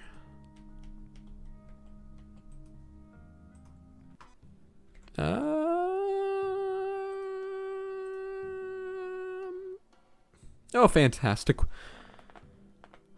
I've had like a whole year to get ready for this and I still didn't, I don't know, get any of this ready before. I mean, whatever, you know what I mean. Enough talking. I'm actually supposed to be talking about the campaign.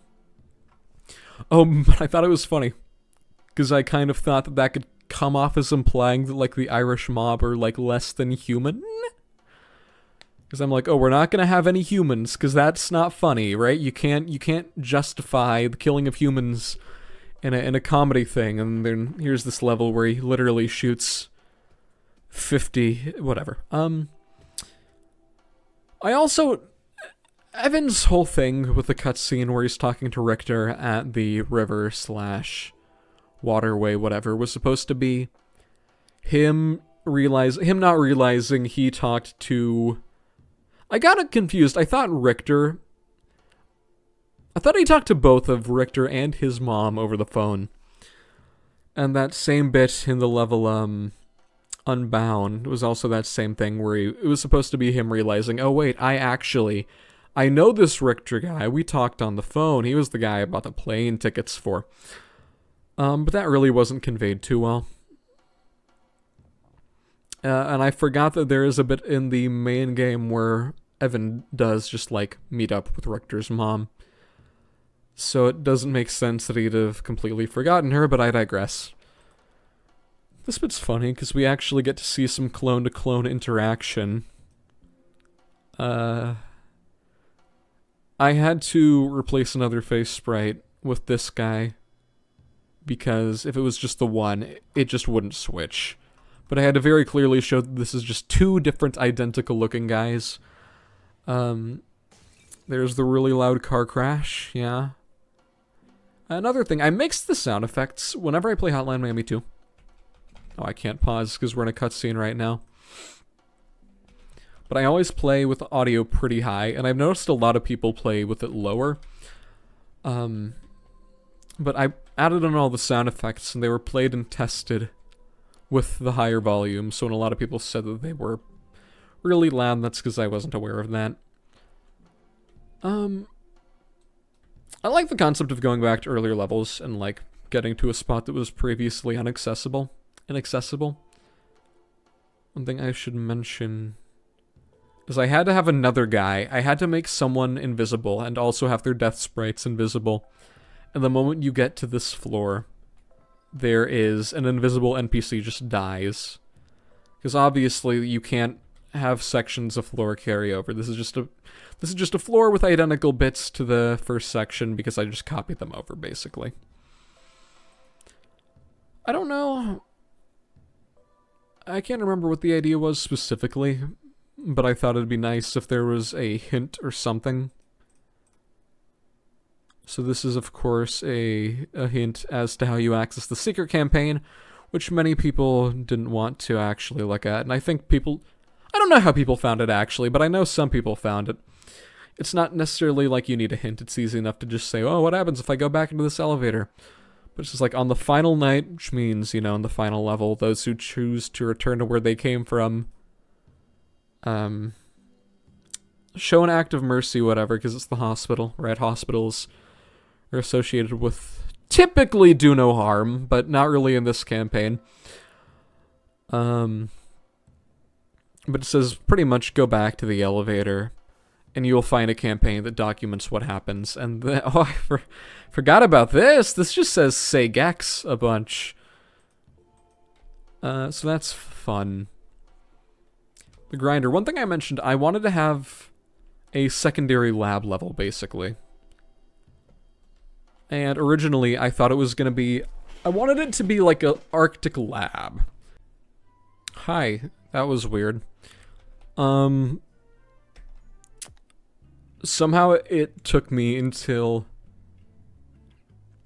I don't know. It took me until the drone music to realize that I didn't actually put the soundtrack mod in. Well, I did. Apparently I have Hotline Miami 2 installed twice on my computer. You know, I just love it that much. No. But apparently I have it accidentally installed both on my C drive and my E drive, where the rest of my games are. And I kept replacing the one in the E drive. And I was thinking, what the hell? Why is the music not changing? There we go. Anyways, we're back. It was gonna be like an Arctic lab where Manny and gang were gonna fly there in a helicopter. Because I really liked... I don't know, maybe it was just me thinking... Maybe I just had Half-Life 3 on the mind. I was thinking about what everybody was saying was gonna happen. 2 years ago. But I realized I have no idea how to incorporate that. And they were gonna find a teleporter back, and there was gonna be like a Family Guy cutaway gag where they got through the teleporter, and Manny was gonna say like, good thing everyone's alright, right? But like Evan was gonna be a woman, and like Richter was gonna be black, and Manny was gonna be like really short or something. I was like, this is fucking moronic. So I didn't do that. But the idea of coming back and having like a second lab level was done with this. It's actually kind of hard. I had to change the object IDs of all the lamps. Sorry, the sprite IDs of the lamps and the object IDs of all these to make them not flicker. Because, you know, I couldn't just make extra sprites for them with the screens off. I just had to take the normal sprites and make them not move.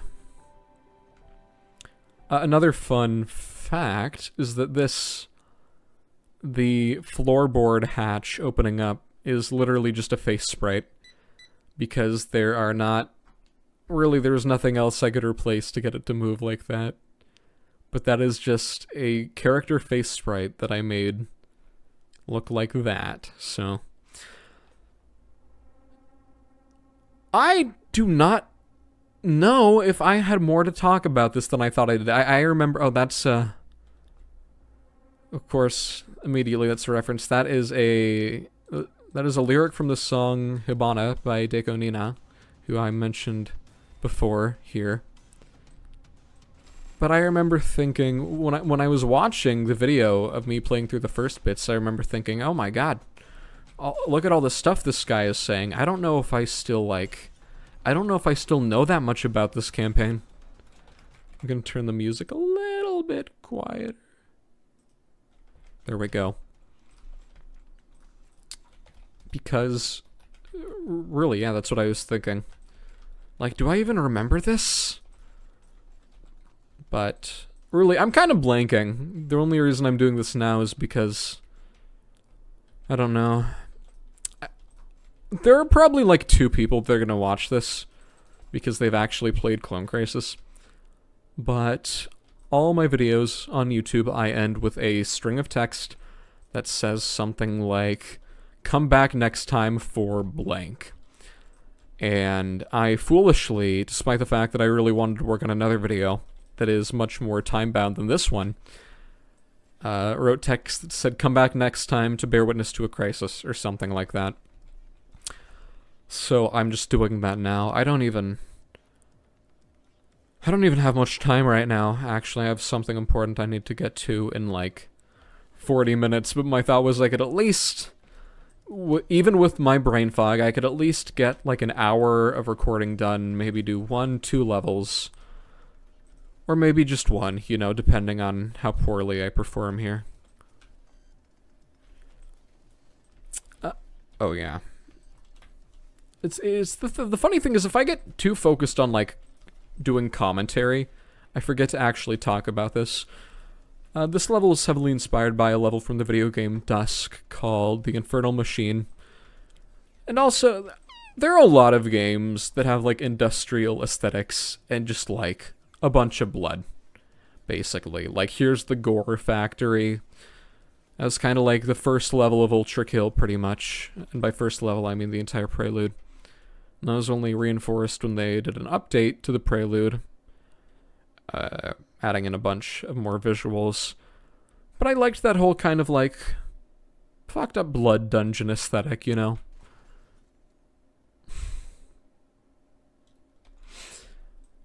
But the idea for this that I don't think many people got, even though one of the characters says it, because you gotta realize not everybody is like actually paying much attention. But the idea behind this level was that the clones are keeping like the rejects as prisoners, basically, and experimenting on them and torturing them, basically. So oh my god. So you have the clones that are the guards, right? The guard clones that are... and their duty is to keep the other ones locked up, right? They're... oh, what? Okay. This should not be this difficult. He says as he misses 5. We're gonna shoot all the guys up there. We're just gonna keep shooting until we know every one of them is dead. I think there's a guy up there. Yep. Can I get further away from that guy so he doesn't kill me? Okay, okay, okay.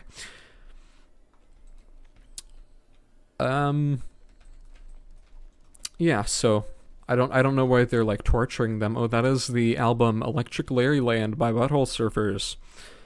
Forgot how many albums I included as part of this.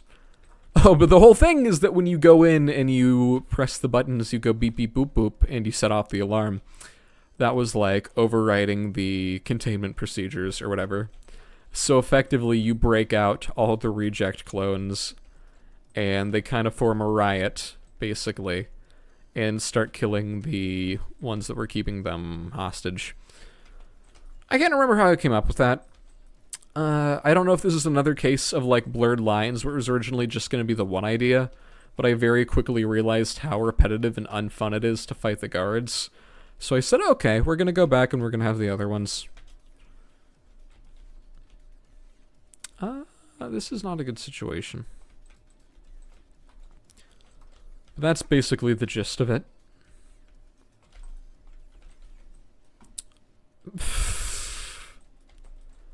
But really, I just didn't want to have another lab level that's just the exact same visually.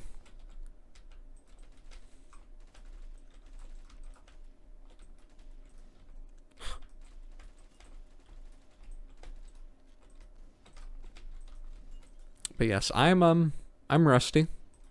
Not doing too great.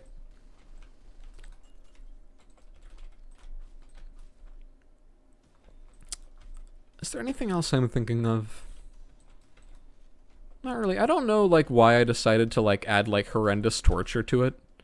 Oh, no, that was just the theming. I said, I gotta do something else to do it. So I thought, what if you came back and there's, like, oh, a secret, like, edgy compartment, basically. And the idea was for the player to see this and think, wow, that's messed up. And I think that reaction was kind of given by a lot of people. I think the, like, still conscious severed people writhing around in pain, and the tubes full of intestines, and the people, and the skinless bodies hanging on meat hooks. You know, it's generally quite unpleasant. I can't remember, why is there kill? Is that, like, is this telling you to kill with a sword? Whatever. Oh, that's fantastic. But yeah. Oh yeah, okay. Is that? You can't even see. Oh, that's because he's a random, isn't he? I'm getting nervous because I'm looking and I'm thinking, oh Christ, I've already been recording for 19 minutes. And I do not feel like I have any form of insightful commentary going on so far.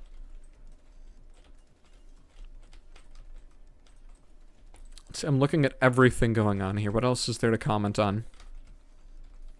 Besides the fact that I'm playing absolutely terribly.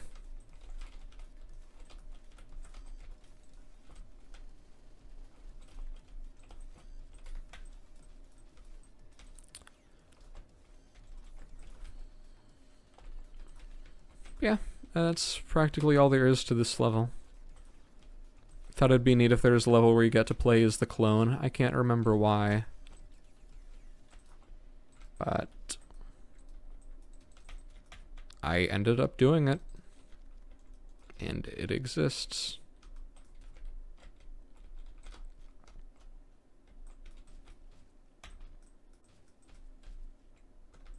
Finally, okay. So, this bit, I've seen a lot of people not realize what to do. By that I mean like the two separate people I've watched play through this. I put the graffiti on the ground saying kill to inform you that you need to kill these guys. Oh right, because the whole plot was like he had to kill the excess of clones, like the reserves they had. I think I mentioned, oh god, I've sat down and I've watched two separate friends of mine play through the entirety of Clone Crisis, and I practically give the exact same commentary every time, so I'm trying to remember if I actually gave commentary on these things in the video, or if I gave commentary when just talking to one of my friends as they played it, and I'm getting the two confused. But one thing I really enjoyed was, I might have mentioned already, but bringing random kind of characters that only appear once or twice from the main game back. This campaign isn't, I was going to say isn't much of interest, but I think that's far from the truth. This cutscene isn't much of interest. Why did I even add this?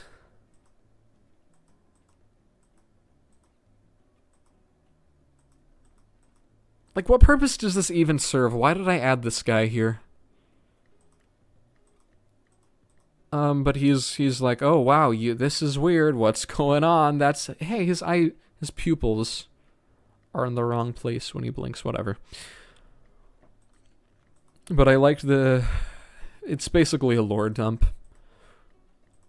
I liked the name drop bit where he keeps saying the grinder, and every time he says the grinder, it plays the dramatic sting noise. It's a great bit.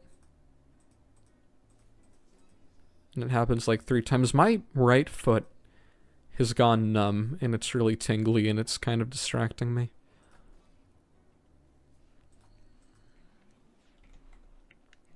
Okay, fantastic. That's it. That's the level. What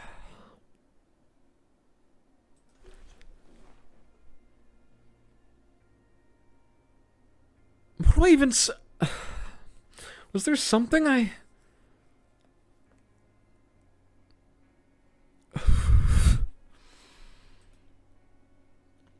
I am just mentally not there right now. I mean, I am gonna... The moment this cutscene ends, I am going to go... I don't know, do something else, work on a different project, because, I just cannot think of things right now. Really? I'm trying to think of insightful commentary, but none's coming up. Because I realized a lot of it was just me reading the dialogue, and I was watching through the, like, 5-6 hours of footage. I was thinking, you know, I really didn't need to read all of this out loud. But of course, this is Evan, and his wife is saying, I'm sorry, Ferd. Then she says, no, I don't have anything to be sorry for. There's some, you know, funny dialogue, funny lines.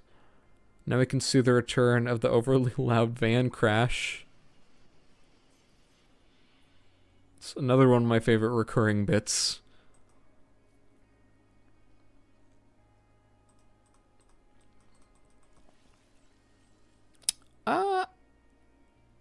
I know I had like a text file detailing the final act, and it was all, even looking back, I wrote it like 3 months before I finished it, and it was remarkably similar to how it ended up in the final version. There were really no changes.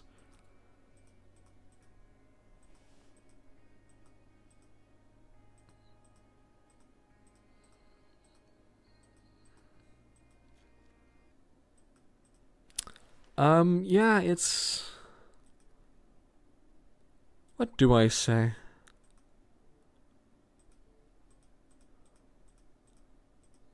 Dialogue, yep. I don't have any insight about this. Oh, I just remembered something. What was it that I forgot? Oh, the coordinates that are given are actually, they do actually correspond in real life to the location of Disney World in Florida. Because I saw someone else look it up.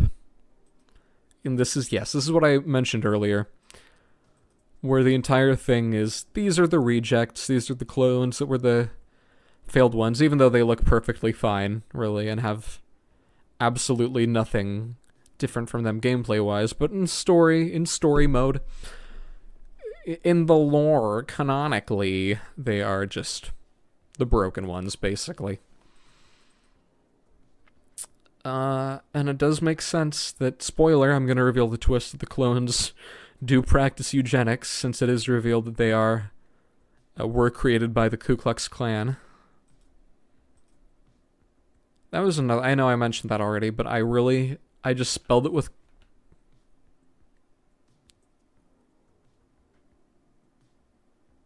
I spelled it with K's, and then that came later.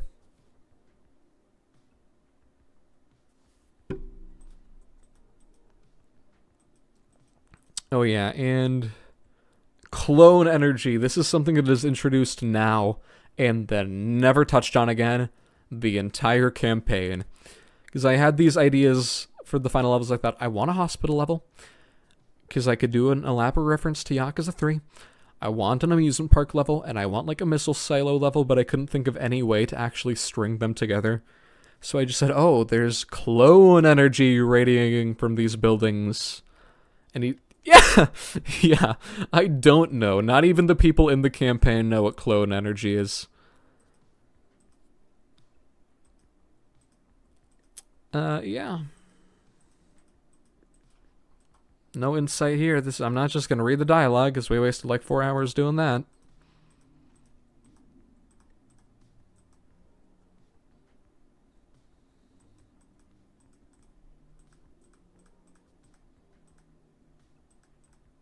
That is the second reference, Lost Little Children. On top of...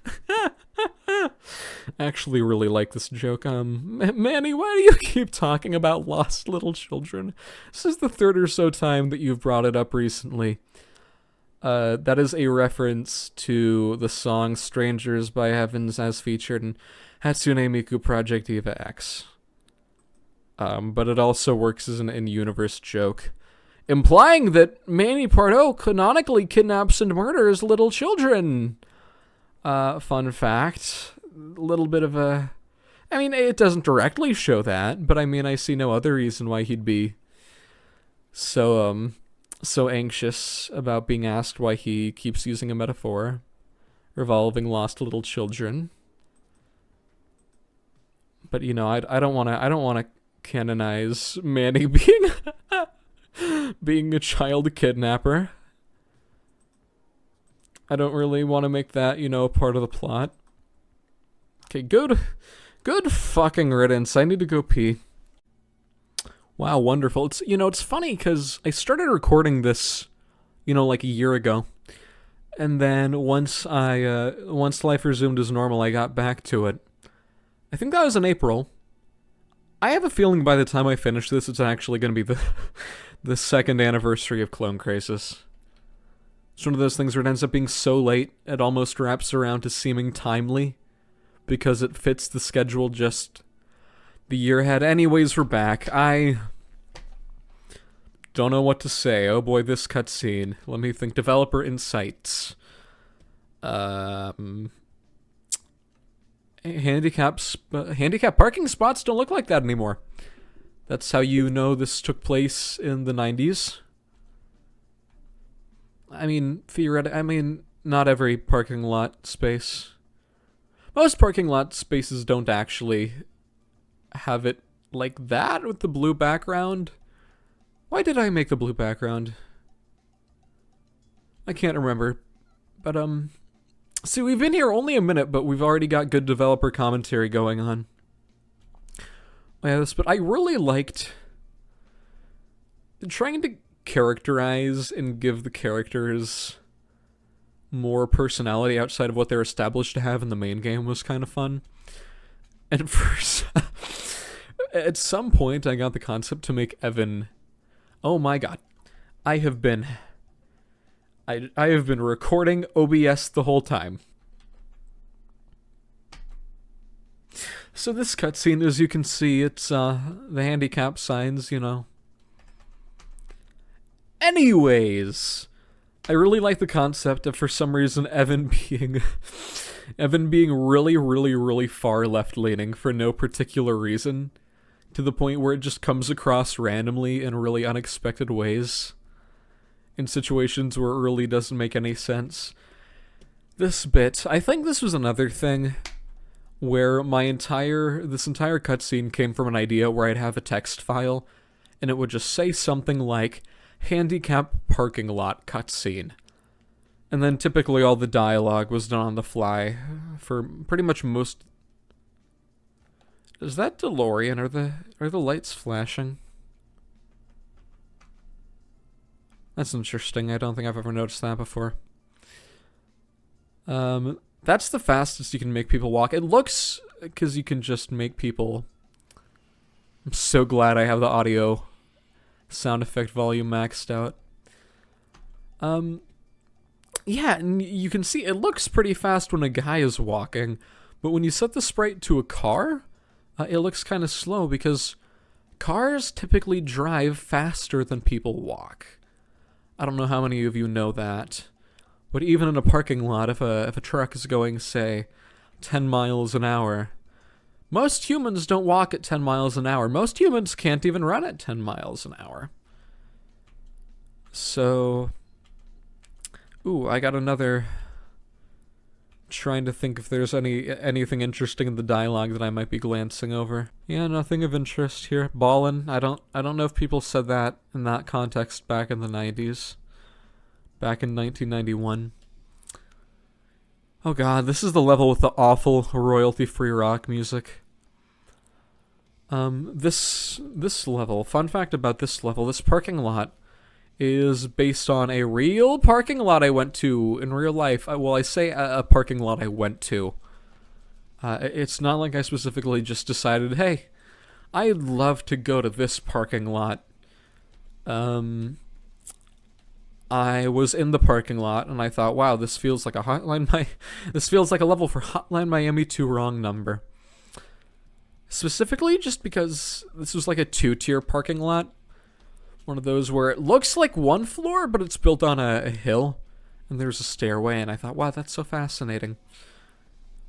And there's a staircase in the center, and I thought, that's so cool. Wow. And that's how this came into be.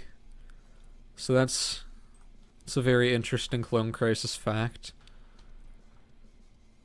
Oh, that's neat. It's like a transition between the road and the dark asphalt. That's fascinating. I really forgot about most of this. And to be fair, it's not like I'm going to remember every detail. I do like this level's colors. It's mostly just recycling the floor textures from the office level, but using some other things as well. But due to the fact that the theming is more interesting, you know, it's not just, oh wow, we're in an office and there are computers and papers. So no, I'm gonna go for a office, but I'm gonna make it, I don't know, 70s era decoration scheme. It's kind of what I was aiming for. But of course, like many of the levels in Clone Crisis, there weren't too many original assets made for it. So it's not like it comes across terribly clearly. But I do like it, you know. It fits the stereotypical theming for what you'd imagine, like, a government facility to look like. And then this cutscene, I can't remember what... You walk far to the right. Not sure how many of you know this. I'm assuming most are familiar with level editor stuff, because, you know, I have... Oh. I see no other reason why I'd be watching this. But 2 characters. There's another one back there. It's just invisible. If you walk close to that border, but there's actually no cutscene. So you walk close to this area where it looks like there would be a level transition, but there isn't. But there's a level transition for the other guy that we saw throwing knives over there. Other guy walks into the level transition. This guy doesn't. And I was hoping that if you walk this far, it plays the cutscene. But most people don't stop, because the other guy can still move up and down. So most people don't even realize there's a cutscene here, but I didn't want it to be completely obvious that it was just for the character transition, because you need to do it on a floor like this. So I thought, oh, what if Manny just needed to use the toilet? That was my excuse for having the cutscene. You know, I don't think it is canonical. It is canonically true that Manny has not used the toilet since the beginning of the events of Clone Crisis. So it's been a couple weeks, to say the least, which is much longer than the average human goes without using the toilet. So... Already 8 minutes in and I'm running out of things to say. I think I can probably get all the recording done tonight, you know? It's kind of like... I can't even think of an analogy. But you know how sometimes you need to leave the motor running for a while, right? Before the car can kind of work? That's how I feel right now. I need to just be here for 30... I don't like saying that. I don't want to say that... Oh yeah, I'm gonna need to talk for 30 minutes before the commentary is any good. In the slightest. But, you know, it's, I hesitate to say... Well, no, I don't have heat stroke. And I was gonna say that, but more in the sense that it's, metaphorically... Yeah, that does look like a distance you wouldn't be able to go through. Metaphorically speaking, I have not been feeling good recently. I don't do well in the summers. It really makes everything more difficult, besides, I don't know, being tired. That's it, really. It's an interesting time of year, because I always have headaches, and constantly having headaches, let me tell you, what is that? Oh no, those are just the pipes, yeah. If you constantly have headaches, it does not make you want to work on things, right? If your head hurts and you feel kind of numb and like you're dehydrated and like every hour that goes by you have a little bit less of the energy you need to even just get up out of bed or, you know, walk to the restroom, you don't typically think, I would love to sit down and record for 4 hours today. And it's not to say that I'll be recording 4 hours. I think like the first 3 acts, I think recording all those combined was 4 hours total. So theoretically, how many levels are left? There are just like 3 levels. Trying to remember. I'm sure I'll come up with other things to think of. Actually, I do have some topics that I know I'll be able. Oh Christ! I forgot about the secret act, the secret cutscene. Not secret cutscene, the secret campaign. I'm gonna have to record that as well. Of course, the subtitle, the level text that appears at the bottom is a reference to the song System Blower by Death Grips. I like this level because it is never elaborated why the government is just building bombs here. Oh, what else is there to speak of? This is the guy. He's gonna... Did I even... Oh yeah, go the way you came here with... What? Just do the thing backwards, basically. I don't think I ever gave the clone a name besides the clone. It's not like he's, I don't know, Robert. It'd be a fucked up name. Honestly, if my choices were being called Clone or being called Robert, I'd choose Clone. Sorry to any Roberts out there, but that's just really not my style. Whew, yeah. This level... I think I just wanted to do a missile silo for a while.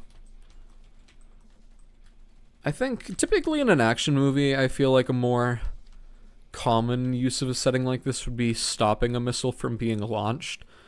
But realistically, it doesn't make sense why there would be any missiles getting launched at this point in the story. Hold on, wait.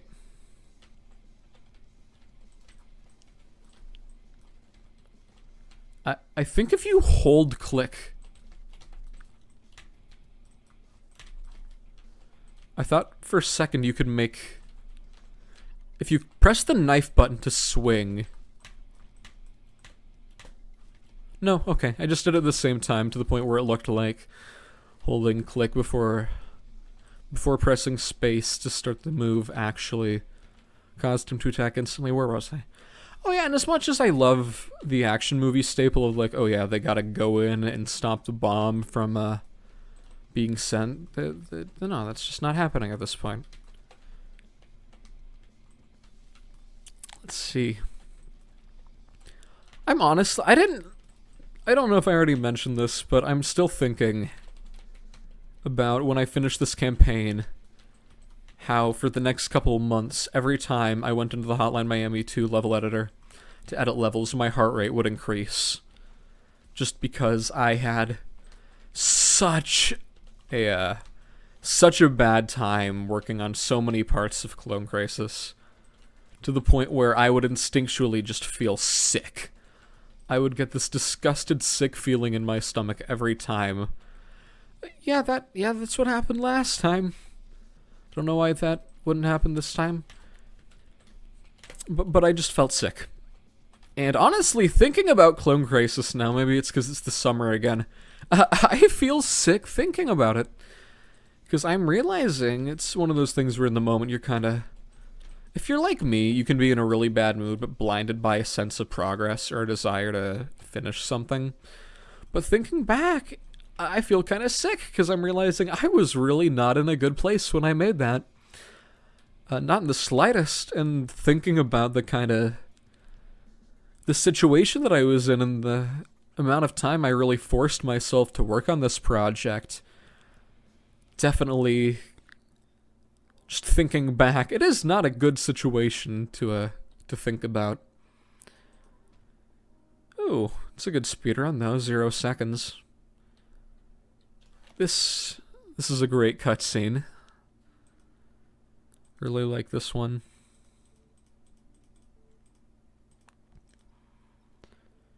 So this was fun because I couldn't really do anything in particular. Whoa, I slurred my speech there. I couldn't do anything in particular to show how massive the explosion was. Because it's top-down. It's not like it's a top-down view of the United States and you get to see like a quarter of it flash for a second. So I just had the the SWAT van fall over. Which I think is a pretty good gag. As well as all the characters acknowledging the size of the explosion. Because the player cannot see, which serves both as a meta joke, because it's just like, oh ho ho, you'll just need to take the protagonist's word for it, and also a funny way to kind of, explain what it was like without people seeing. I feel like this will have a catastrophic effect on the environment for years to come. So... God, looking back, okay, I forgot about that line. What a shame he's such an underdeveloped character, which is true. But the sprite for the SWAT van is awful. I like the gag of every single character referring to the explosion as the giant fucking explosion. Another bit that I really liked is the bit that the police chief has, like... just a bunch of power and so much influence to the point where he can literally get anything delivered at any point, right?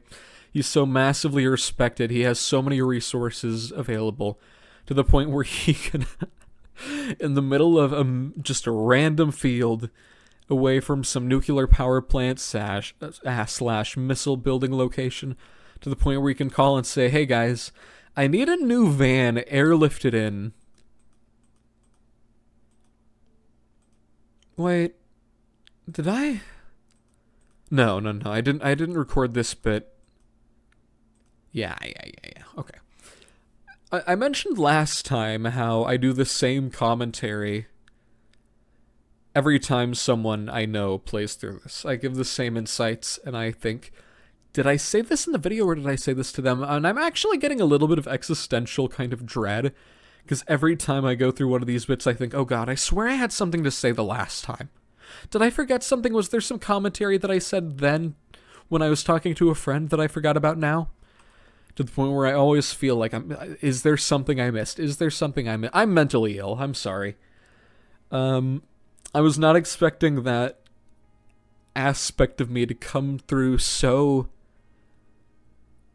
harshly in the KLONE KRISIS Developer commentary. This is just... Okay, that's actually kind of funny.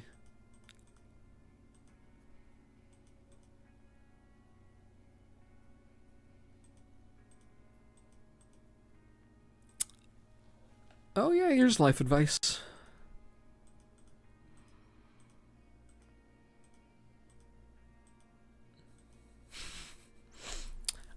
You can't... Typically when idle animations are done by characters, it's set on an interval, so every time you see him set the cigarette down for a little bit, like he's doing now, it would wait a set amount of frames, a random amount of frames between a certain amount, and then he'd start smoking again, which means if you have an animation of a player character smoking or drinking, and you animate it, they will just repeatedly chain smoke, or just repeatedly drink the beer as fast as they can. You can't see, but I'm gesturing smoking cigarettes and drinking beer bottles, and it looks kind of like I'm gesturing something else, but you wouldn't have known that since you are just seeing the video game and not me.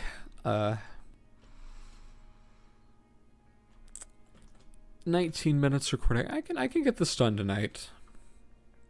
Probably. That is, I can't. Oh yeah, I was gonna say I can't remember why I made the parking lot so big, but it's a joke because, well, it's places. It's a joke version of Disneyland. It's Brandon Land. What do I call it? Berg World. And they have pretty large parking lots at Disney World, to what I'm aware. Don't tell me we're doing this, but again, as a reference to the kind of maze in the power plant. We're walking back. Walking in a certain way would get you sent back.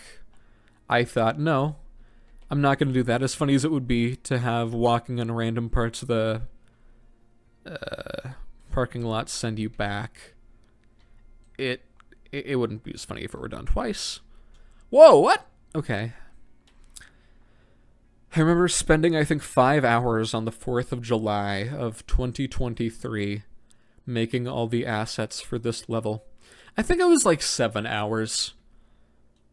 I was going to celebrate with family, as you typically do.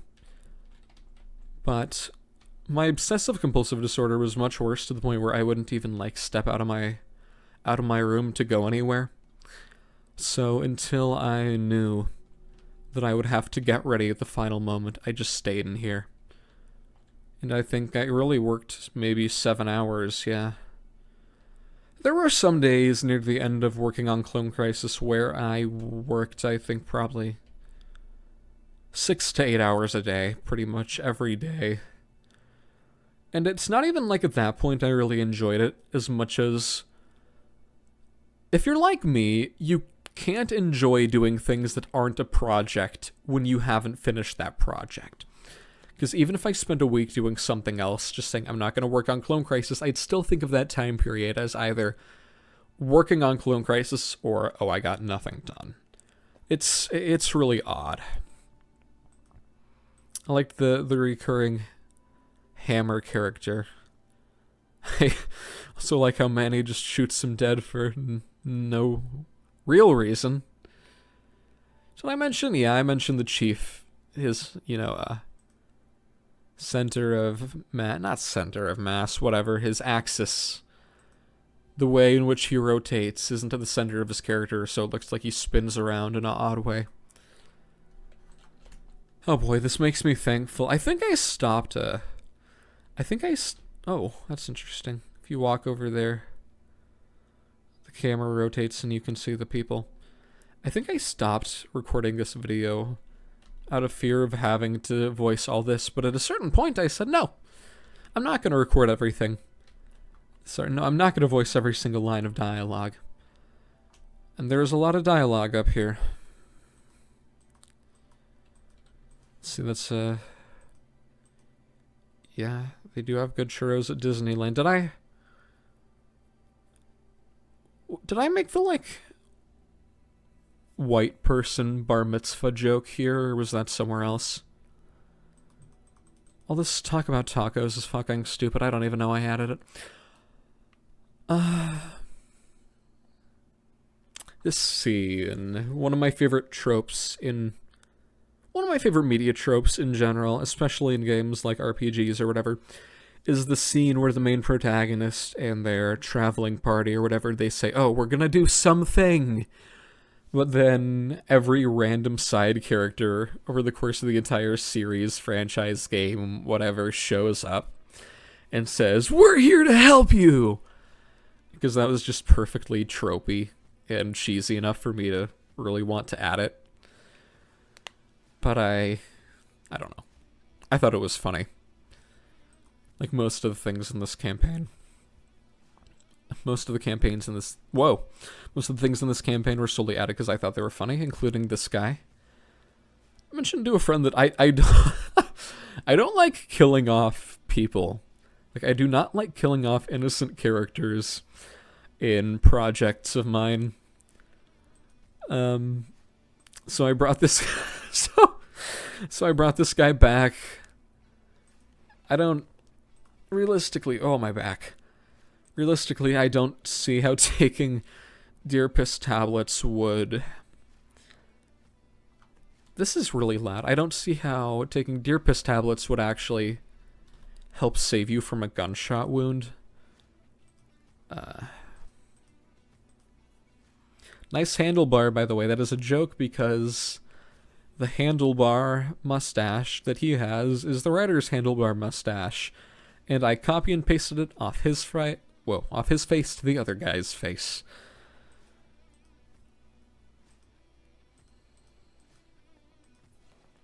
But yeah, I really wanted this scene where everybody says, "Wait! We're here! Don't go without us!" I also really liked the idea of there just being a random bit where a guy gives a speech.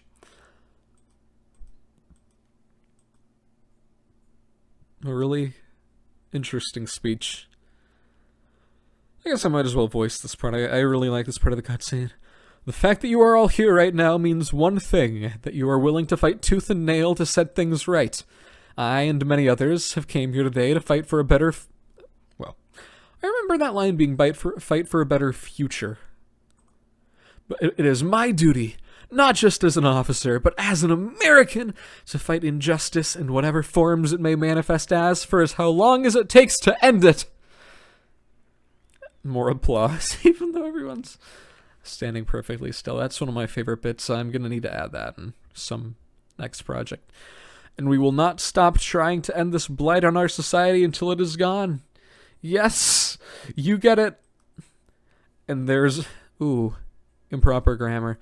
And there is only 3 things I'd kill for in this world. The first, fast cars. The second, tight ass. And the third is justice.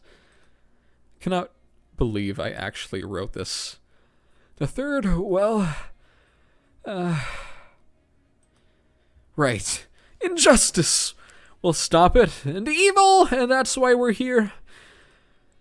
I have a confession to make. I have not been a very good person up until right now. I've stolen, I've murdered, I've framed innocent people for crimes never committed. You know, I've murdered some more. I've strangled people.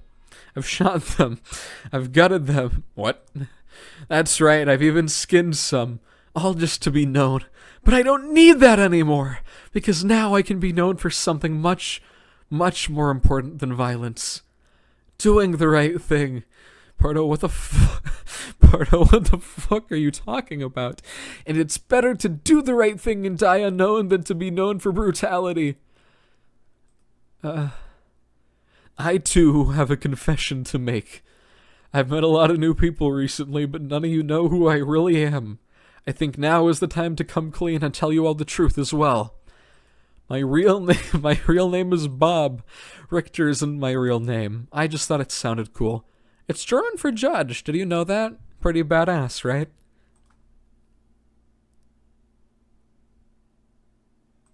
Are you all looking at me? I don't have anything to confess to. I think the bit where Richter seems like he's going to confess, I kind of like that being a fake out where maybe other players would think, oh, he's going to talk about his past, where he was one of the masked killers as well. But it's instead, no, the big reveal is that his name is Bob. Bob Berg.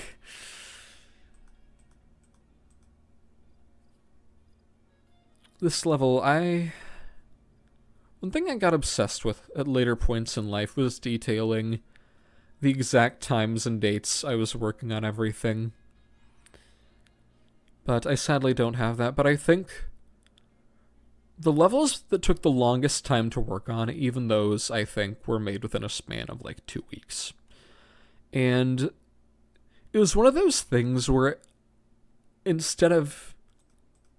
there were a lot of points in which I didn't like working on this, so instead of taking it more easy, right, not spending so much time working on it, I said, okay, so I need to work on it more so I can get it over sooner.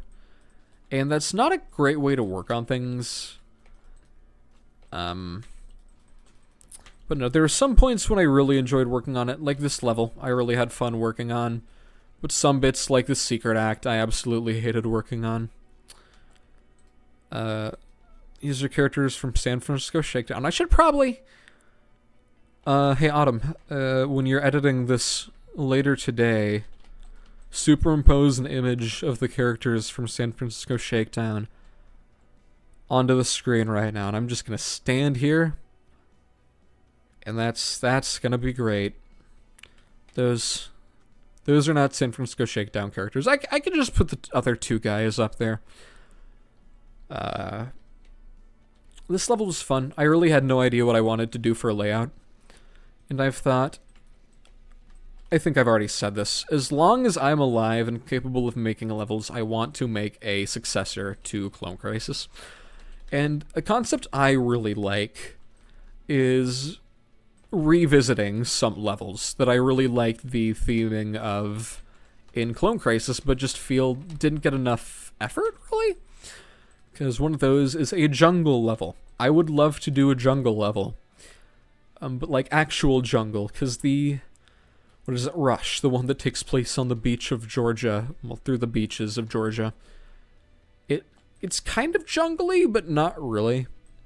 And especially if I have more room to add sprites and unique furniture, I would love to do just a really densely overgrown secret jungle secret jungle base. So this is this is another one. I would love to do another theme park. I was gonna do a water park. I do not know why. I know in the Hotline Miami 2 level making community, there is one guy that has been saying he was gonna make, I don't even know their name, but I know there's one person that has been saying they were gonna make a water park level, and I think they've been saying that for like 4 or so years. And I'm thinking, how long does it take you to make a single level? I mean, like, obviously everybody has different things going on, but I'm thinking 7 floors max, 2 cutscenes if you want to do that. But I was thinking, I've seen a lot of, I might be wrong, but I swear I've seen other people say they're not going to do water park levels. And because of that, and I thought, am I going to be stealing that guy's thunder? If I make a successor 5 years from now. Ironically, it would be even funnier if it weren't even out by then. But I have no idea, because maybe it's gonna come out and be the best thing ever. I mean, you'd hope so after it got worked on for a couple of years. But I was wondering if people think, oh yeah, no, everybody, when they think of water levels, they think of water park levels. They think of that water park. Anyways, that was a complete side tangent that was completely unimportant. Another kind of community in-joke is people put dodger enemies in... It is a common poor level design trope that people put dodger enemies in restrooms in situations where they really don't add anything at all, to the point where they won't react to gunfire and chase you down, but rather just stay in and you just hit them and then you walk back somewhere else, which isn't terribly engaging gameplay. If you use level borders that are like up to the edges, guys can just walk through them, which sucks. Because I don't want people walking through the walls, because A, it makes the level look unfinished and broken, and B, it has the potential to break things. This is another, I really do not like the way the sand looked. I would have loved to do a sprite for actual water and actually like drawn it, or done a different floor tile beneath the actual sand to make it look more than just, it's pretty obvious that it's just the same two. You got the left and right facing sand edges. It just looks really poorly detailed, and there's a lot more that could be done. But quite simply, I think out of all the base game's floor textures, I do not think there was a single one that I did not replace by the end of Clone Crisis. And especially near the end. I knew I had to really conserve the remaining spaces, because a lot of these levels, like, oh, I love this bit. One guy with his hands up going, wee! This level needed a fair amount of custom floor stuff. Because let's see, we had the... I think that's...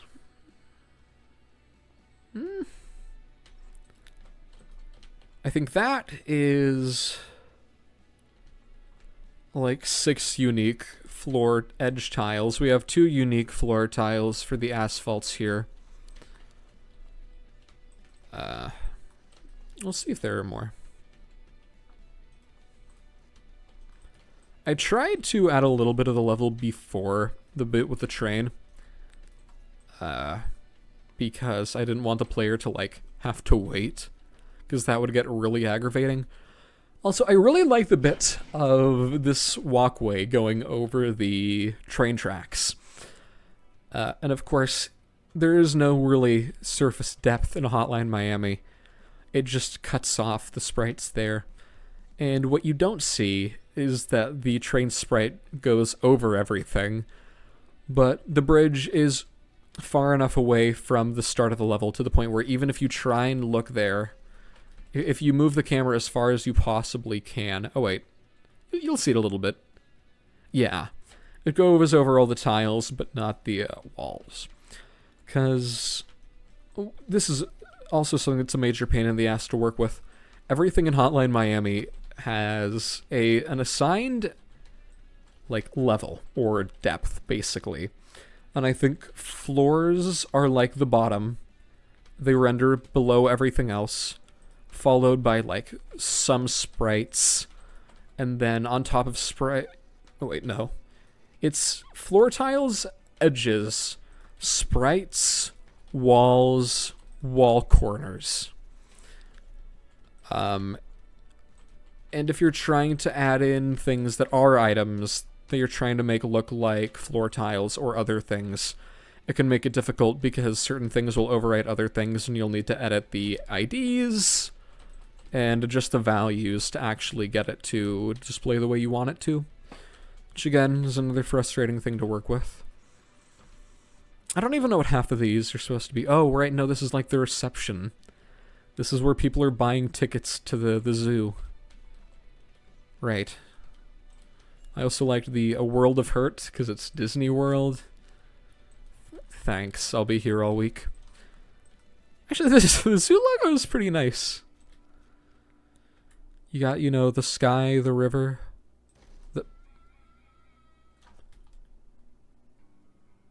Okay, whatever. I thought I heard something, but I didn't. Oh, here's another instance where people can walk through the walls. That's fantastic. I really like the skinless corpse in with the bear. The dog exhibit where the clones have been feeding them pizza. And they all look really malnourished. Yeah. Oh, I couldn't actually use the dog sprites because all the dog sprites were replaced with the clones, the malformed clones that walk on 4 legs. So I had to add these ones in, and you can see, oh, they're just sleepy. You know, they've been being fed like Chinese takeout and pizza, but they have a ball. So it's a completely fine amount of space for 3 dogs to live in. Yeah, I really like the dead animals. Like, one of the clones just broke into the exhibit and killed a panther. Okay. I don't know why they're murdering all the animals. I mean, I don't actually know why I said that. It makes sense that they're murdering the animals. That is completely in line with what they have been shown to do over the course of the campaign. Okay, right, and we're back. I don't know why I say "and we're back" like it's a live thing. That's just me saying, "Oh, yep, I had to do a cut." Whoopsie daisies. Oh yeah, and I thought I might as well say I didn't want the Clone Crisis sequel to be about clones. Because I thought, well, you kill the clones. You put an end to the crisis. But I thought I partially feel like it'd be wrong to have, like, no clones whatsoever. I think I want them to be, like, a minor part of the story, not, like, the main focus. Because I think the plot just being, oh yeah, the clones, they're doing things again, just seemed boring. But I'd absolutely love to bring them back in a really half-assed way, you know, like a, somehow the clones returned. With that being really the only explanation. One thing I really want to do is a very large, overarching, grand plot. That just seems like a bunch of irrelevant bullshit at first, which is kind of what I did with this, where it's just a bunch of random ideas. Then near the end it starts getting tied together with actual, like, cohesive story moments and a general plot. And, like, characters. And in most pieces of media, you don't typically wait until, like, the last third to introduce concepts such as, like, characters and world building and story progression. But, you know, I just... Pick up the pipe. Rat man, please. Where's the other guy? Okay. Okay, there. Finally. This bit was kind of inspired by, I know how Disney World, I know Disneyland at least, but there's a main street. So I thought, you know, not every part is just rides. Here's a nice restaurant, you know, there's, oh, where they're growing clones in the freezer. I really like that sprite, actually, of the guys in the test tubes.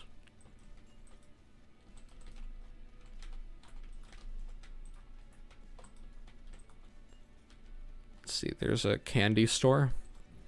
I really liked the concept of a candy store level, but I didn't think that was really large enough to base an entire level around. It's one of those things where, in order to make it work, I'd need to, like, make it be a factory. 'Cause, unless you wanted it to be a really small level, but like I said, I generally try to keep things around 3 floors, especially when it gets to the later parts of the campaign. But I thought, oh, what if it was a candy factory? And that was the excuse as to why it was so large. And large manufacturing equipment, but it's like, here's the tasting area. Here's the gift shop. And it's like you're walking through the tour. Oh, wow, I didn't see that guy. You're walking through the tour path. Which is a concept I liked. And then this, yeah, we had to separate it in 2 levels. I say we. Sorry, that's just me acting like... Not me act. Oh, Christ. I forgot how bad the start to this is. Like, it's just a really cruel level opening. And I thought I was gonna do more. But after this, it's just the... I forgot about the secret act. Well, okay. So it's gonna be 2 more recording sessions. One of which will be probably finishing... No, the last 2 levels won't take such a long amount of time that I'll need to split it into 2. So I think we'll have the next recording. Why am I talking about this? I know how this works. I'm already thinking this in my mind right now. I don't need to speak it to the audience. Like what the 3 people that are watching this video are going to be saying, oh, I see, Autumn, yes. I think that's a great idea. I definitely think you should split recording up like that. Like, no? Why am I even saying that? Whatever. Haunted Mansion. Loved that concept. Another thing where I'd probably love to do a full haunted house level. So maybe that's going to be another thing that I redux at a certain point. Hedge maze. I tried to make this look better, but I did not really have enough prompts or tiles that I could use to add much detail. The walls I replaced do not have corners, which corners are what connect, you know, the sides in situations. Walls don't all overlap, so if you do an angle that's like whoop whoop, it'll look fine, but if you do an angle that's like whoop whoop, I know that didn't make any sense, but depending on if it's an upper left and if it's a left wall and a right wall, it might show the corner, but if it's a right wall and a down wall, that may not appear. What am I even saying? Oh yeah, the corners will either not show and you just get to see the two overlap, or they won't show, and what that means is that you'll see a blank spot in the section between the two walls. So I just had to manually add in all these. Thankfully there are some sprite IDs, there's some objects that draw over most of the other things, and that is how I got the tiles that actually... No, not the tiles. The corners that draw over the walls.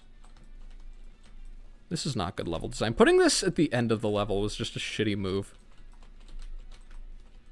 Just like, oh yeah, there are just 50 guys. Whatever. Have fun. That's great. Oh... I was gonna say, I'm not reading this cutscene, but I have to, because I can't just... I'd have to replay the other level. So let me think about this. I don't need to go through everything right now. We can mostly skip through this, and I can elaborate. I really liked the idea of their... We are so fucking back! Hey everyone. It's me. Boy, it is... Yesterday I recorded that other bit where I said, oh, I'm not gonna stop recording now. But I stopped recording then, because I did not feel like it. Now here we are. I've spent an hour or so watching through all the Clone Crisis footage we've recorded thus far, at double the speed, and I've been kind of laboriously going through, and every bit where I accidentally showed my friends list, or things like that, I have edited that out. I'm really worried. I'm just making sure it is recording. Microphone is being captured, game audio is being captured. There is no reason this should not work. 1920 by 1080, 60 frames a second. It should be working perfectly fine. Here we are again. I didn't realize it, but splitting the level up into two different sections means if you need to quit and replay to see the final cutscene, it works pretty well. Is there something wrong? I really don't want to record 2 hours and have it all get fucked up. Audio is good. Background noise, I have my one fan running, but that's fine because I need it. 90 degrees outside. Fahrenheit. Freedom units, you know. Everything should be fine. I'm recording. Yes, it is recording. It is live. I'm recording the right screen. Everything is working exactly as it should. Well, I can't remember why, but when I was recording the last bit, I kind of hated life. And now here we are today, and I haven't been hating life as much, which makes me feel like I'm in a better position to work on things. Does that make sense? I hope that makes sense. But here we are. At the bit with the guys.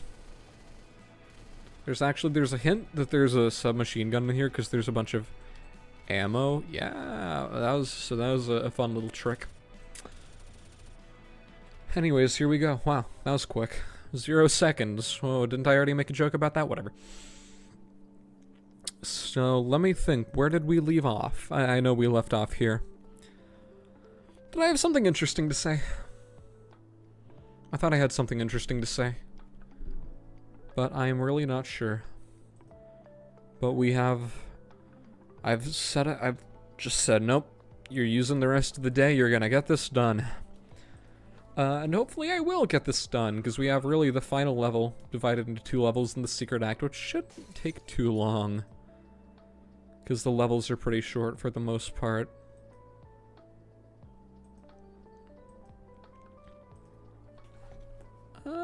I'm trying to think. I'm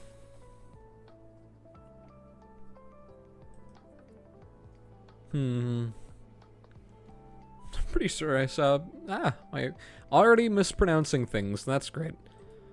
The bartender, I've yet to see him blast any ass, despite what he claimed he'd do upon arrival. Oh yeah, but I really wanted... I can't remember. I think I wanted there to be like a flashback cutscene, kind of similar to what happens with the funeral scene.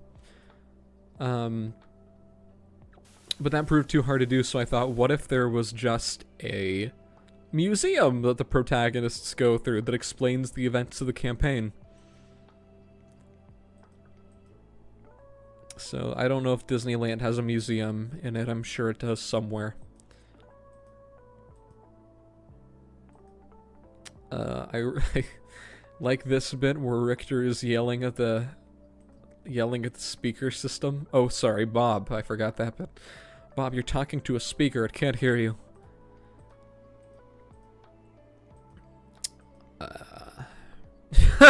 Forgot about that line. It's probably a trap.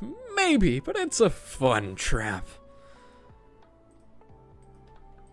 There will most definitely be screaming, but it won't be mine. I do remember that line. The museum. Oh, this bit.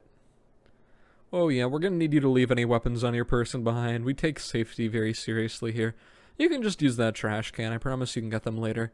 We just don't want to risk anyone damaging any of the exhibits. This is a place for everyone to enjoy. Except the aforementioned groups that Brandon does not approve of.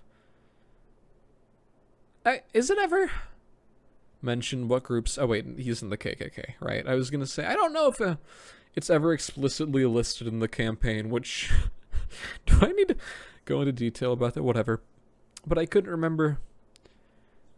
Oh yeah, okay, alright. I like the bit, he just carries like 100 knives on him.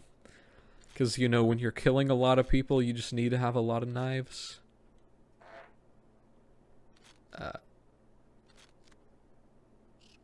It's the Scorn sound effect. How many of you know Scorn? It's a video game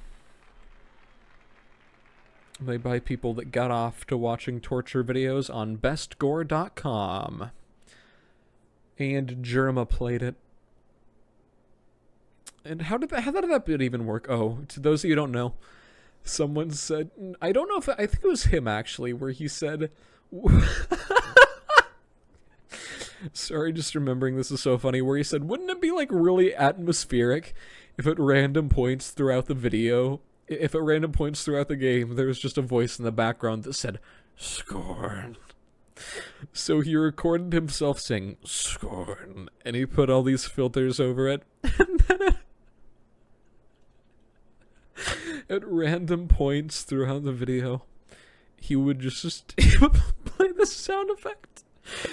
But it was live. He was doing it live because, you know, it was a live stream. That's how you do it. But occasionally he'd say, whoa, man, that's so freaky. And then he'd play that Scorn sound effect, and it was just dog shit. And the thought that he really thought that would make the game more atmospheric is really funny to me. Okay, I should have just been clicking through all of this, because this is one of the longest scenes in the game. It was a nice... It was a hot day out, and I was practicing my satanic chants, as usual. I'd like to apologize for misrepresenting practitioners of Satanism in this campaign.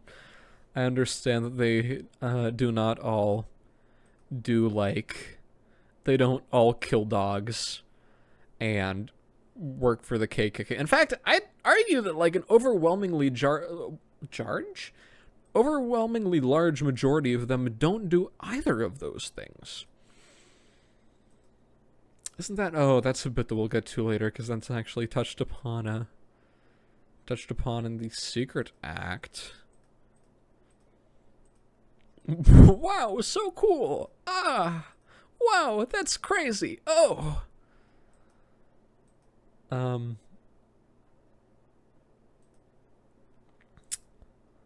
seems a little far-fetched. These displays are really good. It really feels like it's 1886. It's exactly what it looked like in 1886. Just fucking, I don't know, sand, trees, water. Yeah. I wonder if any of these are openable. Be really weird if any of them were. Because it's not like you need to do it on a... Oh, you can't go back. That's smart. That's smart of me. I really like the cutscene music. Honestly, for the Cannibal Crisis, what I want the Clone Crisis successor to be, I mean, a sequel, I guess. I was thinking, I honestly think much of the royalty-free music is quintessential to my kind of perception of Clone Crisis. But I'd want to limit it just to the non-combat tracks. I'd think having an original soundtrack would be absolutely phenomenal. And that would allow for that would allow us to give it, I say us, I don't know why I'm saying us. That would allow me to give it such a unique identity by giving it not only its, you know, kind of unique style in audio, not only its unique style in story and writing, but also its own unique kind of audio signature, basically, where it has its own unique sound and things like that. But tracks like this just kind of fit. But no, oh, and surprise, it's the KKK. I don't like the KKK. I think I've mentioned that already, but I'm really not too fond of them. And that was how I furthered the concept of, oh yeah, it's a just rampage, kind of. Like, not only are they biological weapons and not even like real humans because they're just cloned experiments, but also they're white supremacists. I do like this is another one of the few instances of docile clones. This one's chain smoking, this one's waiting at the vending machine, this one's just watching. It's a really realistic looking fireplace. Why is the fireplace made out of skeletons? Anyways, wow. This is the bit where he impregnates the not impregnate. I don't know what it is. He inserts the DNA sample into the dog. Yeah, taking a dog and inserting this sample DNA into it. Which, wow, I don't think I needed to make that so detailed. But this is lore. This is... How did this even work? Human DNA inserted into a dog, put inside a barrel with warm water. But the whole concept was this was the like precursor to the chambers, the clone making chambers that you see in, you know, the laboratory. But it also gives an explanation as to why some of them come out terribly malformed and run on all fours. Oh, and there's Andy. I know I was talking about that joke prior. This is pretty much literally just explaining everything. Wow, I remember this being a lot longer. But I really liked the concept that the mob, after everybody thought the world was gonna end via, like, nuclear holocaust, but didn't, people just yeah, they just left the mob. Nobody wanted to fight anymore. They left their lives of violence behind so they could spend their time with their families. So, I'm gonna turn the audio down a little bit. Just a smidgen. Okay. Should be good. And then here we can see this thing. Basically, is just, yeah, whatever.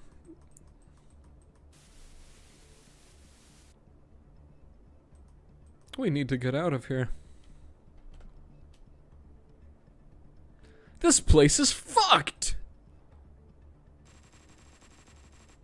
Yeah. This is some really interesting timing on that.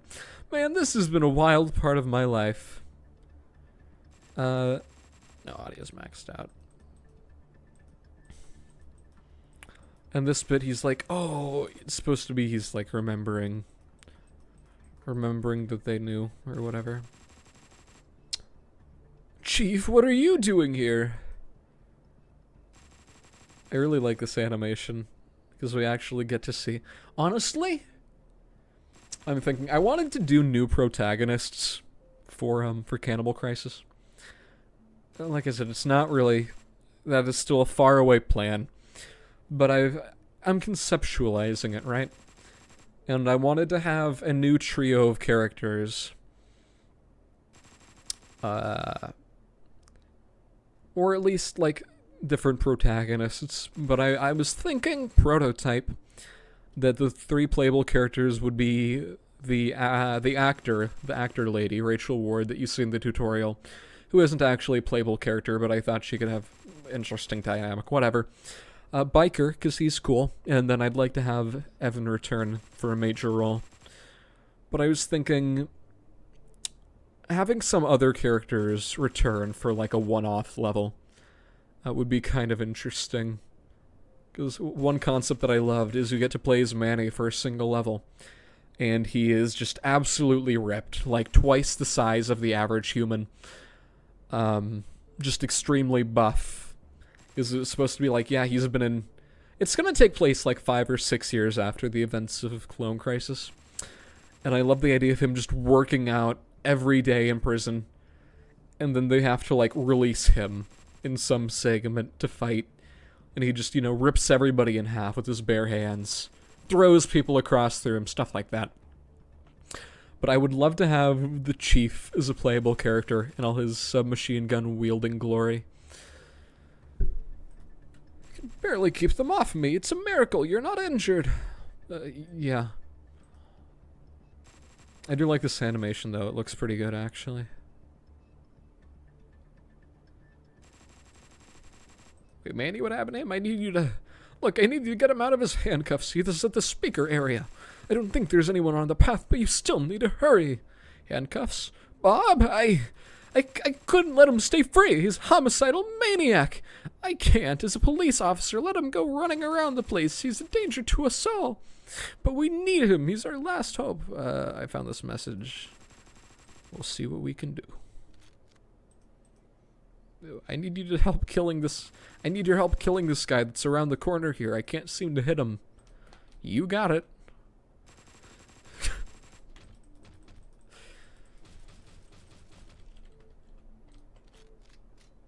Great. There's a... Oh yeah, those doors are open. Get Manny, blah blah blah. There's a secret cutscene. Here. Whatever, I'm not going to show the whole thing. You can find it if you want it. There's like 90 very meta... Wow! 90 very meta lines of dialogue there.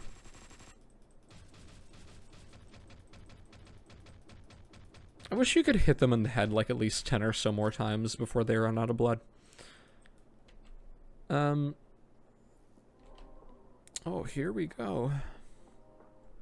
First time I ever watched that person that didn't know what way south was play this. They skipped this cutscene, and I was thinking, what? Didn't even know that cutscene could really be skipped. I didn't think people would think of that, because he very directly says, go get Manny. But he just saw the go sign and was like, oh, a red arrow. I do love this Manny writhing around in handcuffs.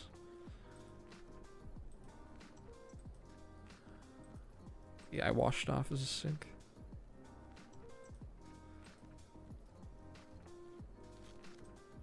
I need to make it back to the parking lot. There's a helicopter waiting for us. What about the message? Hey everyone, sorry for being a dick earlier. I was kind of drunk. To make it up to you, I figured I'd let you on in some let you on. It should be let you in on some top secret info. You know Brandon Berg, right? Well, he's at the hospital a few miles south of here. Apparently he's got some secret weapon that he's going to use to kill all of you. I know this because I deliver his messages. Maybe you can do something about that. And tell Evan I'm sorry for calling him gay. It was a silly prank. He just didn't get it. Also, please don't shoot me. This job is very hard and it pays like shit.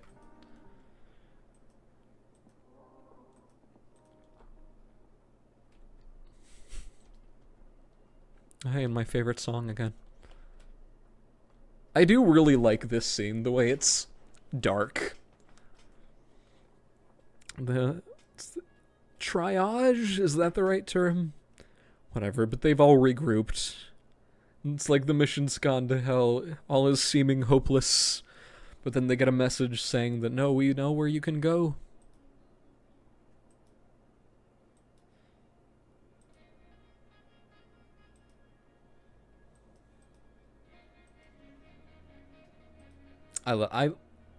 In all its idiocy, I love the scenes that feel like coherent. And actually where I can... They just feel like scenes. I know that doesn't make any sense, but you can kind of vividly imagine where they take place and the surroundings and the circumstances the characters are in, and it actually feels like meaningful and interesting and not just like a random series of events.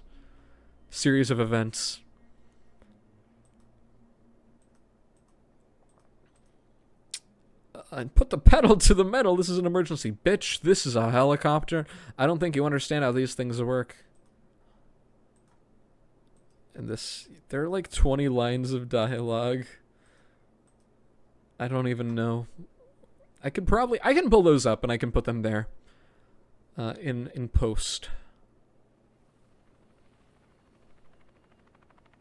It's the noise a helicopter makes. I won't let him get away with this. Our country, our people, our culture. I'm not gonna let him take it over. I couldn't animate it, so imagine that he's throwing the cigarette on the ground in a really cool way that leaves a little trail of smoke behind it. Also imagine that he has a cigarette in the scene. I forgot to add it. Thanks, Autumn22. A few thousand goons, satanic powers, an endless supply of weapons. What does it take to stop it? 3 guys that know how to kill people real good. This is probably my second favorite combat. Probably favorite, actually. Tied with the level theme that plays for Unbound, which is called Secret Autonomy, but I can't remember the name of the person that made it. But yeah, sorry to... I know there's one person I know that played Clone Crisis and absolutely despised at least the soundtrack. And then the off chance they are watching this, which I realistically see no reason why they would, there will still be royalty-free music in Cannibal Crisis, but not to the extent that royalty-free music was featured in this. Oh, shit. Like I said, good tracks and non-level tracks that I think actually kind of, you know, that kind of fit. Because it would be so hard to even, like, consider making a Clone Crisis sequel that didn't have royalty-free jazz in it. Because that is just, I don't know. It's just what comes to mind when I think about the campaign. If you're playing this level without the mods, the asset that gets replaced for these couches is what's listed in the files as a redneck couch. And they all have, like, the Confederate flag on them. And if you play through this level, which realistically I don't see how you would play through the level without mods, because you need to go into the game's files and extract them all. And whatever, and that'd just be a massive pain.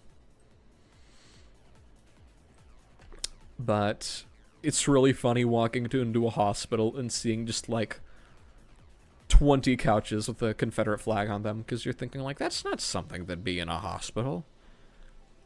I mean, not where I'm from, at least. But, you know, it's one of those things where you think, that's odd. This level is directly based off of the final, what are they called? The final long battle of Yakuza 3, which takes place in a hospital, including the bit where you get mobbed by guys at the entrance and then proceed up flights of stairs surrounding like the main entryway. It is pretty accurate, not like these rooms, but the general layout, even down to the things like the positions of the fire extinguishers that are in the stairways. I like hospitals. They're one of my favorite places in real life. Just because the architecture, if you go to massive hospitals, they're just huge, and it's kind of awe-inspiring to see this massive building full of so many different rooms. They're just impressive, basically, and I really love all the concrete, and the architecture just looks cool. But I also kind of like, thematically, you know, hospitals are a place of life and death. Text message. Hold on. This is important. That's not important.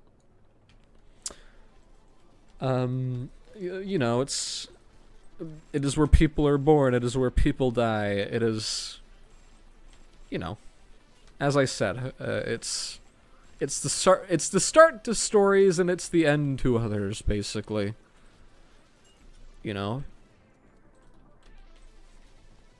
I also really like the color palette. This is another example where I said just sticking to a main couple tiles and a consistent palette just makes it look really nice. And the music is pretty cool, and a lot of people think the levels... What's it this time? It's not important. But like I said, I'm one of those freaks where Dead Ahead is my favorite level. Where I've played Hotline Miami so many times, I've memorized every level to the point where I think, why is that level only 2 floors long? I can beat it in like 50 seconds. Completely forgetting that, like, to a new player or a first-time player, it'll take a couple minutes. But hey, look, as the psycho guy that's replaying all the levels now after memorizing them and having lots of practice, I think it's a great length. Because it takes like 5 to 7 minutes. Oh. But it's a pretty badass scene. I don't know why specifically. But this really kind of... I like that this level takes place at night too, and you don't really see much of it aside from the fact that it's dark outside. But it just feels kind of desolate, basically. Where, you know, there are no humans around. It's just this kind of last stand. No, not last stand. What's a more fitting term?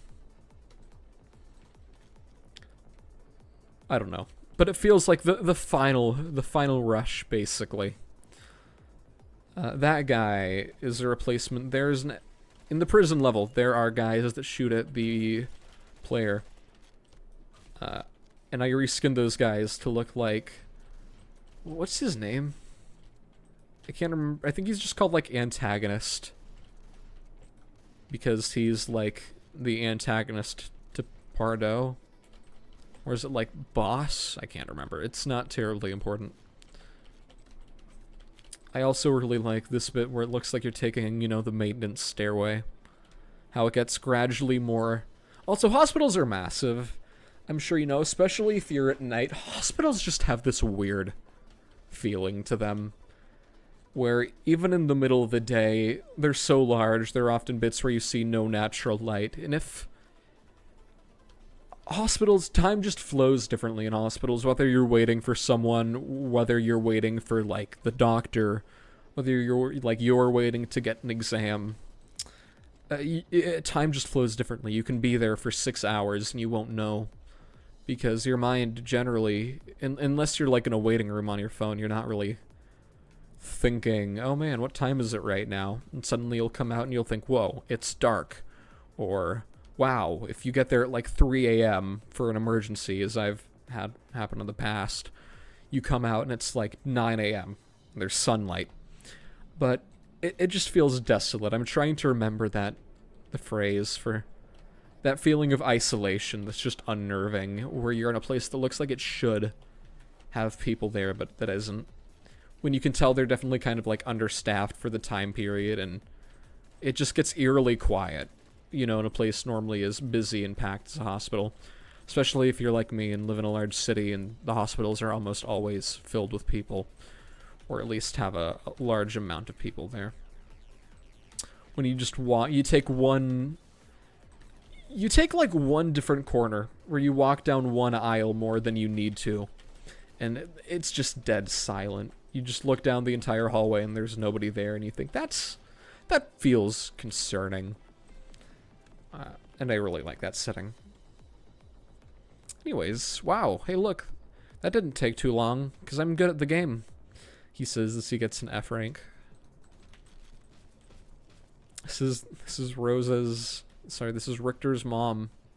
Oh, but the guy that's chasing after the main protagonist. Apparently, those people can't shoot through walls, nor can they shoot over objects. So I had him in a different room with glass, because you can't kill him. He doesn't have the logic for that. And if you could kill him, you would need to kill him to get to the next floor.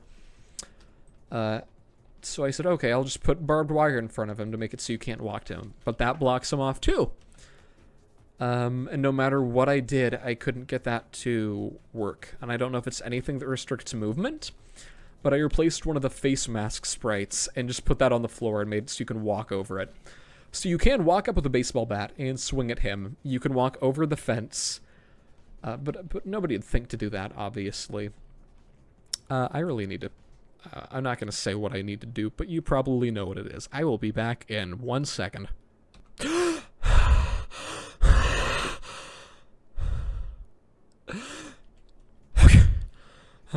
Right.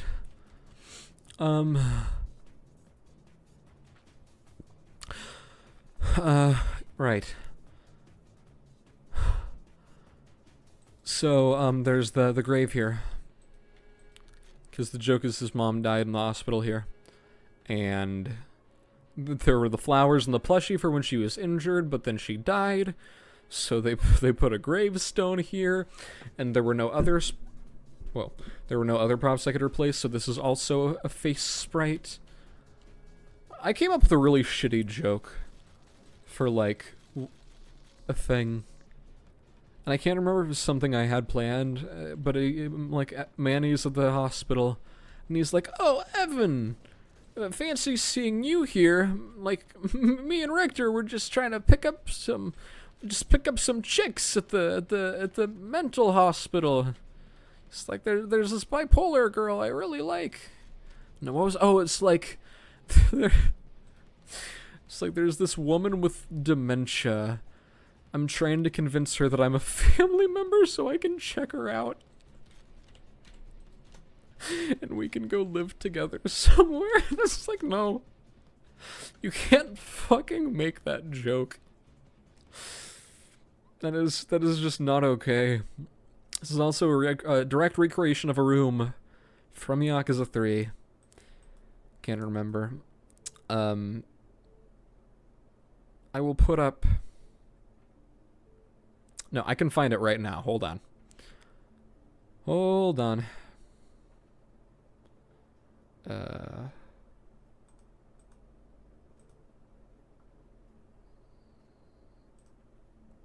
Let's see if I can find it. Okay. I found it. Here we are. I found the lines from the first one as well. So he's saying, "Ah, there you are. I was wondering when you'd arrive. It sounds like you're trying to get out. It sounds like you're trying to get out of here, right? Well, too bad. The only place you're going is hell! Exclamation point period. Your journey ends here, Pardo. You and that crime against nature. Both of you die here. On behalf of the NRI, I'll tear you apart." Mexican equivalent to the FBI, from what I remember. Which is a joke, because in Yakuza 3, that guy is part of the FBI. Well, no, he isn't. Whatever. The lines here. "Ah, so you finally arrived. If you're looking for the jacket, Brandon's taken him up to the roof. You're talking mad shit for someone in in blasting range. You can't understand what I'm saying. your last name is Pardo. I expected you to know some Spanish. Then it's like, what is your opinion of Fudanari sex? Whatever, I'm done toying with you. Yeah. Whoop. That's how it is, huh? I see. So like, yeah, figured you would have spoke some Spanish. Ha ha ha. Oh, I know this line. What makes you think a soy boy such as yourself can compete against a Giga Chad like me? So it's true after all, I was right all along. Your face looks like a hamburger con queso de McDonald's. Your face looks like a cheeseburger from McDonald's. Well, I don't know how to respond to that. We just met a few days ago. What is your opinion on Fudanari sex, Pardo? Everyone, if you don't know what Fudanari is, Google it right now. And then click on images, unless you are under the age of 18 or the local equivalent, wherever you live, that would make it unacceptable or bad for you to look up pornographic imagery on the internet. Whatever. Die, Pardo. Taste my bullets. They couldn't actually start the cutscene, so you need to go through here. And I think it theoretically it's maybe possible to like dodge all the bullets.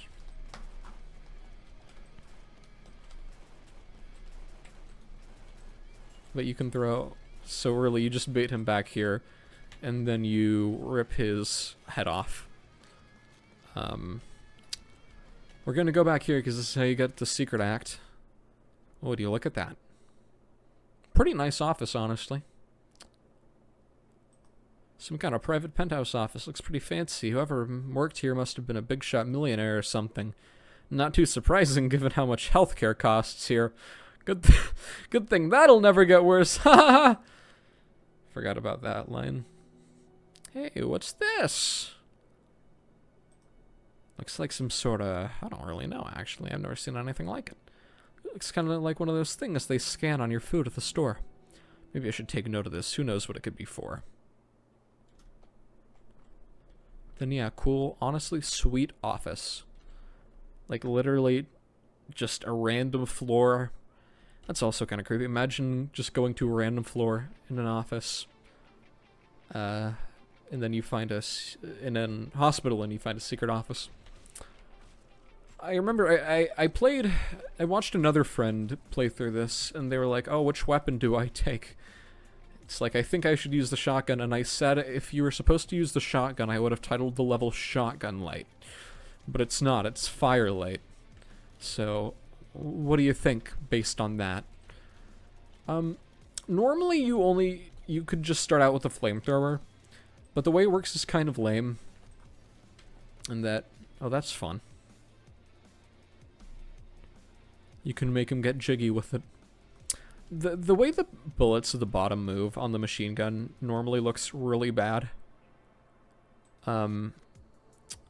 Like, they just don't look like they'd swing the way you'd expect them to, so I changed that. Oh yeah, but if you use ammo boxes, you only get 40 ammo as opposed to the whole 100 from the table. So I put the table down, because I thought that'd be fun, you know, you can take all the weapons. But I realized, oh, I have to sprite the rest of the weapons as well. Which took some extra effort, like just a couple hours worth. Because all I really had to do, once I made the sprites for him walking with the flamethrower, because you've got the walking sprites, the walking with knife sprites, and then the attacking with knife sprites. And it was pretty easy to just, for all of those, go into the animations and just replace the flamethrower with, like, the different gun. Except I had to remove the flamethrower from his back. But since I was literally just basing them off all the normal sprites of Manny walking around with guns, I just took those base ones and changed them.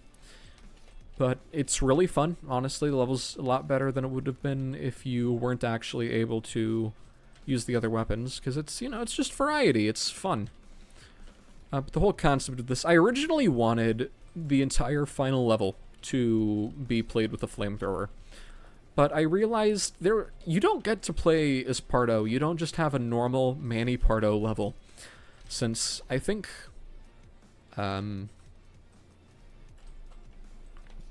I'm trying to remember. Yeah, I do think the last one is ooh shiny, and that's like level 7. Sorry, there's something in my throat. And I realized I really like his gameplay. I think he's like one of the most fun characters to play as in the game, so I wanted him to have like one final level.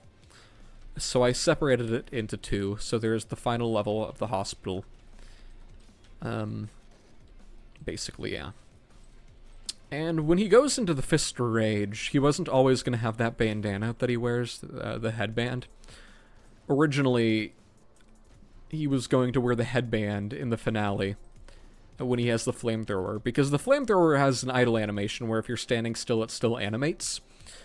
Because, you know, it shows like the flame frothing at the tip of the, whatever.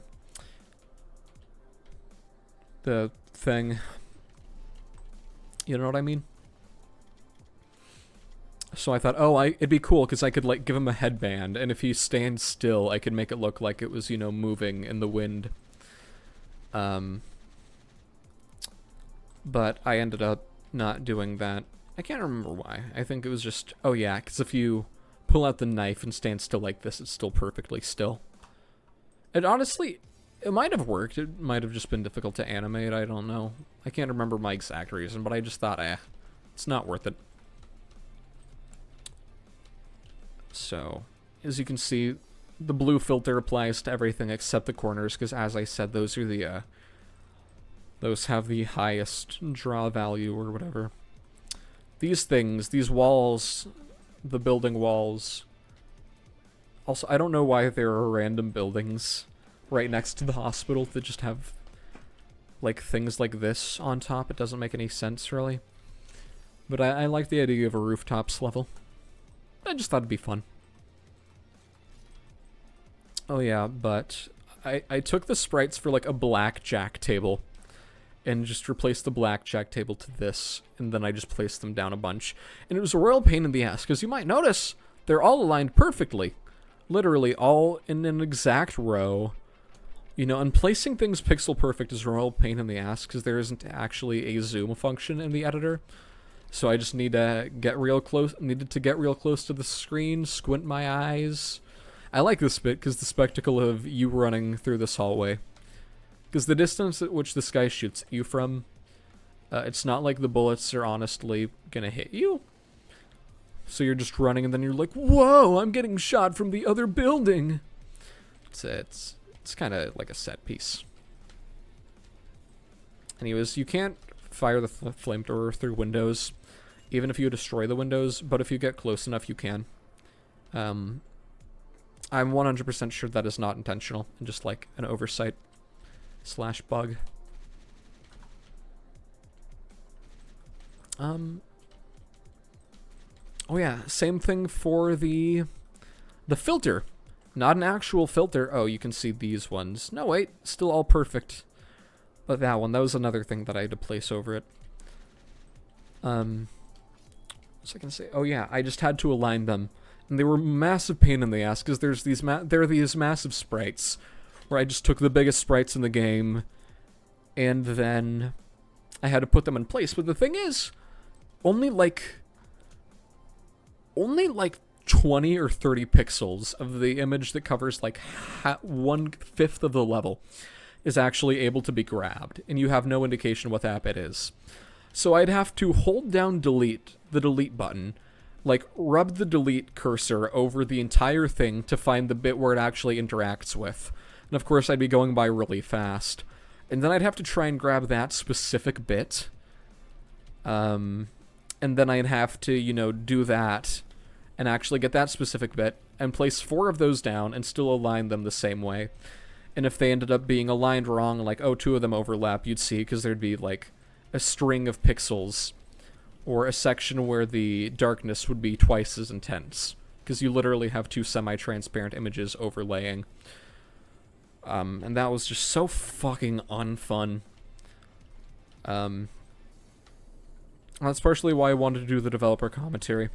I'm sure there's some other things that I am not remembering right now.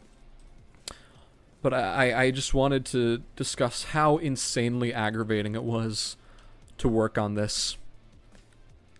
I'm sure you all know what's coming next. I'm gonna turn the game's volume way up so you can all hear this. And I have a live transcription. I actually wrote down the lines and I can read them for this. Distinguish.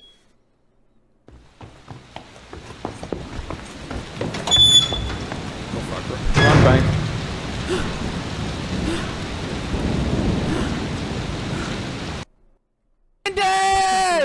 Your evil reign of evil ends here, scumbag!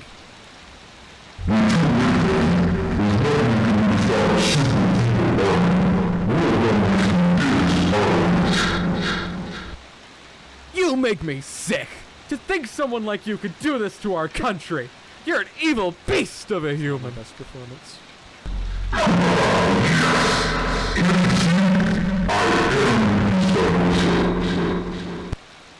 But a leader is only as powerful as those he commands.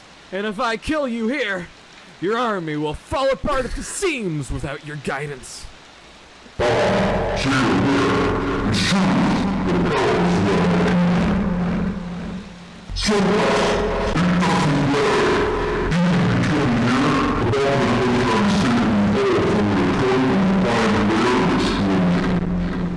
Wait, what? Bombs? You planted bombs?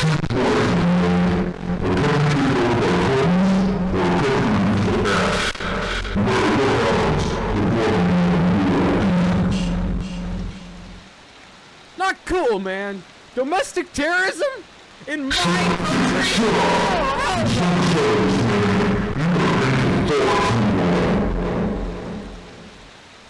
Fine. If this is how you want it to end, so be it. It looks like we'll be getting an admission of guilt after all. Once I punch it out of your ugly face. And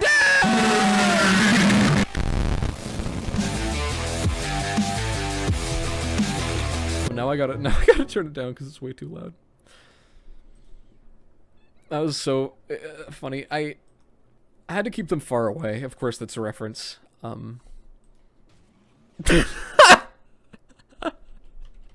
Such a good bit. I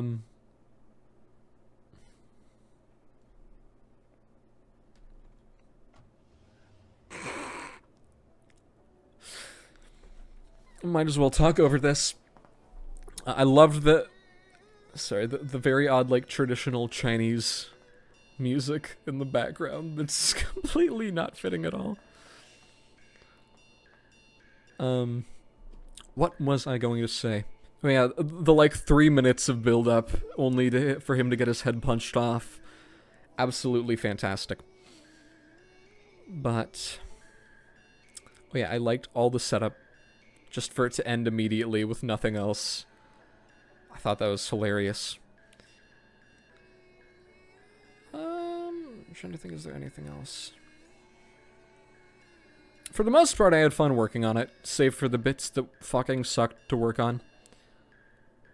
But not all of it was like that. Thankfully.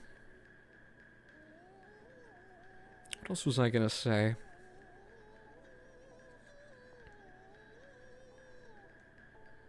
Is there anything else? See, yeah, these are the guides. I credited the guides. Like, how to add in corners and to doors. Special thanks. It's a personal friend of mine who I had to play test. Lickolas Sage. I made a... Ponos Corporation, Kagamine, Len. These are all references. Bob Berg running an orphanage for lost little children in Hawaii. Another reference to the song lyric. Also a reference to the end of Yakuza 3. Hold on. I'm tabbing out of the game for a second. Oh, I'm gonna sneeze. Stop that. Stop that noise.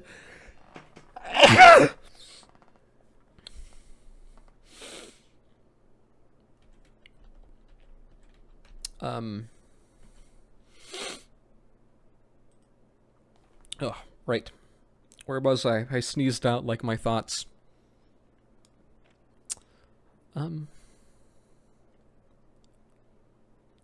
Oh, yeah, but I made... Let me see if I can find it. Hold on.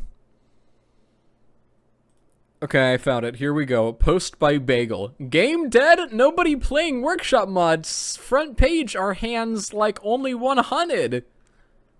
Look, I know I, semicolon apostrophe, am gonna sound like a crazy motherfucker, but you wait, because I swear to all that is holy, within the next 3 months I'm gonna publish the most bomb-ass campaign of 2023. It's got drugs and violence and outdated references and not dated references that are still kind of lame, and it's the widest campaign of all time, and there's an Among Us joke, shh, it's a spoiler, and there's Evan and he beats people up with his baseball bat, and there's also Manny, and he shoots the mobsters and dogs, and there's like 16 levels, and it's literally the best thing of all time, like, og my holt shit, and anyways, that I'm trying to tell you... Anyways, that I'm trying to tell Yoy is that I will release the campaign and revive the workshop with its goodness and amazing quality, and I will be praised as the savior of mankind, and I promise you that it's be the best at campaign of all time, and it's literally practically kind of Human Bean 3, but if Human Bean 3 was cool and funny, and there's no much stuff I put in it, and there's going to be custom sprites and unexpected things, and then the characters, and I also added custom sound effects, and there's a lot of jokes in there that I'm put lost of effort into the end. The jokes are funny and good. I am to share is a bit motherfucker, I'll kill you, and then he kills everyone in the building, and then he said, well, that was something, it's bordering time, and then there's another reference to another game, Serious. Shh, it's another secret.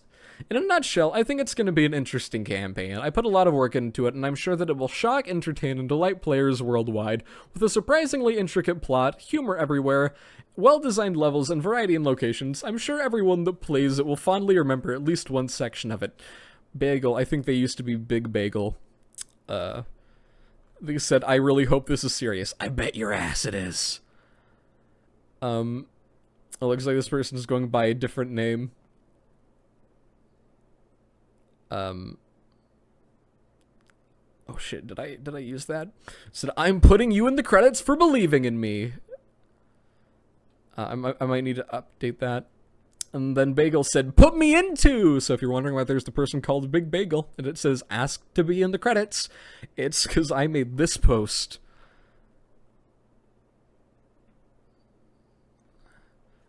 I never regret coming back to this game. I just turned off my computer and was heading to bed since it's 2 a.m. and I've been working on this campaign for 10 or so hours straight.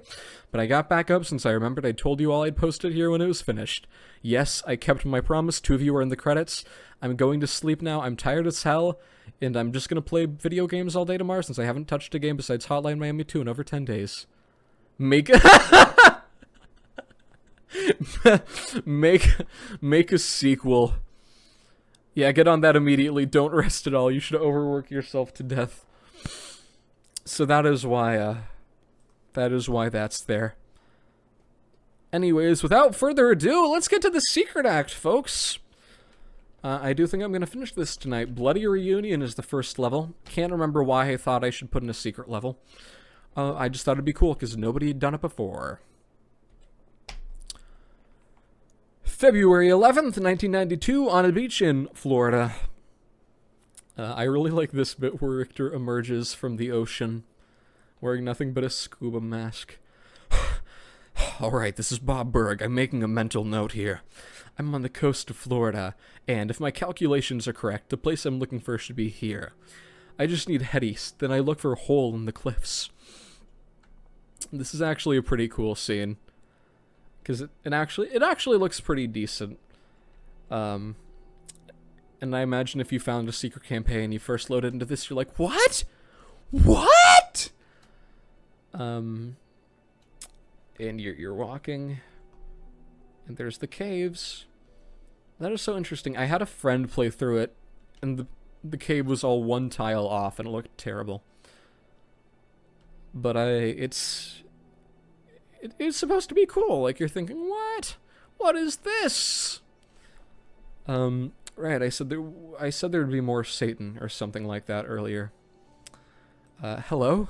Satan, are you there? There's a joke reference to why he's part of the KKK. Well, no, there's an explanation for it. Also, he's like head bashing himself against the floor. Oh shit, what? Is someone there? It's me, Bob. I have someone for you. I heard there was a sacrificial temple here. How did you even find this place? Oh, I'm just good at these kinds of things. Alright, I brought my mom here. You're sacrificing your mom? You're one fucked up guy. Wait. Bitch, she's already dead. I know. I was hoping you could bring her back. That's a lot less sinister. That's not it's not really my thing. I'm Satan, man. That's like a miracle or some shit. But can you try? Why me? Well, you're the only higher power I've ever confirmed the existence of on my journey. Oh, right. You play as Manny during the tutorial. My bad. Sure, I can try. Hold on, I need to make another mental note to myself. This is Bob, Journal Note 2. We have confirmed the existence of Satan. This is probably terrible news for the rest of the world, but it's good news for you. Okay, so for this to work, I need you to kill people, because you got no sacrifice. You can kill some of the clones. They're not really people, but whatever. I don't really care. Actually, there's a few of them here, and that's convenient for you. Not demons or anything, that's kind of boring. It's not like I told them to come here. I don't even know how they found this place, actually. Why would I want you to kill my own demons here? That's like Sacrifice Management 101. It's pretty obvious you didn't do your part before coming here, Bob. You could have done better. I'm sorry. Whatever, I'm only a little sad. And wait, how did you say you got to this temple again? Let's just say it involved traversing the Shadow Realm and consulting a magic children's toy. Okay, wait. Did you meet Shadow Satan there? She's terrifying! Did she say anything about me? What? No, I mean, did she mention me at all? Did she say anything affectionate about me? Or any compliments, or... You're really not making any sense right now, my man. Fine, okay, whatever. Alright, bye. Oh, wait, maybe we can talk just a little longer. It's nice to have someone come by and talk to me once in a while. I don't know how I did this design, because it's just a random statue. But the design of the blank face, save for the carved out eyes, it seemed to have been hollowed out, and the pentagram and the horns is actually kind of a cool looking design. It's nice to have someone come by and talk to me once in a while. I get a bad rep from a lot of people. No offense, but I kind of want to get out of here pretty quickly. Oh, sorry, I haven't cleaned up since the last sacrificial ceremony. How embarrassing. You and your bad reputation's kind of deserved, if I'm being honest. I mean, it makes sense since you did help my dad try and take over the world with his army of Klansmen. Yeah, that was back in 1886 though. Shit was wild, yo. We didn't know any better back then. But I'm past that phase of my life. I learned my lesson. Good to know. I'm leaving now. It's just such an absurd scene with Satan directly apologizing for helping the KKK. Saying, oh, we didn't know any better back then. That was just how it was. Oh,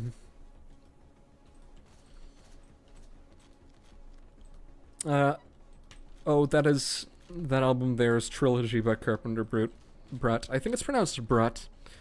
Placement in this level is also a joke, since I'm pretty sure I'm not pretty sure, 99.9% sure they are a Satanist.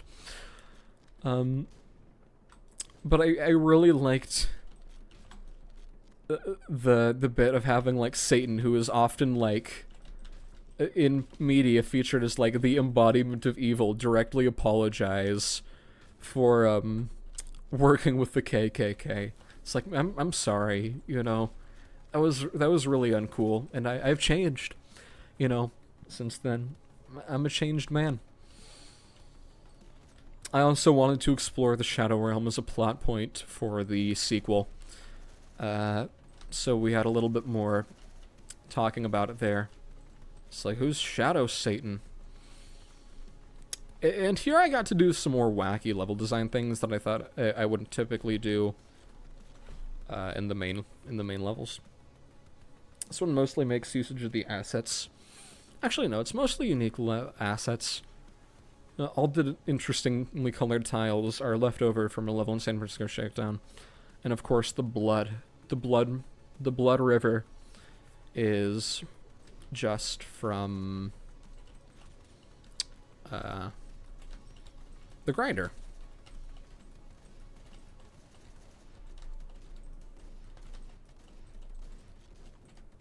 Anyways, I find that a lot of hard levels, each floor starts out with like an encounter like that, where you're like, whoa, there's so many guys, what do I do? But like after you, if the level isn't really terribly well thought out, it'll still be difficult, but once you get out of that one scenario, you can just kind of pick them off from a distance, which is pretty much what happens there. I think this entire level and like all the assets made for it were made in like 2 days. And I think the entirety of the secret act, like levels, cutscenes, and all the assets made for them, were done in 3 weeks. Like I said, working on it 5 or 6 hours a day. I just wanted to be done. Because here in the US and some other countries like Australia, we have summer break. And it's 90 days long on average. And I know if you're from a different country, you might be thinking, what? That's insane. Why do they give children, teenagers, whatever, 90 days off? Like a whole quarter of the year with no school curriculum. No idea. Well, I do know. Back in the day, you know, when the U.S. was a lot more dependent on families and doing family agriculture. I don't know why I'm going history lesson mode here, but whatever. That was so kids could work on the farm. But that's not really what the average household does anymore in this modern age. And I was spending really like 6 or so hours a day. And I was really sad that summer because, like I said, my obsessive-compulsive disorder was really bad. I was staying in my room 24/7, would not leave, like, barely left, because I just thought, like, I don't want to touch the fridge, I don't want to touch anything, whatever. It was a miserable time. And I remember thinking, I'm going to have it done by the 4th of July was the first date I had set. Then that didn't work. And I thought, I'm going to have it done by, I don't know. No, I wanted to have it done by the start of summer break. And I thought I'd have all this time to just finally relax because I'd been working on it so hard. I did not finish it until August 29th. So I really was working on it for like upwards of 4 hours a day for the entire summer, and it was just so mentally draining. And it took a very large toll on me emotionally, which is ironically what happened with San Francisco Shakedown. The whole point of KLONE KRISIS, I said, was I'm going to make a new campaign. I'm just not going to take it as seriously as that. And I'll never work on myself. I'll never force myself to work on it to that extent. You know, and I'll never end up feeling really drained. But we all know how that went. So at the end, I only had like 2 final weeks. I should be quiet for this.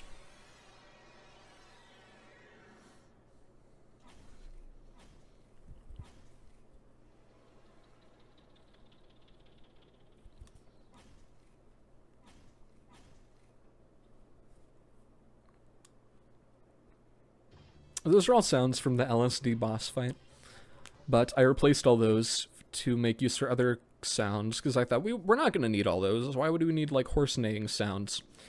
But I ended up needing them for that cutscene, so it's just one random sound effect, and it has all those built in. Yeah, but I only had, like, 2 weeks left, and I was just generally kind of sad, because I spent 2.5 months, really, just working on this day in and day out.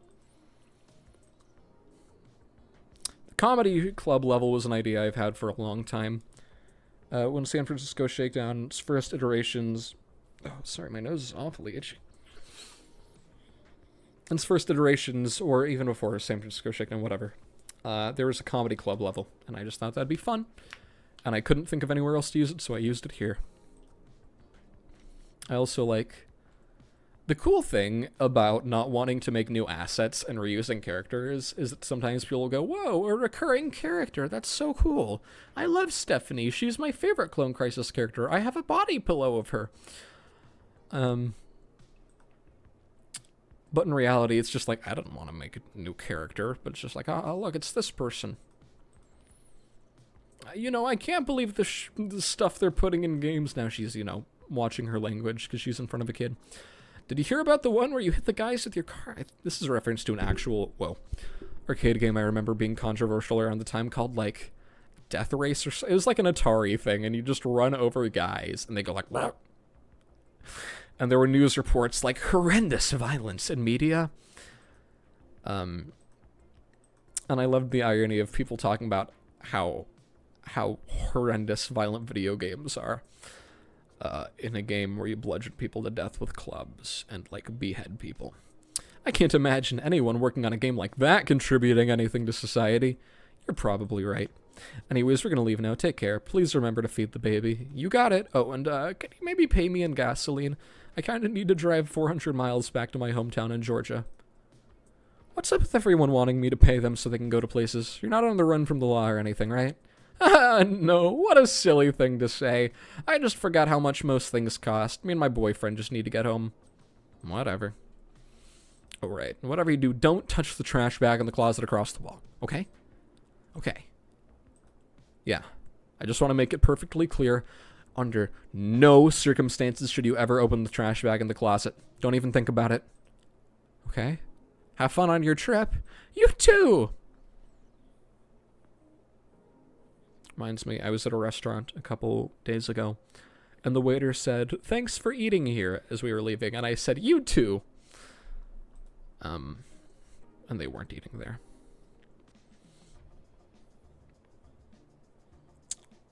So here we have the comedian. That's it, that's his famous line. Man, I'm so glad we came here. Let's skip over most of this. I forgot this. This is kind of making fun of how shitty I find most stand-up jokes and comedians to be. There's this lady, right? So she walks straight in right past me, and she looks angry, beet red, whatever. Blah, blah, blah. Maybe you shouldn't drink so many lattes, you fatty. And then the barista says, "Ma'am, you ordered a heavy roast." Oh, classic! He does it again! I really don't... I also like the running gag of Evan thinking it's really funny, while his wife is just like, this is fucking stupid. Joe, just wait, it gets better. Anyways, at this point I'm scrambling to get out of there before fight breaks up, blah, blah, blah. He's like, get it? Do you get it? It's because she's fat! She's so fat, he mistakes her leg for a bar stool when he bumps into it. Get it? Golly, he really never disappoints. Did I tell you about the one... Did I already tell you the one about the guy with 3 eyes? Oh, hell, I'll do it anyways. So there's this guy with 3 eyes, and he's trying to use binoculars. He can't figure out how to get it to work since he's got 3 eyes. But since he's got 3 eyes, he needs to close, typo, one of them for it to work. And then someone nearby tells him to put his hands over his eyes. So he puts his hand in front of his face so he can use the binoculars. But then the guy behind him says, "No, put your hand in front of my eyes. I don't want to look at you, freak." Well, I don't think it's very funny. Oh, I'm sorry, huh? Did I offend you or something? We got a little pissy baby in the crowd, am I right? A little piss dude? He thinks he's got something to say. I do have something to say! I think your jokes are mean and hurtful. Oh, shit. You want to see something really funny, huh? Do you, motherfucker? Do you?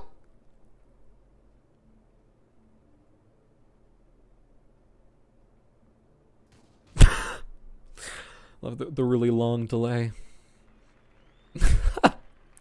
Forgot the applause from the audience. Guys, I don't think that was part of the bit.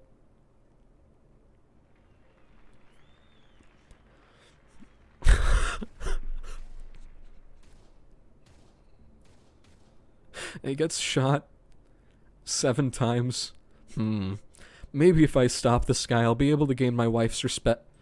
Oh wait, that's already happened. I don't really feel the need to do this since we're in a stable relationship again. But I guess it might be a good idea to stop this, to step in before anyone else dies.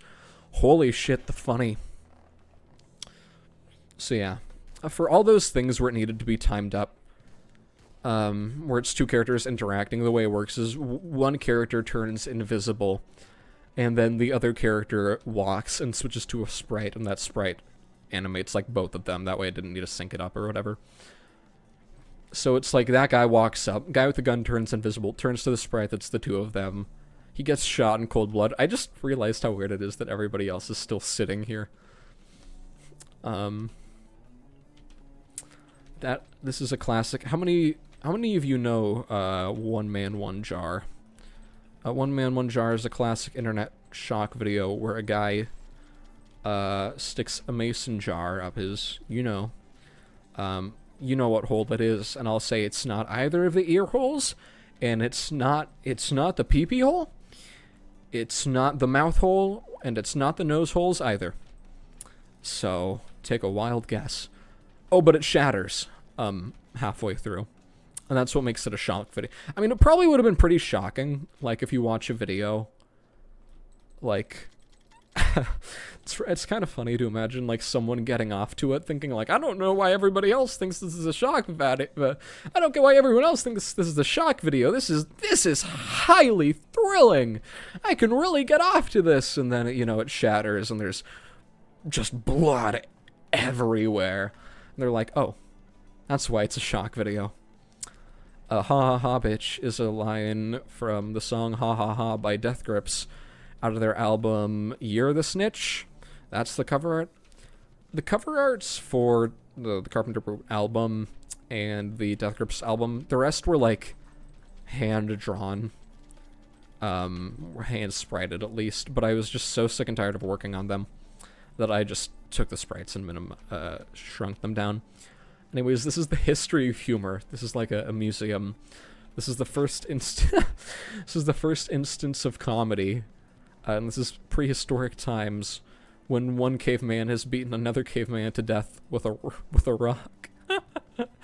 And there's this lady watching. Then in the medieval times, that's a jester. Then contemporary humor, Garfield. And this is Jerry Seinfeld. So I was like, whatever, those are comedy things. These are some real... What the fuck are these quotes? Comedy is a lot like anal. Favorite quote from popular comedian Ben Shapiro. Highly respected, completely mentally well-off, reasonable individual. Ben Shapiro, I can't remember. Well, I was trying to think, like, I don't know how this even came up, but I was thinking, I know there's this thing where he's like, where he gets really pissed off about the term, like, wet, like, oh, I'm so wet right now. Where he's like, women don't get wet. Like, oh god, he's got this fucking voice. But he's... I can't even remember if this is true, but I just remember hearing people talk about this. But he's like, I'm actually, like... And I know for some reason he really likes to say hypothetically. Like, let's say, hypothetically... Let's say, hypothetically, if you weren't a woke lib... I might actually need to censor that. But, oh, and so many memes, he's always portrayed as the, like... Oh, just the nerd. It's so funny. But he's like, women do not get wet. My wife has never been wet. Or something. It's just, well, whatever. I don't know.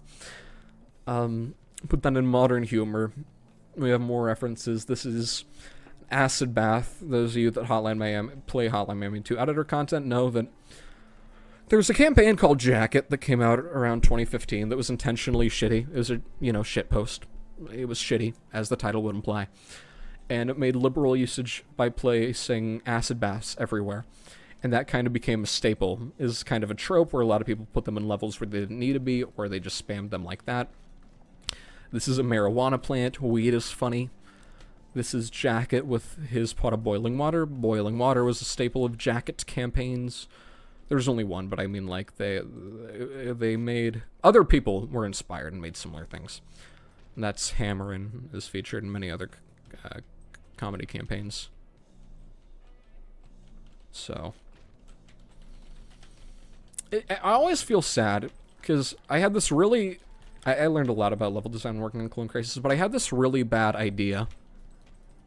Oh, this is the future of comedy. And now it just looks like an internet shitpost. That's a joke. We've got German985, the imposter is sus.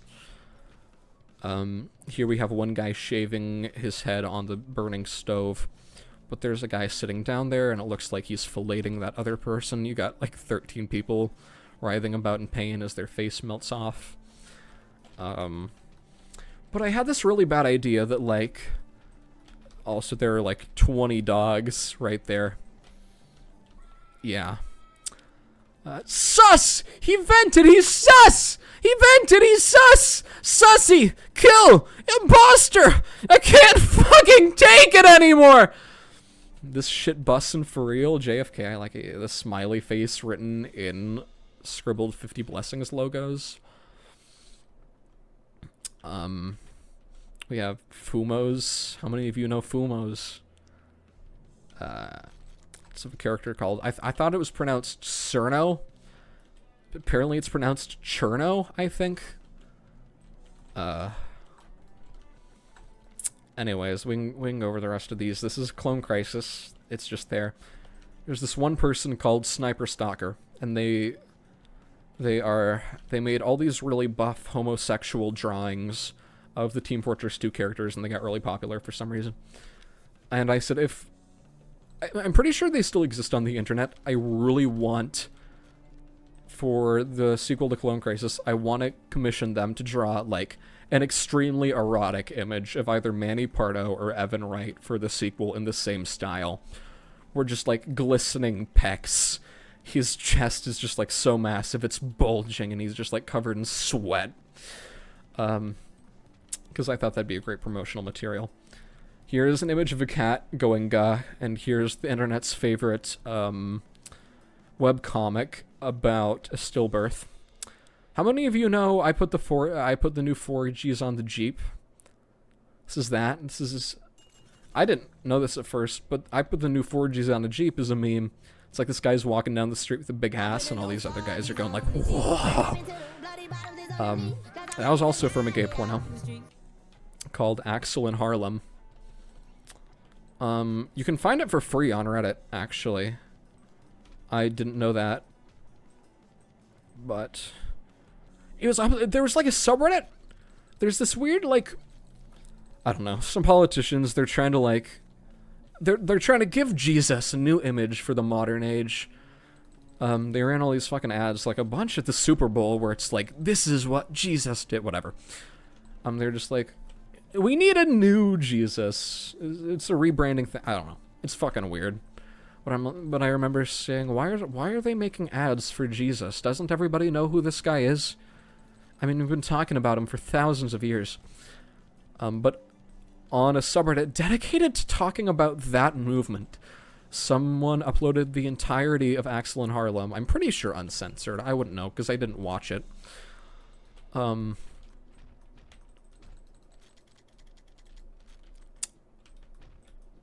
That reminds me, there was a comment where someone was like, I'm not gay, but I watched this, I'm not gay, but I watched this ironically. And there's another comment that said, is it possible to even jerk off to something on I hope nobody at YouTube is watching like 5 hours into this video, because they sure as hell don't want me saying these things. They're like, is it possible to ironically jerk off to something? And one guy said like, oh, I once ironically jerked off to SpongeBob porn. I can't remember the rest, but I'm pretty sure someone else like said, how does that even work? To which they just responded, I jerked off, but I just did it ironically, you know, as a joke. I ironically, whatever, yeah. Oh, but I had this idea that all the levels needed to take up all the space. And I got into the swing of designing levels in a different way that I normally would, because I'm like, it's the Secret Act. I don't need to abide by those standards. And hey, wow, doing things different ended up with some really cool things. How do you always get involved in these things? I want Cheez-Its so fucking bad. I need to write that down.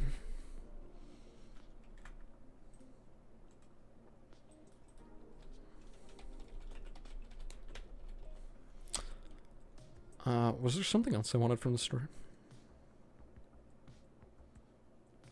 Bum, bum.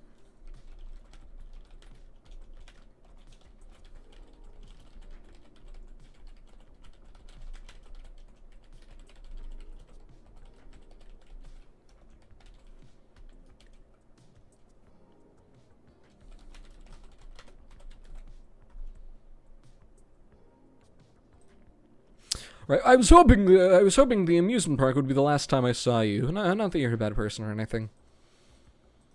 I forgot a lot of the dialogue in this is actually kind of good, to the point where even if nothing important's happening, it's still kind of like, yeah. You shouldn't let your bad experiences stop you from going forwards in life, especially when you can always bounce back and end up fine at the end of the day. Not much that's going on right now. Just a little bit of talking. Wow, that was interesting. There is some jokes. If you want to know all the jokes, play it yourself. That's not how those work. Extracting bullets is easy because there's already holes leading to them. Yeah, that definitely got overreacted. I also wonder why he brought a gun to a comedy club. I wonder if he was expecting that joke to come out. The reality is, most of the problem lies within the intentions of the joke. I believe that tasteless humor can be done without making the speaker scummy. After all, most of the jokes told are meant to entertain, not aggravate. With that being said, there are lots of people that use that as cover. This is where it gets complicated. You see, there are people that use jokes as a medium to try and harass others. It's ultimately up to us to define if what is said is coming from a place of malice. Be understanding, but don't be afraid to call someone out for trying to be hostile. I guess? I always figured most jokes were meant to play on tropes in society, but I do think there's a lot of misunderstandings that happen. Agreed. Can we get going now? It's like 45 fucking degrees out here. I get that you're all having a faux profound talk about the nature of comedy, but I really don't think anyone in this parking lot gives a shit. Damn, alright, we can wrap it up. Our bodyguard is there to make sure the guy doesn't get shot in the first place. Nice, I'll leave you two now. Have a nice late. Happy Valentine's Day. You two, I'm married to Justice. You already know this. If this goes on another minute, I'm stealing your gun and blowing my fucking brains out. Okay, bye. Alright, let's get out of here. This face sprite was another leftover one from San Francisco Shakedown. Whoa, cool car, bro. Pussymobile? Nice! I never thought I'd see another fan like you out here in the wild. I thought I was the only person in this country that cared about Sailor... Oh, fun fact. Fun fact number 1. The first issue of Sailor Moon released the exact date that the nuclear holocaust in Hotline Miami 2 takes place, on like December 28th, 1991. Fact 2. There is like a 1-week period between the events of Sailor... Oh yeah. There is like a 2-month period between the release of Sailor Moon, the first Sailor Moon comic, in Japan, and the events of Clone Crisis, which is really funny because it isn't actually an anachronism. Theoretically, someone could have went to Japan, figured out about Sailor Moon, came back to the United States, and then got their car sprayed with a livery of her. This is a leftover face sprite from San Francisco Shakedown called Fedora Frederick. Sailor what? Sailor Moon, the girl in the front of your car? I'm sorry, but I don't know who she is. I've never met her. Bruh, man, quit joking around. You've got the most basest car in town. I've got the what? I never thought I'd see another person with such fine taste out here in Miami. Have you read the manga yet? What does this have to do with mangoes? I swear, do you get that sick-ass mod? I'd love to get one of those. Once I get a car, that is. Oh, I didn't buy this car. It was gifted to me by the chief of police after I helped him out. Wait, what? A long story. The previous owner was arrested, so he gave it to me. Oh god. What was he arrested for? Tax fraud. Oh, thank Jesus, thank God, holy shit. The joke here is that it's implying, like, overweight, sweaty, greasy, suspicious-looking man obsessed with anime, which I didn't know this until much after I made Clone Crisis. Sailor Moon is like 13, I think. And I made that after the bit where, like, Evan falls in love with her and he's like, I don't need my wife anymore because I have you. And I was like, oh god, this is so fucking wrong. I was like, whatever. Like, it was like so funny. It's like, I don't think anyone's gonna take this the wrong way. Oh, but the implication was that, like, the implication is that, whatever. Why do you ask? I do not want to talk about this subject. Because I knew a person that ended up being like Fedora Frederick here. And that fucking sucked.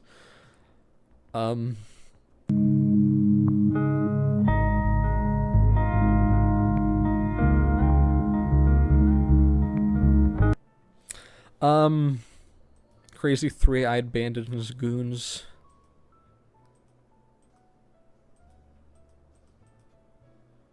And he was, well, a nice wholesome ending.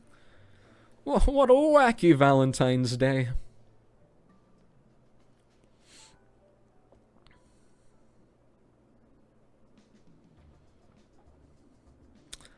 Oliver, do you know what day it is? Oh, Hammer. I'm not sure what day it is. Whatever. He is the way he looks right now. His outfit is based on Goro Majima from the Yakuza series with his famous snakeskin jacket and eye patch. This is also based off of a room from one of the Yakuza games. I think in Yakuza 4, there's a machine called, like, the Inner Fighter 5 machine. And you can, like, do training, whatever, weird things, but I based this off of that. This bit isn't important. It's like, he's running through a simulation of all the events of Clone Crisis. I'm really hungry. Maybe that's why. I know you probably don't know much about me, but under normal circumstances, I wouldn't interrupt my recording of a video to write down a list of things I want to get from the grocery store, but I'm really hungry. Anyways, the gauntlet was originally 1 level, but it always crashed. So I had to split it up into 4 levels, which kind of ruins the point of it, like, as a level rush. Because it's 4 separate level rushes. Godspeed Baby. That is... one game I played really right around the time I finished Clone Crisis was Neon White. And that is a vocal sample in one of the songs. Oh yeah, but the rush. The gauntlet. Originally it crashed, but I just said, fuck it, I'm done. I don't want to work on this thing anymore. So I released it anyways. And then I went back, like, at a later date, 5 months later, and actually made it work. And originally I uploaded it as a separate campaign, but that still didn't work too well, so I just updated the actual secret act. And now we have it now, and it works, and it's not as good as it would have been if it were all one thing. But, you know, it's better than it not working at all. This is actually cool. Because I like bits where games let you play, like, through other bits of the story with, like, different things. Where you're like, whoa, a different character? That's cool. Or you get to visit the same location in a different way. It's just that feeling I really like of being in a same place, but it's somewhat unfamiliar. Where's that last guy? This is also cool, because that means for some of the writers' levels, you get to play through them with guns, or Kamikaze, or the Fister. You get to use guns and all of those in situations where you normally wouldn't be able to use firearms, because the character playstyle doesn't let you do that. But originally, sadly, I couldn't make it, so the song didn't stop and start between 2 levels, because I had 2 really good tracks that I found, 2 like drum and bass tracks that I really liked. And they were originally going to play during the entire thing, But it would start and stop. Oh, they were like 8. The track was like 8 minutes long. But every time you went, yeah, from one scene to the next, like this, the music would stop and start again, and I really didn't like that. But the song you're going to hear during the final section, I had 2 songs, actually. I couldn't think of which one to choose. So it just plays both of them back to back as one file. Ooh, you know what sounds really good? Chicken tenders. Like chicken strips, French fries, onion rings, ranch dressing. Where was I? Yeah, whatever. Oh yeah, I like how the fat guys, their heads explode. Normally in Hotline Miami, if you don't know, you shoot them and then you either kill them or they'll just walk around for a bit, then they'll cough up blood and die. And I always found that really weird, because it feels so anticlimactic, where you can shoot a guy, like, twice point blank with a shotgun, and he'll just go like, oh, I don't feel too well, and then, like, fall over. So I replaced it so that their heads explode, to make it like, oh yeah, so if you shoot them a bunch, it looks like they're doing more than just having a light sneeze reaction. But the funny thing is, if you shoot them once and they bleed out a little bit later, it plays the same animation, which is really funny, because I can show you here in a second. Which means if you shoot a fat enemy once, yeah, their head randomly explodes, like 3 seconds later. And I made sure to make it so they have other wounds beyond the head exploding. So it's like, you still shoot them in the torso 3 times, and then their head still just explodes for other reasons. Hold on, because if I can get a shotgun, we can get the shotgun death sprite to trigger. But I need to find a shotgun. You don't actually need a shotgun to get the shotgun death sprites to work. What I've realized, how shotgun death sprites work, it just scans around the enemy. And if there are 6 bullets in the air around them, when they die, it loads the shotgun death spray instead. Oh, my throat hurts so much. I need a throat lozenge. But let's see.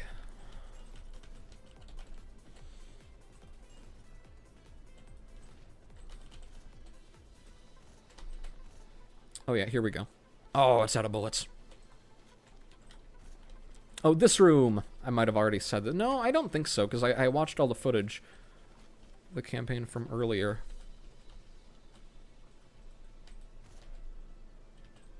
We're gonna juke this guy out. I don't think I said it. This room is a reference to Deadbolt, in which one of the apartments in that game has a room that's just empty, save for fireplace. Oh yeah, but you shoot him. You can see hole in the chest from the shotgun, still missing his head. It's never listed why, but the large clones, they're I don't know, volatile chemical compounds in their head whenever they fail to sustain like their life functions. Their head just explodes. Whatever. But it is whatever. It's 2 different things. You shoot them in the torso, and then randomly their head explodes. This is an evil start, also, because you just have to run and punch this guy, and then run back and shoot everybody else. I'm really looking forward to drinking water when this is all done. See, what you're seeing right now with me recording this in one sitting. Also, it was so funny watching the original recording session from this, where I'm like, yeah, I'm gonna do this all in one night. And then it's like 3 other hours of recording outside of that. And I thought, what, like I was gonna fucking view all the footage and do all the edits necessary and like upload it that same day? Like, I have no idea what I was thinking.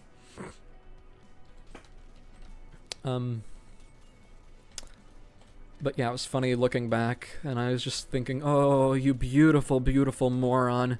You beautiful, beautiful, naive fucking idiot. You had no idea just how long this video would take. like the campaign. But what you're seeing with me working on this video is kind of like a miniature version of the sacrifice I made to make this work of art. So, you know, like they say, all great art comes from either drugs or mental illness. And I joke saying that, well, I don't have the drugs, but I am mentally ill. But I do plan on starting. I want to get into hard drugs eventually, because I'm under the age of 21 right now. I'm like an adult. I'm over the age of 18. But I'm not over 21.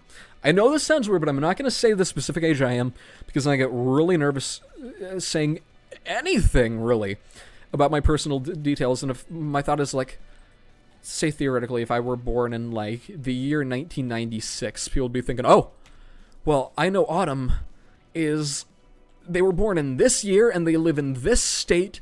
And I'm afraid, like, every time I say something even remotely personal about myself, someone's gonna be, like, fucking scraping that information. Trying to build, like, a profile of, like, who they think I am. So they can, like, fucking find me and, like, kill me. Does that make sense? Not, like, kill me, but, like, make an attempt upon my life. And I know I know you're thinking, like, Autumn, what the fuck are you talking about? You have 100 subscribers. And it's like, I know. I know, like, nobody, that's, like, what? Who would even do that? Like, me saying, like, whether I'm 18 or 19 or 20, that would have no difference. Like I said, I'm mentally ill. I have really bad anxiety.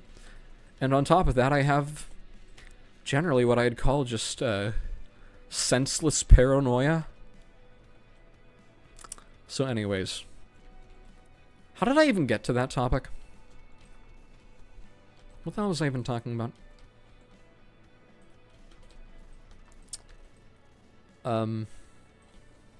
Oh yeah, but I was making the joke where I said, like, when I'm older, I want to do hard drugs. That's a joke. Nobody as paranoid and, like, mentally volatile as I am should ever think about doing coke or anything like that. Like, real talk, PSA, if you have mental struggles, don't do drugs. They are not gonna help. You're just gonna make it worse. Not a good reprieve. Here's a song, yeah. So that's my life advice for the day, actually. If you have mental struggles, you know, if you're... whatever it is, whether it's fucking anything, really, whether it's anxiety, bipolar disorder, borderline personality disorder, or if you're like me, or if you have depression, generalized anxiety, and obsessive compulsive disorder, if you've got, like, a really, really potent, unholy cocktail of mental illnesses going on, don't turn to other things that have the ability to make it worse.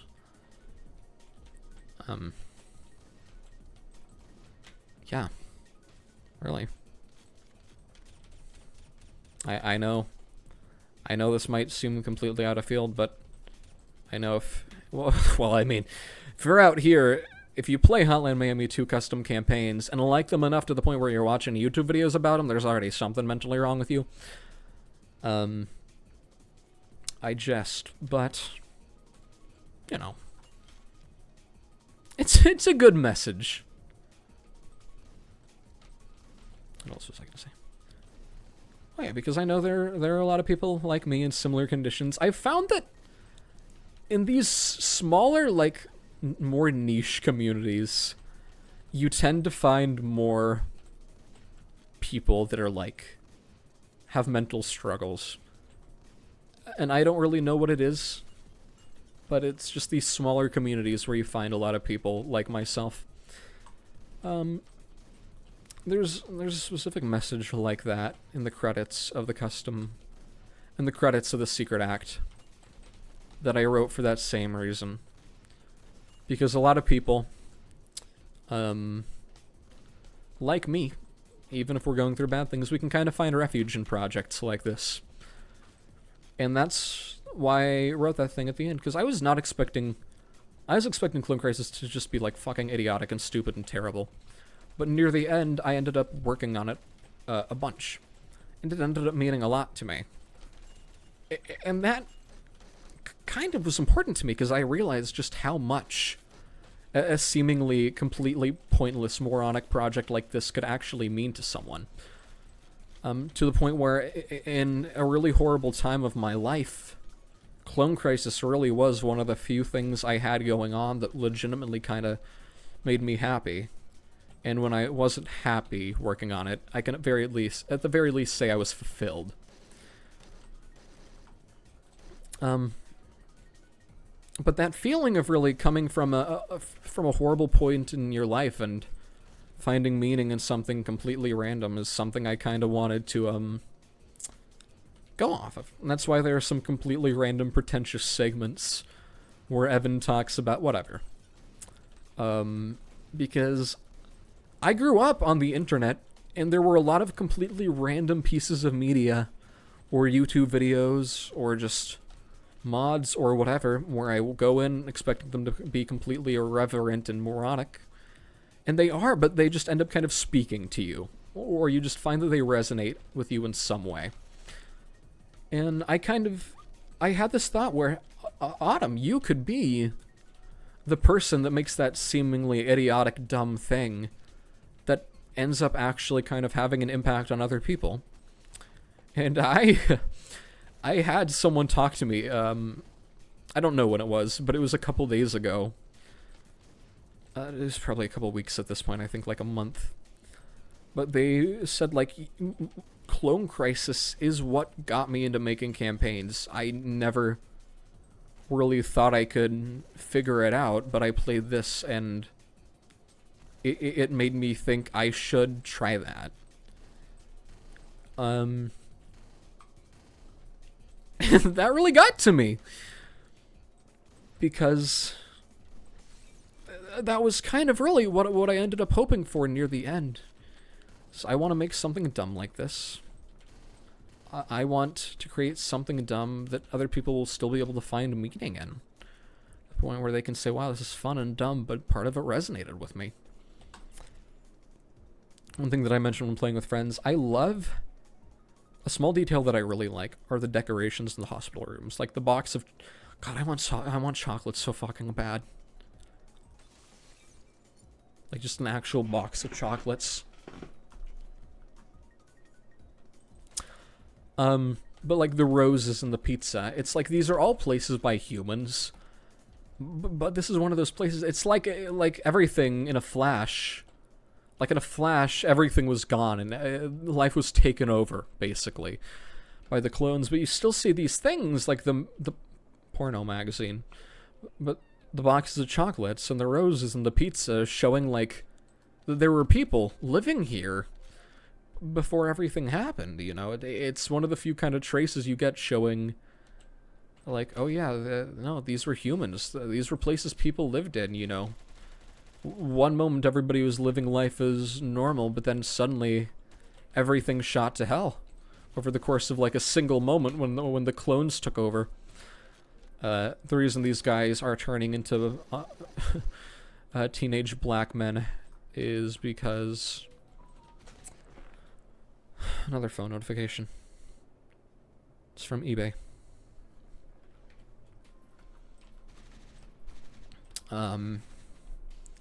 Because they're the soldier enemy, and the soldier enemies don't have a sprite for getting their heads stomped in. So if you stomp their heads in, they turn into the first sprite made for the game, which is the black teenager guy from the tutorial. I made sprites. Let's see if I can get to play here. Where in Hotline Miami, as you may know, if you kill an enemy with a blunt melee weapon, there's a chance they'll crawl around on the floor all bloodied up and you can snap their neck. But I made sprites for that where there was a chance that if you killed him as Pardo would punch his head off and then he'd keep crawling around. And then if you tried to snap his neck, which obviously his head was gone, so you'd have no neck to snap, Pardo would just look up at the camera and there'd be text that said, "What?" but I could not get that to trigger no matter how long I tried. Anyways, the final bit. This is an elaborate reference to the video game Ultra Kill. This is also proving that hell is canonical in Clone Crisis, and the clones canonically go there. And you get a really shitty MS Paint rendition. That was a reference to the death grips of the staircase. Yeah. What do you think of that gate? Pretty fancy, right? Thanks, door. You were always a real one. This is based off of the Flesh Prison boss fight from... Oh, man. I watched a friend play through this, and it took them like 15 minutes. Because this bit just sucks. But the way it works is you fight the Flesh Prison, and it summons waves of like enemies at points, and I couldn't really do that because that's not how Hotline Miami works. You can't do boss fights like that. So here's just a rotating face on some guys, and this is just an image on the ground. That's why none of the blood splatters appear. Oh, I remember them having trouble with this. And I kept saying, like, it's actually really easy. You just... Fuck. It's really easy if you bring a melee weapon. Yeah, you just run at them, then you hit them all, kill them with one swing. Yeah, this isn't the greatest game design. And here you have a bunch of guns, but here I can show you. If you use any of them besides a silenced pistol, everybody will come running at you, and it just doesn't work. Oh, here, I'll be quiet so you can hear the game.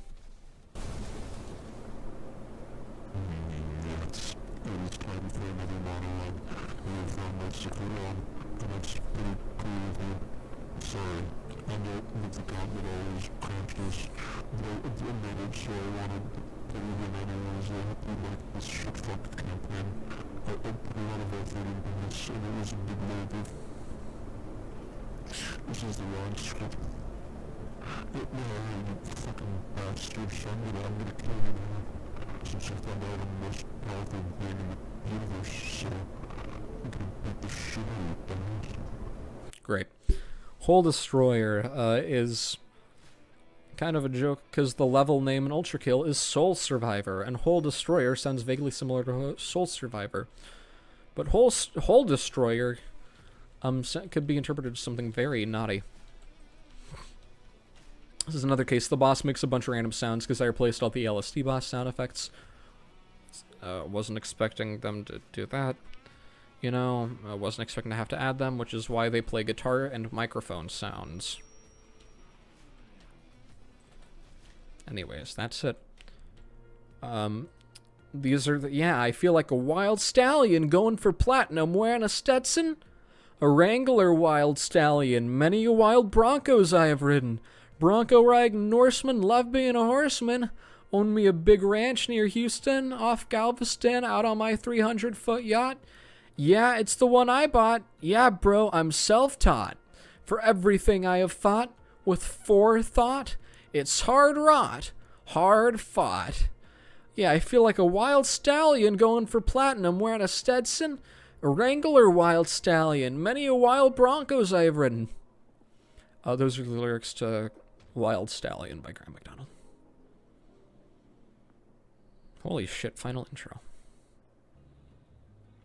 This is a bit... Oh, now I want ice cream. You're gonna see why. The wife's like, I don't like the image we're having. People are gonna think we're weird because we have a car out in front of the house that says Pussy Mobile.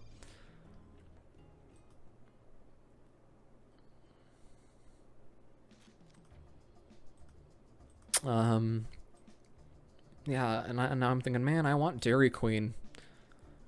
Honestly, I like Dairy Queen.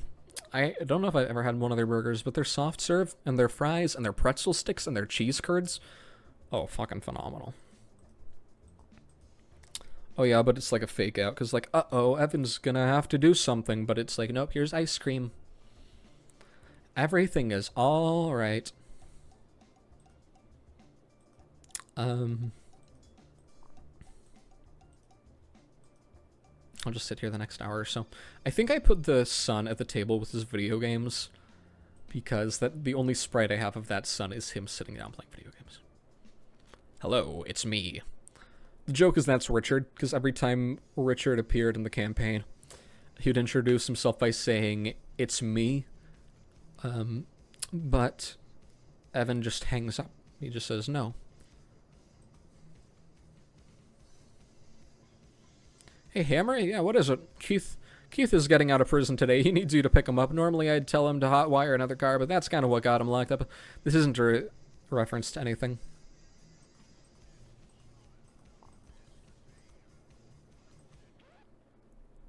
Send him prayers or some shit. I don't know. This is, you can see Stephanie is trying to bail Jason out with money. This is Manny. He's in handcuffs. This, not in a prison, but this scene is based off of a scene in Yakuza 0 where Majima sees Kiri for the first time. And this is supposed to be a bit... same with the Evans bit. They're the two scenes, or the final scenes you see them in their respective characters and when they get atomized in the nuclear blast. But this is like, this is the good ending. See, it's like the same thing, but they don't all die horribly.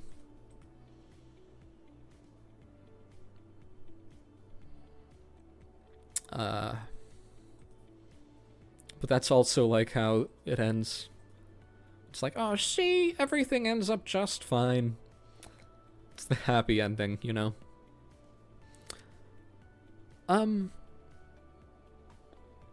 Upside Inside Out is a reference to the song Holy Lance Explosion Boy by Rare Lily. This bonus content has no additional credit that needs to be given to anyone. I made this just so I could say I get it wasn't as good. Even when things feel hopeless, you're only ever one new experience away from finding new meaning. The end. Gotta say, I really want to find meaning in a big deep dish pepperoni pizza right now, because that's how hungry I am. Oh my god. It took so long. My fucking wallpaper is in night mode now. Anyways, that's it. Thank you. Clone Crisis was really a highlight during a terrible period of my life, and the thought that even one person out there cares about it enough to play it, or make fan content, or do anything in relation to it means a lot to me. So it was interesting watching it develop in real time, the way it went from, I'm gonna have it done in 3 months by Christmas, just a little shitty joke campaign, to something I honestly found a lot of my strength to carry on each day, and that's partially why I wanted to talk about it to people and how much it meant to me. Because a lot of people seem to think there are certain things that it's okay to find a meaning in, and there are other things that it's just like that seriously, like your big thing in life, that's fucking stupid. Because if you are like me, if you have been through points in my life, through points in your life, where there is literally, where it feels as if you have nothing to live for, and you find something that gives you the will to kind of keep going on, you don't think, oh, this thing is dumb. Why do I like this? You think, no, I love this thing. This is what gives me the will to continue. And I kind of wanted to show to other people that just because what you find joy in, just because the thing you like is dumb and stupid, does not mean that you shouldn't like it. Right? Just because the only thing keeping you, like, sane on a day-to-day basis and feeling like life is worth living is working on a shitty Hotline Miami 2 campaign does not mean you should hate yourself for that. Because there were a lot of times in my life where I got into new things, but I was always so self-conscious and worried about what other people would think about me. So Clone Crisis was kind of... it was a journey of self-exploration, basically. Really, I funnily enough, I learned a lot about myself. I learned that, hey, I was capable of doing hard things. I was capable of finishing big things, and I realized, hey, I don't know if you're like me, I always want to work on things, but I never did. It's like, I want to start learning how to try and make music. I want to start learning how to draw better, or how to get better at writing. And I always said I'd do these things, but I never would. I'd never start, and then months later I'd look back and I'd think, man, if I actually did those things, I'd be pretty good at them by now. KLONE KRISIS showed me that if I did start at one point, and I did keep working on things, eventually they would be done, basically. That if I started and I put my heart and soul and effort into things, they would get done.